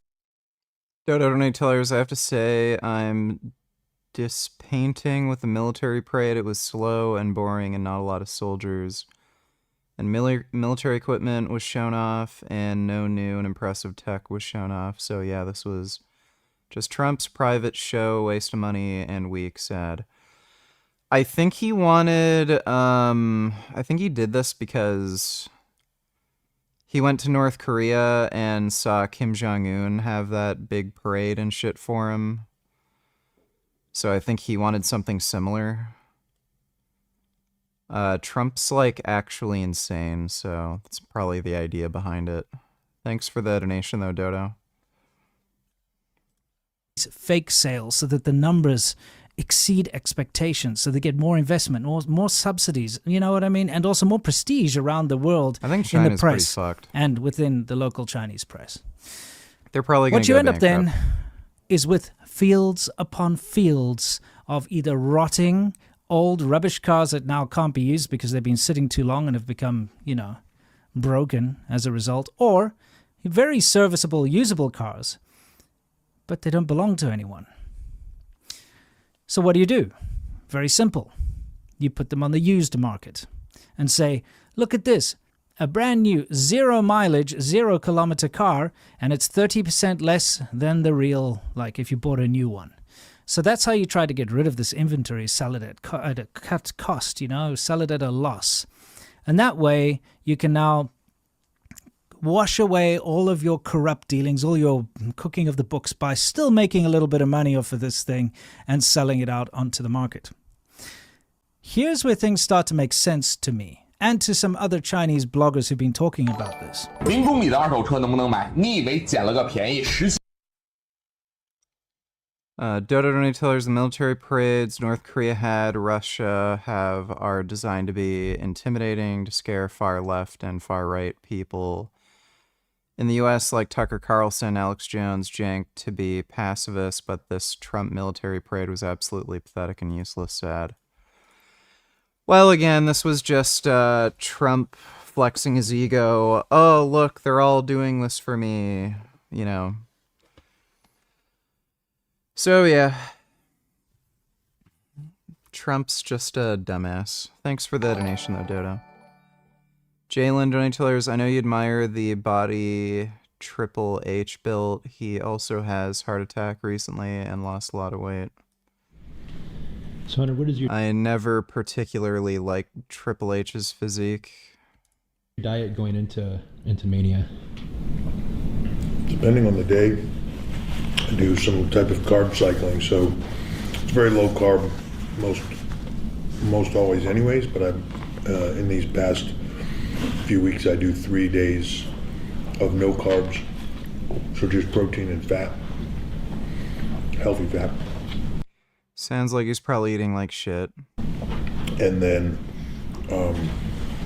one day with carbs, about 250 grams on that day, and then go back to no protein, just protein and fat. Now it's Thursday. I'll start to add a little bit of carbs back into my diet, even with the fat, just to fill back up. And is that typical, or have you kind of modified it a little going into WrestleMania? Typical, just kind of something that you just kind of got to look where you're at and see where you can go and how to get your body fat down. Try to come in as lean as possible so that you have as much, muscle and strength, but at almost 50, I want to make sure I'm also light.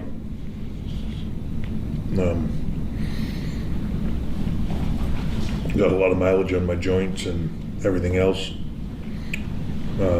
So, just that point. I pretty much have a cheat meal every week. Okay, well thanks, Chillin. Dodo Donators hoping to see columns of impressive tanks, new technology in planes, and a huge show of highly technical force, but nope, we got just some old equipment, few thousand soldiers slowly and boring. Would not scare even a fly in Russia or China to think twice. Yep. Well, that's the way it is. Thanks for the donation, Dodo. 买回去个隐患，这背后藏着汽车行业的溃败、恶性循环的死局，这里边太多链路的人都是受害者。You know, I talked about how airbags aren't working in a lot of these crashes. I've got lots of footage, lots of video clips of airbags failing to, work when they really need to work. 雷总啊，我这车撞成这了，合成这了，学过的话，你也看看，就撞成这了，安全气囊都没出来。你这一直说是安全，安全怎么安全？ I also have lots of footage of these cars bursting into flames. 后面没有冲力，怎么自燃起来？这个旁边的车子能联系到吧？车子后面，哎呀，越烧越大。 Lots of footage of these cars failing in many different ways, stopping in the middle of the highway. My theory is that when they build a car to not sell it, in other words, if you're going to build a car that you're just going to put a fake plate on, well, no, it's not fake, it's a real plate. They actually go through the registration process. But if you're just going to put a plate on it and put it in a yard somewhere, maybe you start to cut corners because you know that car is not a car you're going to sell at full price. So even from the get-go, when you start to manufacture it, you're like, well, maybe we'll be able to sell it on the second-hand market at a loss. So you know what?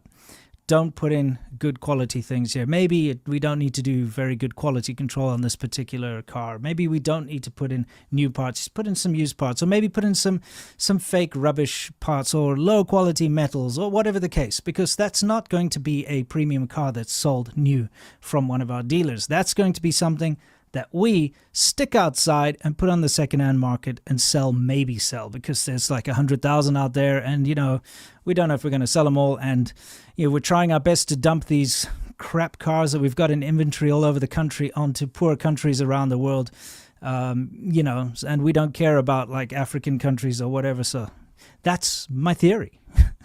And I think it's a pretty sound theory because it would explain a lot. China is capable of making decent quality products. And I've always said this from the beginning, having lived in China for so long. There's nothing wrong with the capability and the skills of Chinese people. They can make the best products in the world if they want to. But the way Chinese society and Chinese business works is that it's always about taking shortcuts. It's always about maximizing profits over anything else. And as a result, actual Chinese brands always lack at the end of the day. You can get a brand like Apple, for instance, which the majority of their products are made in China, and they're top-notch quality. But that's because they have such stringent quality control from the international company, the American company Apple, that the shortcuts that normally would be taken cannot be taken. And if they are, Apple will have to take the brunt of it. They're going to have to eat the cost because, they cannot allow an unsafe product onto market. If iPhones started catching on fire and exploding all over the place, there'll be legal trouble for Apple. But if a Chinese unknown brand starts exporting cars and they start exploding and catching on fire on the streets of Nigeria, you know what? It's not going to be a problem for the Chinese company because the Nigerians won't be able to sue them and they won't be held to account. So there's always that. So at the end of the day, the whole Chinese EV Ponzi scheme looks like it might be coming down and it might be crashing. Because what are you going to do with all these cars? Unless they can manage to dump them on unsuspecting countries in Europe, maybe Australia seems to have no problem buying inferior low-quality cars, so maybe they'll end up in Australia. Maybe they'll end up in Africa, in South America. Maybe they'll dump them there. But remember, all of these cars were built on an unfair system. All of these cars and companies have relied on massive government subsidies. So it's not fair when it comes to normal competition because they've been subsidized. And although you can knock off a Porsche Taycan and make a car that looks very similar, almost exactly like it, you cannot knock off the safety features. You cannot knock off the many years of experience, the decades of experience, trial and error, R&D and all of that that's gone into making a Porsche Taycan. So of course, good looking but poor quality product. This industry is built on a house of cards. Of course, all the energy and the water and everything that's... Yeah, there's actually, I think there was a Russian source that claimed Xi Jinping had another heart attack recently, in the last few weeks. He might actually die soon.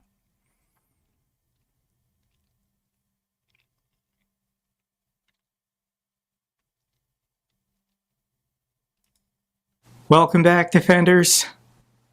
There's a lot of news to get to. There's a brand new war in the Middle East between Israel and Iran. We'll talk about what impact this will have on Russia and Ukraine. But first, let's start with some bad news for Russia. Down by their own, Russian Su-25 hit in a friendly fire incident and caught on video. The Russians shot down their own plane. According to Russian military bloggers, the pilot did eject and the pilot did survive. So I can show you this video, nobody died. And this is a Russian Su-25 shooting down his own wingman.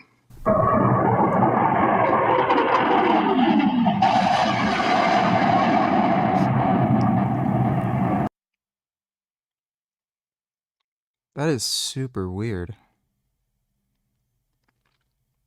That, like, never happens. That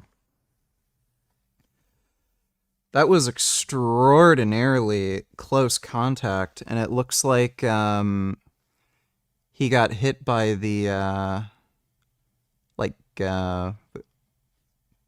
cannons, or machine guns, whatever you want to call them. Yeah, that never happens. Now, this Russian... That had to have been intentional. Pilot fired too early, but I imagine these Russian pilots are a bit jumpy. Now that they know Ukraine has F-16s with their own AWACS support, Russian planes are going to be spotted before they can spot Ukrainian planes. So this has them a bit jumpy to release their payload and then get out of there. There is another angle of the crash from a surveillance drone, and this is a massive fireball. I'll link this down below, but this plane was fully loaded with fuel and munitions when it went. Yeah, that never happens with modern fighter jets. Like, you never get that kind of close contact, like dogfighting. Everything, like, usually they engage beyond visible range. So that makes me think that was intentional or something, like the one pilot didn't like the other pilot or something weird going on. That's really strange. Kiss My Ass, $20. The song at 28 seconds is straight fire, bitch.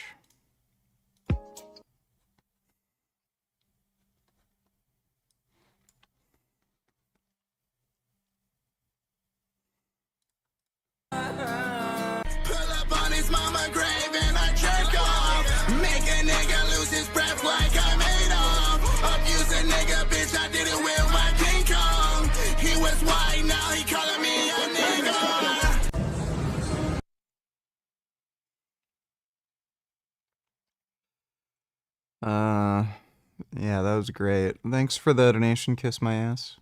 Went down, and the pilot is lucky to be alive. Russian bombers flee to the Far East after Operation Spiderweb attack. Tu-95 will now need 23 hours for a Ukraine missile mission.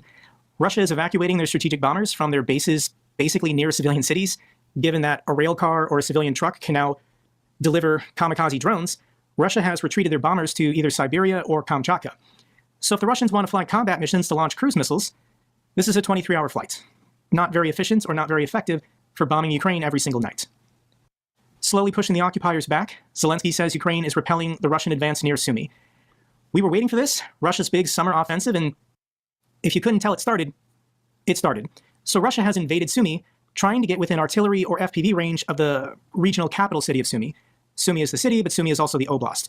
And the Russians got 3 to 5 kilometers deep, taking some of these border villages, but this was always anticipated. This is a buffer zone, a kill zone of landmines, artillery, and FPV drones. So the concern is this bend in the highway right here. If the Russians can firmly take these 3 settlements, they'll then be within artillery and FPV range of the city of Sumy, and if they do that, it's just human safari. They're just going to start indiscriminately killing civilians in the city of Sumy. So there's not much of a concern. Ukraine is fighting back. The Russians are, mildly speaking, not that successful in their new offensive. This is according to President Zelensky. Okay, let's now get to the new war in the Middle East. After years of preparation, Israel launches major offensive against Iran and its nuclear program. I'm going to start by letting the Israeli Defense Forces speak for themselves.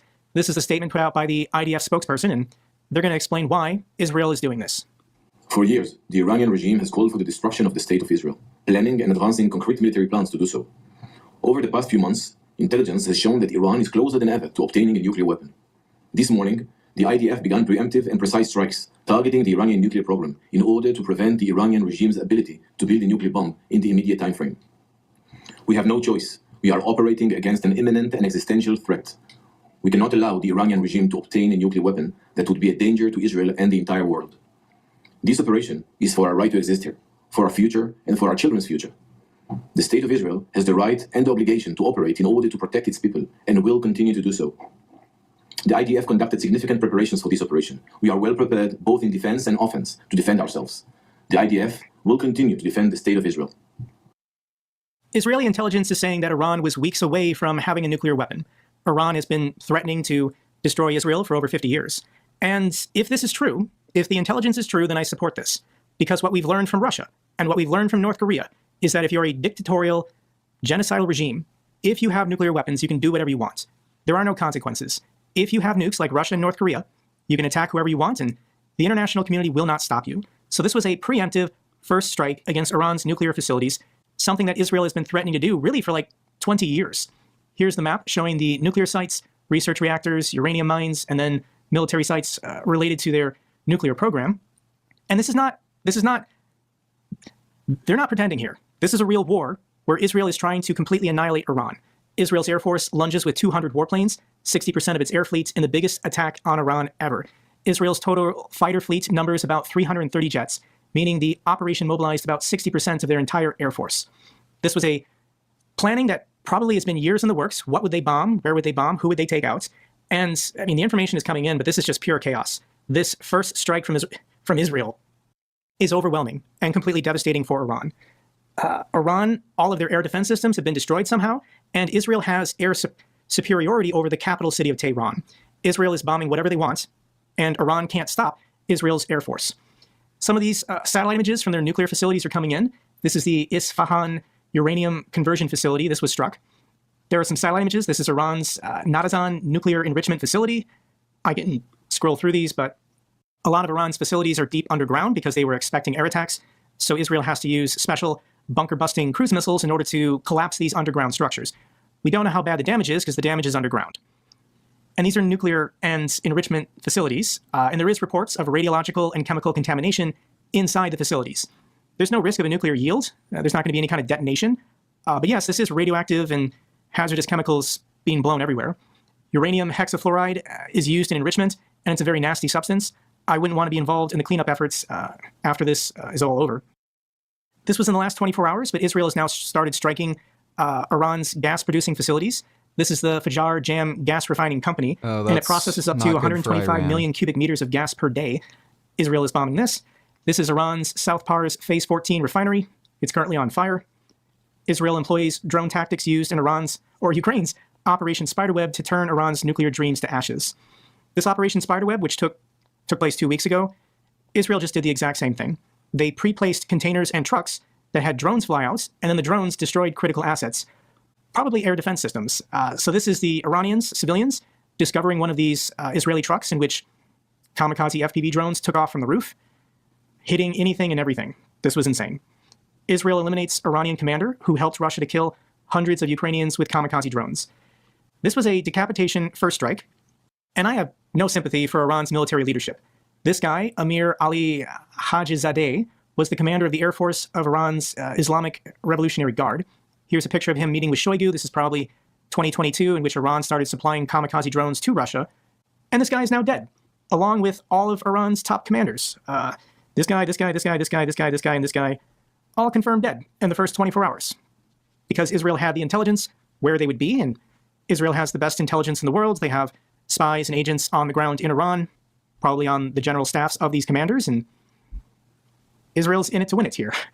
The Ayatollah Khomeini put out a televised response stating Iran's armed forces will bring the vile Zionist regime to its knees. Yeah, you say And they're that. trying. Iran is doing what they can to respond. They're launching ballistic missiles and drones. Here is a video captured by a resident of Tel Aviv showing an Iranian Shahed drone flying over their city.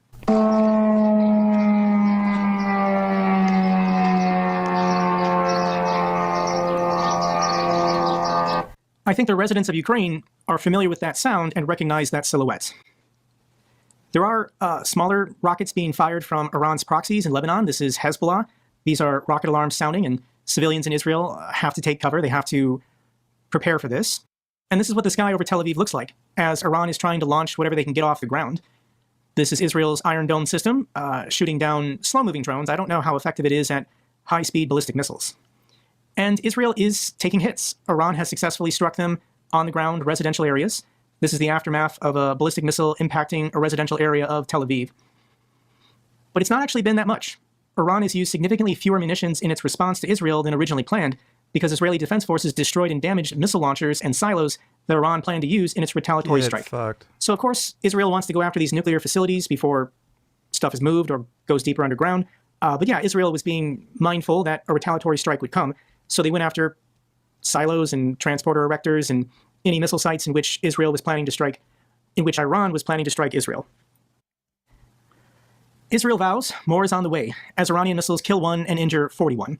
I don't know what the current casualty count is of civilians in Israel, but even if 1 dies, Israel is going to have their vengeance. And let's actually zoom out. If you're not familiar with the history and the politics and the complication of the Middle East, I'm going to do my best to explain it to you. But basically, in the Muslim world, I usually wear it's about 2XL 70 to 80% shirts. Sunni majority. So worldwide, Sunnis, it's kind of like Catholics and Protestants, but they're just different sects of Islam. Sunnis are the majority in the world. But in the Middle East, the Shia are actually the majority. And the Shia are based out of Iran. The Sunnis make up the Arab world as well as the Turks. And Iran, since the mullahs came to power, they want to control Mecca and Medina. The Shia of Iran think that they should be the ones in charge of the holy sites of Mecca and Medina. They're located down here. They're currently being controlled by Saudi Arabia. Iran's population is roughly 2 to 3 times larger than Saudi Arabia. So this religious war in the Islamic world has been building for decades. And the Iranians do want to use their military to just swing through the Arabian Peninsula. They would topple the governments and conquer the Qataris, the Emiratis, and the Kuwaitis. They already basically control Iraq. So the Saudis have known this forever, that at some point in the future, the Shia are going to move on them and try and gain control of the holy sites. And Iran has been using proxies to commit acts of terrorism. This Shia pocket down here, these are the Houthis you hear about in Yemen. There's also the Shia in Lebanon as well as Syria. Iran is, their public strategy is a ring of fire to destroy Israel. Israel is located right here. So these different factions in the Middle East have been realigning over the last decades, and we've now gotten to the point where the Sunnis, the Saudis, are okay if Israel wants to make their move and destroy Iran, try and get some kind of revolution or collapse of their governments so the threat to Saudi Arabia goes away. I think this has been the plan for the last 6 months. There definitely was something going on behind the scenes that you and I didn't know, and it's now starting to become apparent. Netanyahu meets Trump at Mar-a-Lago, capping trip marked by Gaza protests. This was last July. This was 11 months ago that Prime Minister Benjamin Netanyahu went down to Florida when Trump was just the Republican nominee. He wasn't president yet. And look who's sitting at the table. There's Witkoff, sitting 2 people away from Trump, meeting with the Israeli prime minister. So what happened, guys, is Israel always wanted to do this. A first strike against Iran's nuclear facilities with the larger goal of regime change in Iran. And they wanted Trump's support. And in exchange, they said, we'll help elect you president. This is the Israeli prime minister at Mar-a-Lago interfering in the US election, throwing the full weight, money, power, influence of Israel behind the Republican Party and Donald Trump to get Trump elected, to get as many Republicans elected as possible, in order so that Israel could have the United States' support for a first strike against Iran. Joe Biden never would have been okay with this. Kamala Harris never would have been okay with this. So Israel tipped the scales to make sure that Trump was elected so that this week could happen. It's bizarre. Like, it's bizarre how dominant and alpha Trump always claims he is. But when the prime minister of Israel shows up, he basically turns into his butler. He could not be any more deferential. Whoa. That is weird. Or docile or subservient to the prime minister of Israel. These clips are from February 5th and April 7th. Trump pushing in his chair, and Trump doesn't do this for the leader of France. He doesn't do this for Zelensky. I, as an American, don't understand the power and control that Israel has over our governments, over everything. So I'm going to give you guys my personal politics, because I know in the comments section, people are going to be fighting. And I 100% support Israel's right to exist. Iran and their proxies are trying to destroy the state of Israel. That's not okay. Israel is acting in self-defense. I also believe that Hamas is a terrorist organization and should be destroyed. October 7th was horrific. With that said, why is Benjamin Netanyahu still in charge of this country? He has been prime minister for almost 20 years. And he's not been prime minister for 20 years because he's the best guy to lead Israel. I believe he's corrupt. I believe he wants more power for himself. He has autocratic tendencies. And I don't think he's been conducting these wars in the most ethical way. I think this is about ethnic cleansing and wanting to relocate Palestinians from their homeland to other countries, such as Jordan. Okay, he has a fucking cuck take on this. Like, why would that be a bad thing? Like, please tell me. If that's what he means by ethnic cleansing, relocating Palestinians to, like, Jordan or something, why would that be an inferior option to some sort of stupid forever war where they just keep getting weapons from Iran and attacking Israel? Yeah, that guy has a cuck take.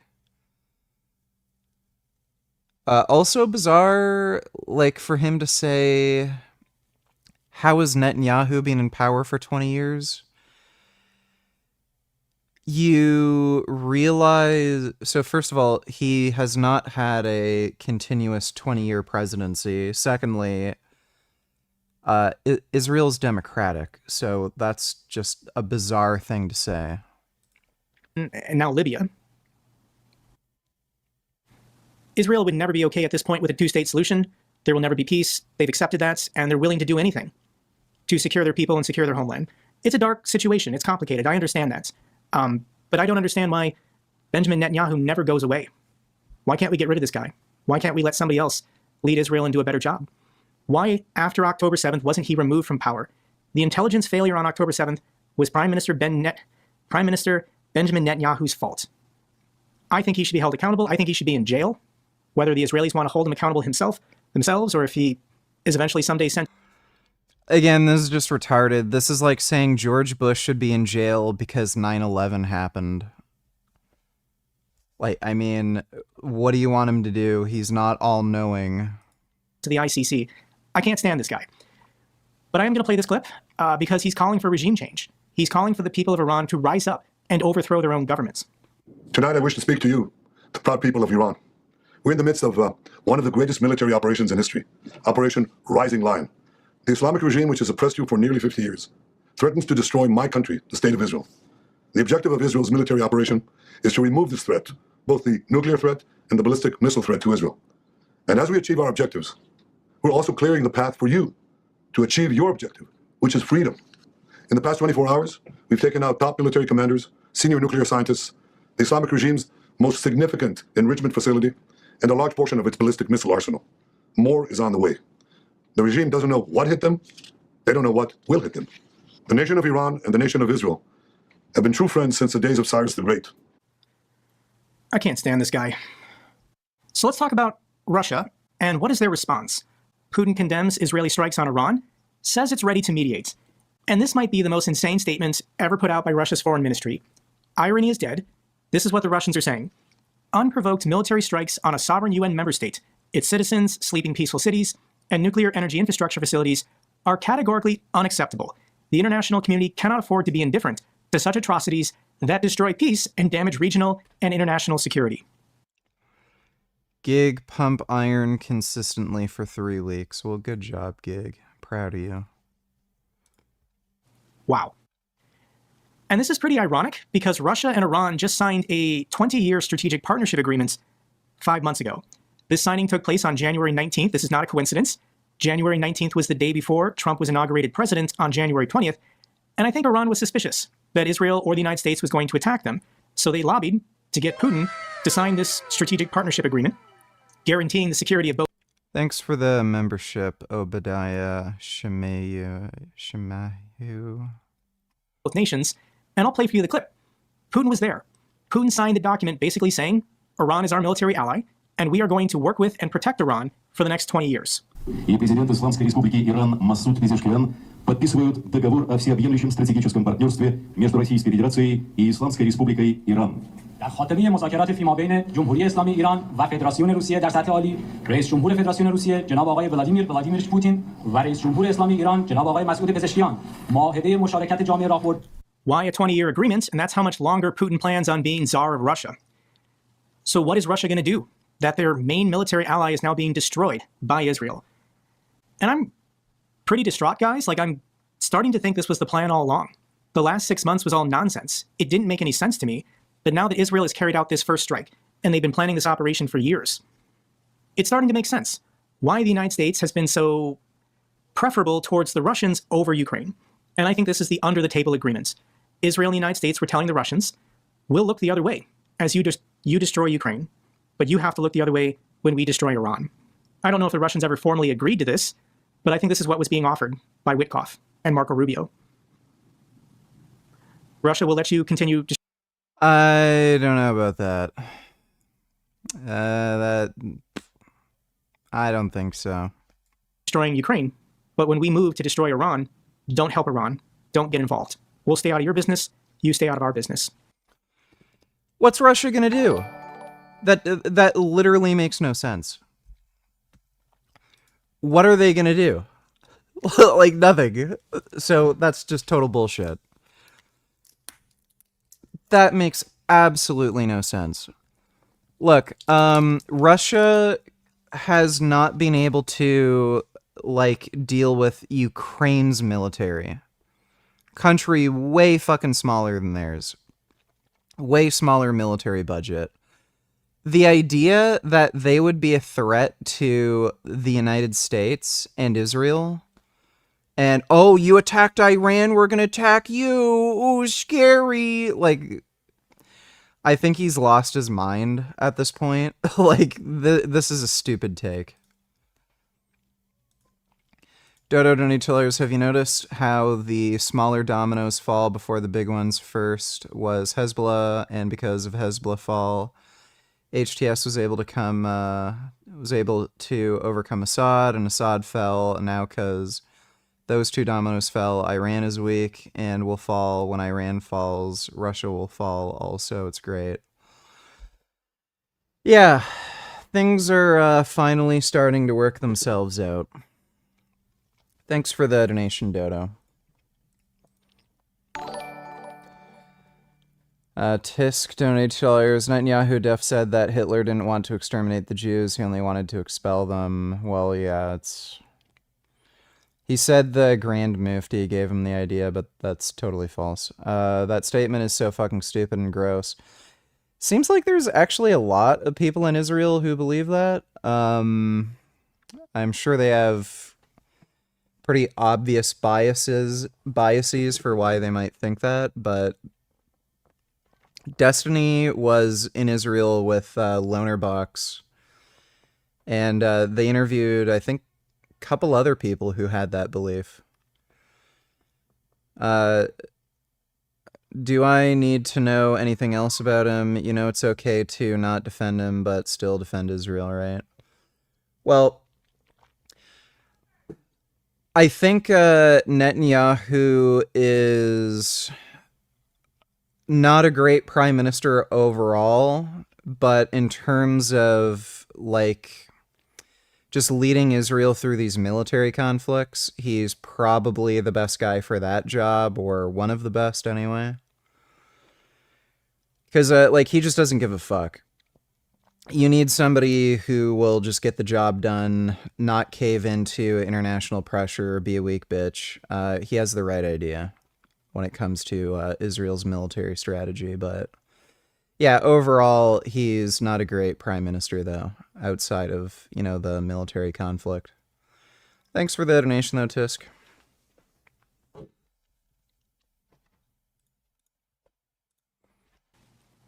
This is the project for the new American century. I understand Donald Trump is supposed to be the anti-establishment candidate, getting elected to fight the deep state. But this is the deep state. This has been the plan since 1997. These are Reaganites. These are neocons. This is the deep state. It's always been the plan to reshape the Middle East by toppling governments. In 2022, the United States went into Afghanistan, took control of the country. Israel is basically the bookend on the other side. And the Well, what is he talking about? 9/11 happened. That's why the invasion of Afghanistan occurred. I think he's kind of loony when it comes to, like, Donald Trump. I don't think he can think straight when Donald Trump is involved with anything. The goal was always, for the last 25 years, regime change in Syria, regime change in Iraq, and regime change in Iran. The United States went into Iraq in 2003.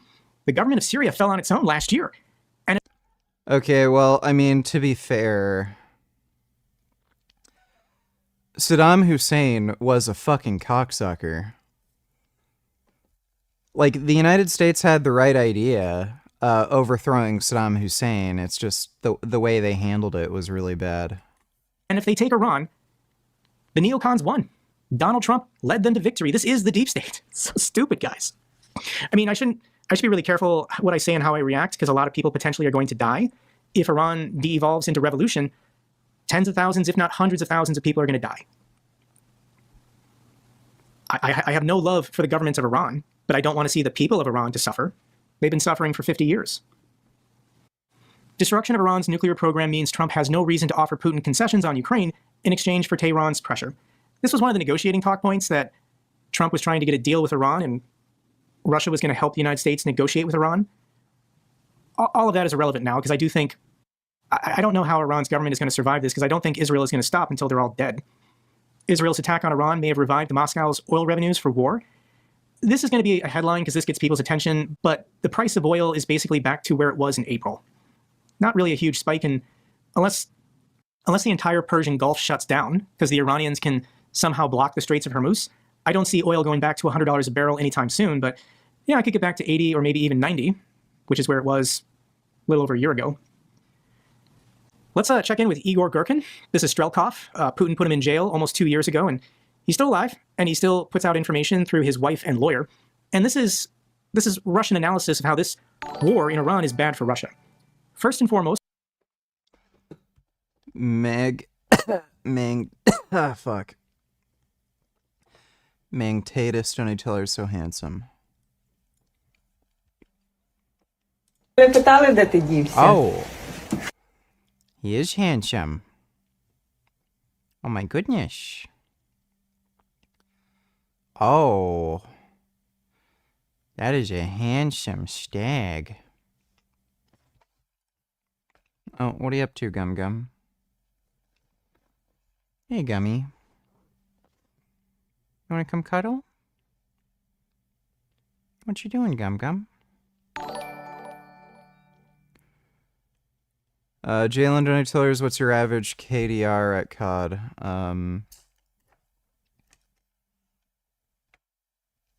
I think right now it's 1.91. What are you? Could you not? Yeah, if I look at the... Oh my god, he's so handsome. Yeah, if I look at the barracks or whatever, I think it's 1.91. Thanks for the donation, Jalen. Oh.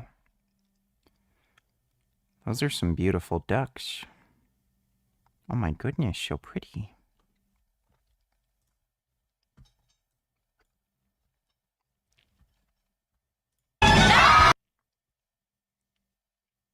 Oh. So potatoey. Oh, that's a nice potato.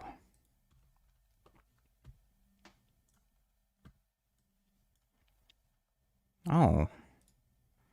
My goodness, that's a nice sheep. Oh my god. Oh. Oh my god. That's a handsome raccoon. Oh, that is so nice. Oh my god. Wow, such a sweet boy. Thanks for the donation, Ming Tatus. The termination of our southern corridor, since we are actively using Iran to supply oil and other raw materials to India and other countries. This route was quite important for us. Now in the east, we only have China left as a transit route for our goods. Secondly, of course, as Iran is subjected to more and more attacks and loses an increasing number of industrial facilities, it won't be able to supply us with weapons and ammunition as it did before, which will also affect the course of our military operations. So yeah, if Iran is destroyed, they can't militarily help Russia anymore, but the geography of Iran is very important. The Russians use the Caspian Sea to transit oil and gas and materials through Iran to India. So things are loaded up at Astrakhan. They then sail through the Caspian Sea. They're unloaded in Iran and then fed down to the Gulf of Oman. Yeah, this is really bad for Russia. Really bad for Russia. Let's cover some U.S. political news real quick. Final decision is still in the White House. Zelensky hopes to push Trump for tougher Russian sanctions at the G7. So Zelensky and Trump are going to meet again relatively soon at a G7 summit, as well as, I think, a NATO conference. And it's another 2 opportunities for Zelensky to somehow reach Trump and get him to agree to do something productive. Reagan stood his ground. Republicans lose patience with Trump's escalation management. I thought Joe Biden was weak, and Joe Biden was all about escalation management. Key Republican Senator Chuck Grassley said, had the West given the Ukrainians what they needed earlier, they might have pushed Russia out of their country by now. Senator Lindsey Graham tweets about Ukraine every day, saying his sanctions bill now has 80 co-sponsors, 82 co-sponsors, 84 co-sponsors. But where's the debate? Where's the vote? And it's not been brought to a vote because Donald Trump keeps telling Republicans in Congress, don't talk about this, don't vote on this yet. Graham's frequent use of the phrase overwhelming support for the sanctions bill is becoming Trump's 2 more weeks. Putin clearly doesn't think they'll really do anything other than reduce aid to Ukraine, which they actually did. Putin is the poker player, the bluffer with the weak hands but even weaker opponents who keep folding their winning cards. Trump, Macron, Starmer, Merz, so much talk. Western leaders have blustered and caved so many times that there is no longer any credible deterrence, only action. Agreements don't do anything. Meetings don't do anything. Appearances don't do anything. We need governments in the West to actually take action. Overwhelming force is the only thing Russia respects. Trump quietly okays another 30 million arms transfer for Ukraine. The United States is still delivering weapons to Ukraine, and they're still supplying intelligence and technical support. I imagine this 30 million package is critical things that only the United States can provide, and something politically has to change, and could change drastically in the next week or 2. Let's check in with the Russian military. How are they holding up? And I saw this clip and I wanted to share it with you. 3.5 years into this war, and Russia still doesn't know how to deliver clean drinking water to their soldiers on the front lines. So these are Russian soldiers showing where and how they get their drinking water. That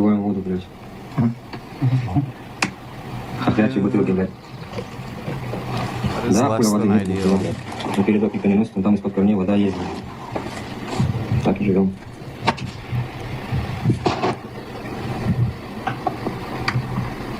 Who's thirsty? It's a hot summer. This is a good piece of news for Ukraine. EU votes to shelter 4 million Ukrainians fleeing Putin's escalating bombing campaign until 2027. So I think the protected status of refugees in the EU was just extended for another 2 years. Correct move. Thank you so much. Final video is once again from Yaroslava. This was, I guess, an art installation put in the Sofia Square in Kyiv. And it's a black cloud over Ukraine. Well, Jake's gone a little retarded. That's unfortunate.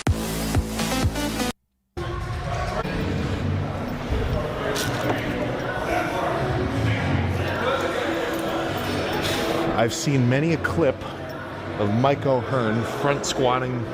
Oh no, he doesn't front squat, but he does underhand bench like 500 pounds. And this is where he does it. Now I've got legs planned for tomorrow, but that's not for tonight. I've got arms. So we're on the wrong side. We gotta go over there. Awesome, man. Nice. Thank you so much. Keep going. Thanks, brother. As you started. Jalen Johnny Tillers, your COD KDR is like top 3 or 2%, bro. Muscle arm. Well, thank you, Jalen. I actually got I got like a fucking crazy kill-death ratio. Yesterday I was playing with a friend. I got like a 20 point something. It's like 20.5 or some shit in a match. I had a match this morning where I got 2 chopper gunners, 2 AC-130s. And I got like 70, I think it was like 72 or 74 and 10. But thanks for the donation, Jalen. Let's check out the outside. What's going on out here?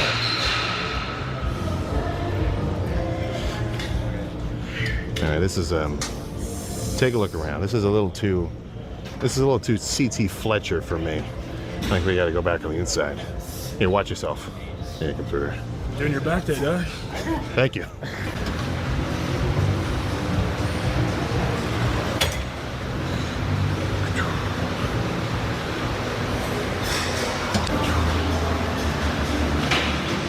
Alright. So if you would have asked me in freaking like 2018, I would have assumed Callum Von Moger and every other freaking...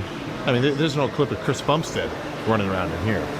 A little different now, Everyone else is doing their own thing, or they've all got their own private gym because they just want to train at home. But there's no taking away the freaking history over here. So I'm gonna get myself amped up. I'm gonna start some rope extensions. This isn't gonna be a full lift. This is more so just enjoying the area. All right, so how about we cut to a little later. I actually still haven't installed Battletoads. I had to do a bunch of shit today.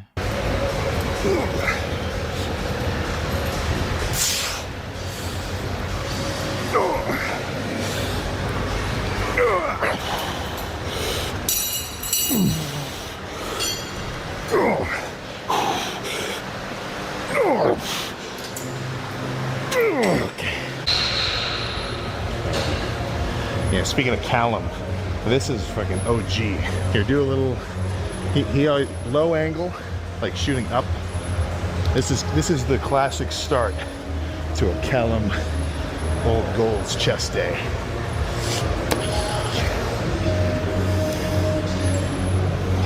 He made it look cooler than this actually feels. I probably would not do this, but no, this is freaking nuts. I mean, if you've actually watched any kind of gym training video of anybody, top dude down to the scrappiest TikToker, odds are they've been around Golds. And it's nuts how it's kind of just freaking persisted for so long, right? I mean, you're not getting this vibe in an LA Fitness. You're definitely not getting it in a fucking Planet. But let's, I gotta find a dip machine. I don't need the Glute Master, and I definitely don't need whatever the hell else is over here. So let's go on this hunt. I was thinking this is gonna be like a regular ass hammer strength machine. This is cool. This is actually way cooler than I thought. All right, let's, here, you're not just here to record. Throw a plate on that side and then we do a real set.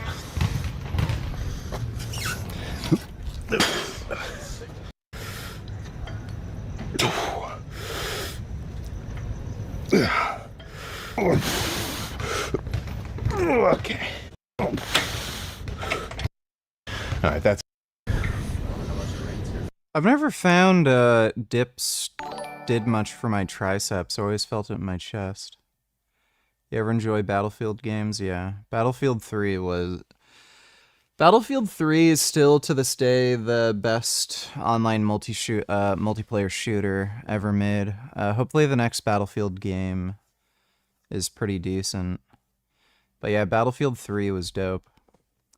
Battlefield 4 was worse, but still pretty okay. And then Battlefield 5 was just pure garbage. And 2042 was just garbage too. Thanks for the donation, Jalen. It rains. Sometimes. Do you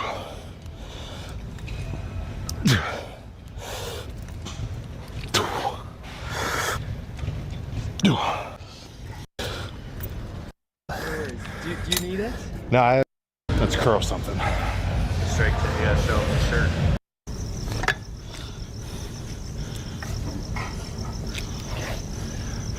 This might be good. Kind of finicky with the preachers. It's not always a good fit. It was, but somebody big, and they were doing overhead extensions right here, and they were trying to sell it like it was the best thing they'd ever seen in their life. I know he was lying. I don't want to say Mike O'Hearn like 6 times this video, but it was definitely him.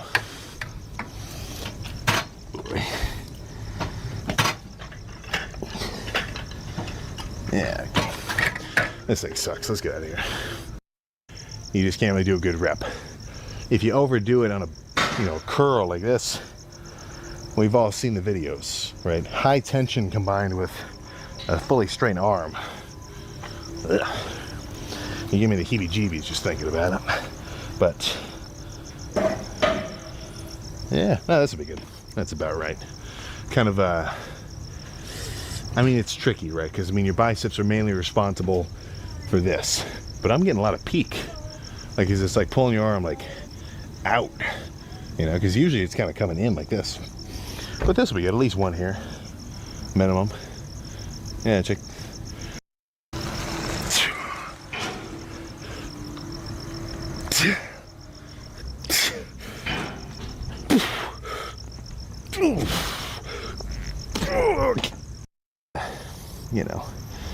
Just, I guess. I do about 30 minutes of cardio per day. What I'm trying to say is, if you've got a fancy home gym, or the gym you actually go to, just try not to waste the opportunity. If you get a fancy ass curl like this. Well, I don't have to. Did Jasmine like to be? Don't want to talk about it. Don't care. Say it like that. He was telling me right there. He's like, Sam, we got chest presses, we got rows. Where the hell's the bicep curl machine? This would be one to get, but I don't know. No, but yeah, this thing's really cool. Let's move on. I wish I was doing chest today.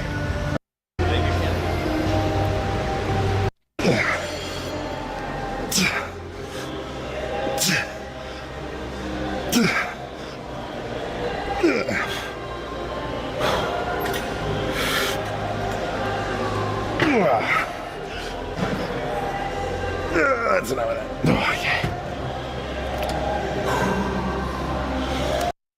This machine was, this is at the college gym, and I like it a lot, just not for shoulder press. And frankly, the setup is so weird anyway, because if you're even gonna do heavy shoulder press, now you have to like somehow Oof, someone's salty about. Don't care. I just don't want to have to fucking talk about it constantly all night. Soon as we start talking about it, oh my god, every fucking comment, every fucking donation. It's just done. Holy fuck. Weight up to here. Like, this is fucking nuts. But this machine happens to be perfect for curls. I'm talking just seated. I mean, this is a curl machine that they accidentally mislaid. All you fucking need are chin-ups and, like, dumbbell or barbell curls. All these machines, just whatever. Preacher, I was, like, kind of pulling out. Lighting. But I feel like I haven't seen an outside of gold pose down. Call out. Pose 1. Front double by. Front double by.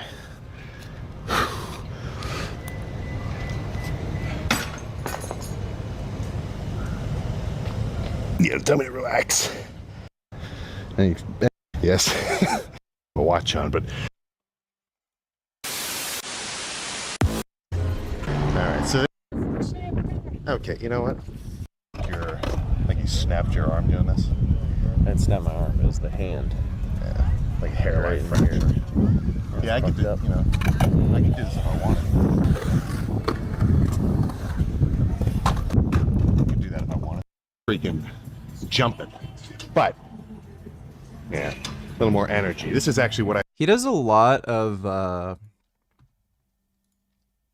like, push downs, or push down variations.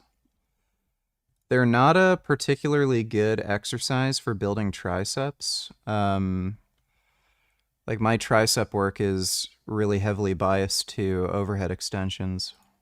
I expected from Golds. So, I'll take my time, get warm, and frankly, I want to, well, we'll see what happens. I was going to do legs, but now I don't want to do legs. Dodo Nightillers really makes you think. This video is sponsored by Brilliant. Stay tuned to the end for a very special offer for Arvin Ash viewers. Imagine you're playing an immersive 3D video game. To the characters in the game, their world feels real. They run around mountains, jump under gravity, and experience a rich three-dimensional environment. But behind the scenes, every detail of that 3D world is encoded on a game disk or computer chip. In a sense, the game's reality exists in two forms: the 3D adventures on the screen and the lines of code on a flat storage device. These two forms are one and the same. Now stretch this idea to the entire universe. What if our cosmos, with all its stars, planets, and gravity, has an alternate description, like a cosmic code on a distant surface? This is the essence of a revolutionary concept in physics called the ADS-CFT correspondence. In simple terms, ADS-CFT suggests that two totally different worlds, one with gravity and one without, can actually be two sides describing the same reality. It's as if the universe has both a storage device version and a screen version, and they perfectly match each other. But if one has gravity and the other one doesn't, this raises an intriguing question. If our universe with gravity can be described perfectly by a model with no gravity, is gravity nothing more than an illusion? Does it even exist?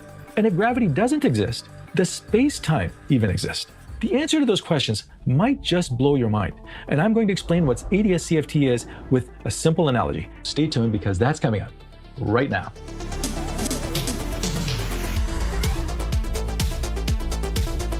The idea that our three-dimensional universe can be perfectly modeled by a two-dimensional surface might sound like science fiction, but it's a real scientific hypothesis proposed by physicists to understand how the universe might work at a deep level.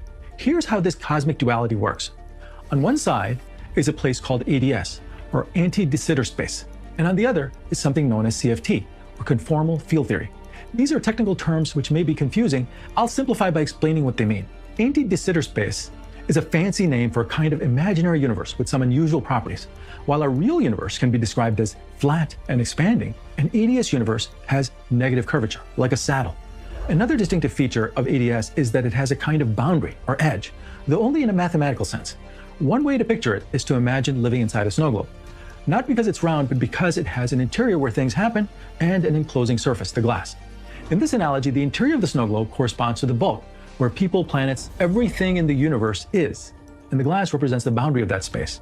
The key difference is that if you travel towards the edge of an ADS universe, you don't hit a hard wall. Instead, the geometry stretches so that the boundary lies an infinite distance away, even though it directly influences the structure of the space. ADS is a theoretical playground where gravity behaves in a well-understood way. Physicists often use ADS space as a testing ground because its mathematical properties are nicely defined. What's important here for our purposes is that ADS is a three-dimensional space with gravity, and it comes with a boundary surrounding it.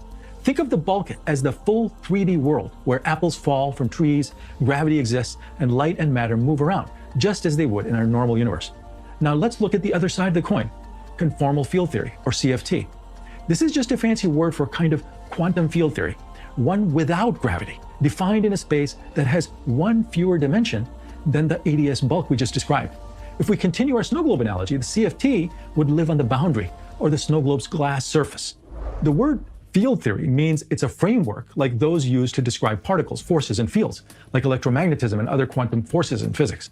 Conformal basically means the laws in the theory look the same even if you stretch or rescale things. It's symmetric in scale, something like a repeating fractal pattern. But you don't need to worry about the exact definition. Just remember that CFT is a set of rules for physics living on a lower dimensional surface. But crucial to this is that the CFT has no gravity in it. It's more like a flat world's physics. You can imagine the CFT as analogous to the code of a video game or the film of a hologram. It's a description of something written on what looks like fewer dimensions. For example, if our ADS bulk is three-dimensional space, the CFT might sit on a two-dimensional surface outlining that space. Now here's the mind-blowing part. ADS CFT says that the bulk, the ADS space with gravity, and the boundary CFT without gravity are actually the same thing in two different forms. It's as if nature can tell one story in two different languages. One language, ADS, which talks about curved space, gravity, and things like black holes and stars inside the space. The other language, CFT, talks about fields and particles in a lower dimensional world with no gravity on the boundary. But it encodes the behavior of gravity in the ADS. Every event or object in the ADS bulk corresponds to something in the CFT on the boundary, and vice versa. The idea is often called holographic principle because it's just like a hologram, a 3D image that's stored on a 2D surface. It's an exact equivalence. If you have a question about the physics in the ADS bulk, you can translate it into a question on the CFT theory on the boundary. If you solve it there and translate back, you'll get the exact same answer as you would directly in the bulk theory. This was first discovered in 1997 by a young physicist named Juan Maldacena, who rocked the physics world with his proposal. Picture a sprawling, open-world video game like Minecraft or The Legend of Zelda. The game's universe has landscapes, gravity, day-night cycles, an entire physics-rich world. But all of that world only exists because of the information on a cartridge or hard drive. The game's code is typically not visual. It's a bunch of numbers, logic gates, or lines of programming effectively existing in a different form. You might say a different dimension. It's important to understand that ADS CFT isn't saying we literally live in a computer simulation, but the metaphor of two equivalent levels, one virtual and one physical, shows us how two frameworks can represent the same phenomena. So this raises an intriguing question about gravity. If it can be described perfectly by a theory with no gravity, is gravity real? Could gravity, or space-time itself, just be the shadow of a deeper and perhaps even simpler quantum reality? Well, it's real because we can measure it, and we have very accurate theories that model it, but it may not be fundamental. Perhaps the most profound implication of ADS CFT is that it provides a mechanism for gravity to emerge from a system that doesn't contain gravity. On the boundary side, the CFT, we have a quantum system of fields and particles evolving with no gravitational force. It lives in a flat space-time and obeys ordinary quantum mechanics. Yet this system is equivalent to a picture of one higher dimensional world where gravity and curved space-time do exist. In other words, gravity in the ADS bulk is an emergent phenomenon, a holographic image of the quantum field dynamics on the boundary. But how exactly does gravity come out of the CFT? Modern research appears to show that quantum entanglement in the CFT is the key to building the space-time geometry in the ADS. It turns out that these patterns of entanglement can be related to the connectivity and shape of space in the bulk. In a famous thought experiment, physicist Mark Bronstonk argued that if you gradually reduce the entanglement between parts of the CFT, the corresponding ADS space begins to split or tear apart, implying that entanglement is like the glue that holds space together. In fact, a compelling demonstration of emergent gravity is how black holes in the ADS correspond to certain states of the CFT. A black hole is a region of space-time where gravity is so strong that nothing can escape, including light. That's why it's black. In ADS CFT, a black hole in the bulk ADS is dual to the CFT being in a thermal state, or a kind of hot state with a temperature. This means that features we associate with black holes, its gravity and other properties, are reproduced in the non-gravitational physics of the CFT. So what looks like a mysterious gravitational object in the ADS is nothing more than a bunch of quantum particles in a hot soup on the CFT. No single quantum of the CFT corresponds to gravity by itself, but together, their interactions create the effect of a smooth, curved spacetime with a gravitational force. To put it another way, ADS CFT provides a way for space, time, and gravity to emerge from a lower dimensional quantum world. You can say gravity emerges for free as a byproduct of quantum mechanics in disguise.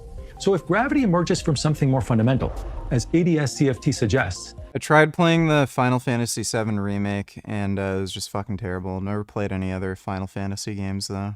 It forces us to rethink what is a fundamental force. In physics classes, we always learn that there are four fundamental forces: the strong force, weak force, electromagnetism, and gravity. But the Dodo donated $2. Everyone out. I don't enjoy training. I don't enjoy the spiritual side of fighting. I don't do this to make friends. I hate everything besides knocking people out. So 100%, I wouldn't get in the ring unless I was 1,000% sure I was going to put him to sleep. He's going down before the round's over. I don't watch fighting. I don't watch MMA. I don't watch boxing. I don't watch kickboxing. I am completely uninterested in sitting at a TV and watching someone else fight. I do this for me. I do this to represent my country and to represent my gym. I'm only interested in my career. I don't know who these people are. I don't know if they're a trash talker or not. I don't consider myself a trash talker. I just say what's ever on my mind. That's how it is. That's how it's always going to be. He was never a particularly good fighter. But, that might explain why, because he never trained properly and shit. But thanks for the donation, Dodo. ADS-CFT duality implies that gravity might belong in a different category. It could be a macroscopic phenomenon that isn't fundamental in itself, but arises from deeper laws. To use an analogy, just as waves on the ocean are not fundamental, they result from many water molecules moving under rules of fluid dynamics, gravity could be the wave and space-time the fluid in which the wave forms. What would this mean for the future of physics research? First, it would mean that there are no gravitons at the fundamental level. In the traditional approach to quantum gravity, scientists are attempting to quantize gravity by introducing a particle called the graviton, which confers the gravitational force, just as photons confer the electromagnetic force. ADS-CFT implies that there could be no such thing as gravitons. So quantum gravity is not a separate standalone quantum theory of a force, but arises from ordinary quantum theories. Second, it would show that Einstein's equations can come out of quantum information principles. Third, we might have to redefine what we believe is fundamental in physics, namely spacetime.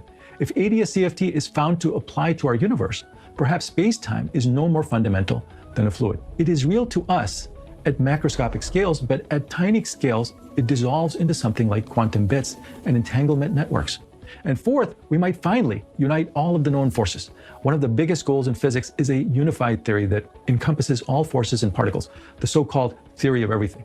Uniting quantum theory and general relativity has been one of the biggest challenges in physics. ADS-CFT offers a potential bridge. Now, I want to caution that as far as we know, our universe is not ADS. ADS-CFT is best understood in a negatively curved anti-de Sitter universe, whereas our universe is closer to a de Sitter space with positive curvature due to cosmic expansion. Physicists are actively searching for a similar holographic principle for the de Sitter space, a DS-CFT, or some kind of celestial holography, where the boundary might be at an infinity in time rather than space. If we manage to find it, it would have profound implications not only for gravity, but also time and causality. If time is emergent, then one can ask, how does causality work at the fundamental level? We might find that our ideas about cause and effect are phenomena that only appear at large scales, but are not built in at the micro level. It could be that time and causality really are not fundamental. But what is fundamental is our collective journey to scientific enlightenment. I create these videos to help towards that effort, but you can greatly... Yeah, I do not understand most of that, but I understand enough to say that is interesting. Legs in here. All right, so I'll save legs for tomorrow, do chest today, and just go absolutely freaking nuts. The 150-pound dumbbells, let's just say they're going to be moving. But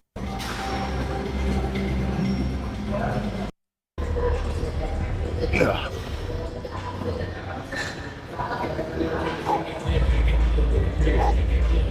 3, 4, 5, 6, 7, 8. All you. 9. One more. So, 3 more. Yeah, Two more. You had it. That'll be good. Good shit, bro. I'm going to go down 20 pounds, 345. Steroids look like fun. But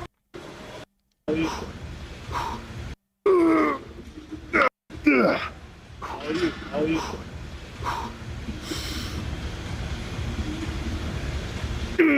8. 9. Oh my gosh. Okay. Or move on. Honestly, those two are so good. Let's how heavy to go. Obviously expected. Shoulder press. It has one plate. Yeah.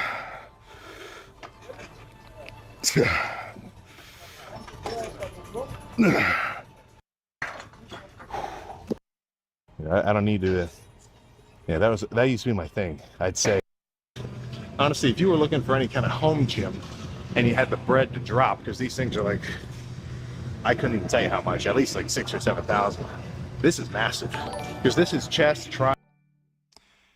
Fag and Sons Law Firm donated $2. Regret in life? Not providing enough shareholder value. What's your biggest regret? The fuck? I knew it! I knew it! I knew it! Yeah, I'm sure a lot of people do that. Do you know how beneficial dragonflies are to us? Dragonflies are incredible creatures that play a vital role in protecting our environment, eliminating 50 to 100 harmful insects like mosquitoes and horseflies every day. Dragonflies are nature's perfect pest control system. Their eyes, made up of about 30,000 intricate lenses, allow them to observe their surroundings in 360 degrees and hunt prey with pinpoint accuracy at speeds of up to 35 miles per hour. By reducing the spread of mosquito-borne diseases and continuously eliminating harmful insects, they directly contribute to public health and ecological balance. Their preference for clean water and healthy environments makes them an important indicator of ecological well-being. During their short lifespan of 2 to 6 weeks, dragonflies help maintain environmental balance. They are not just insects, but essential members of the ecosystem. Yes, dragonflies are our friends. Anything that gets rid of mosquitoes is a friend of mine. Eyes, buys, shoulders, back.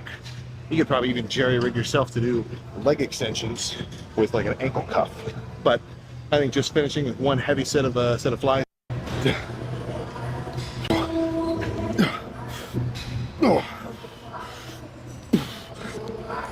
Okay. Over here, but let's see how we're looking pumped up. And frankly, I feel like a beast with those heavy sets of bench right at the beginning. So let's say you be the judge.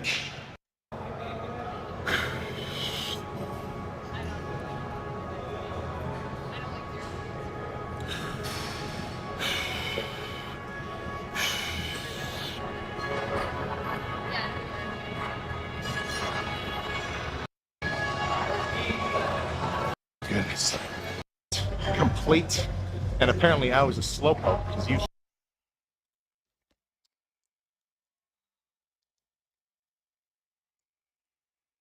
All right, I am starting to get quite tired. I've got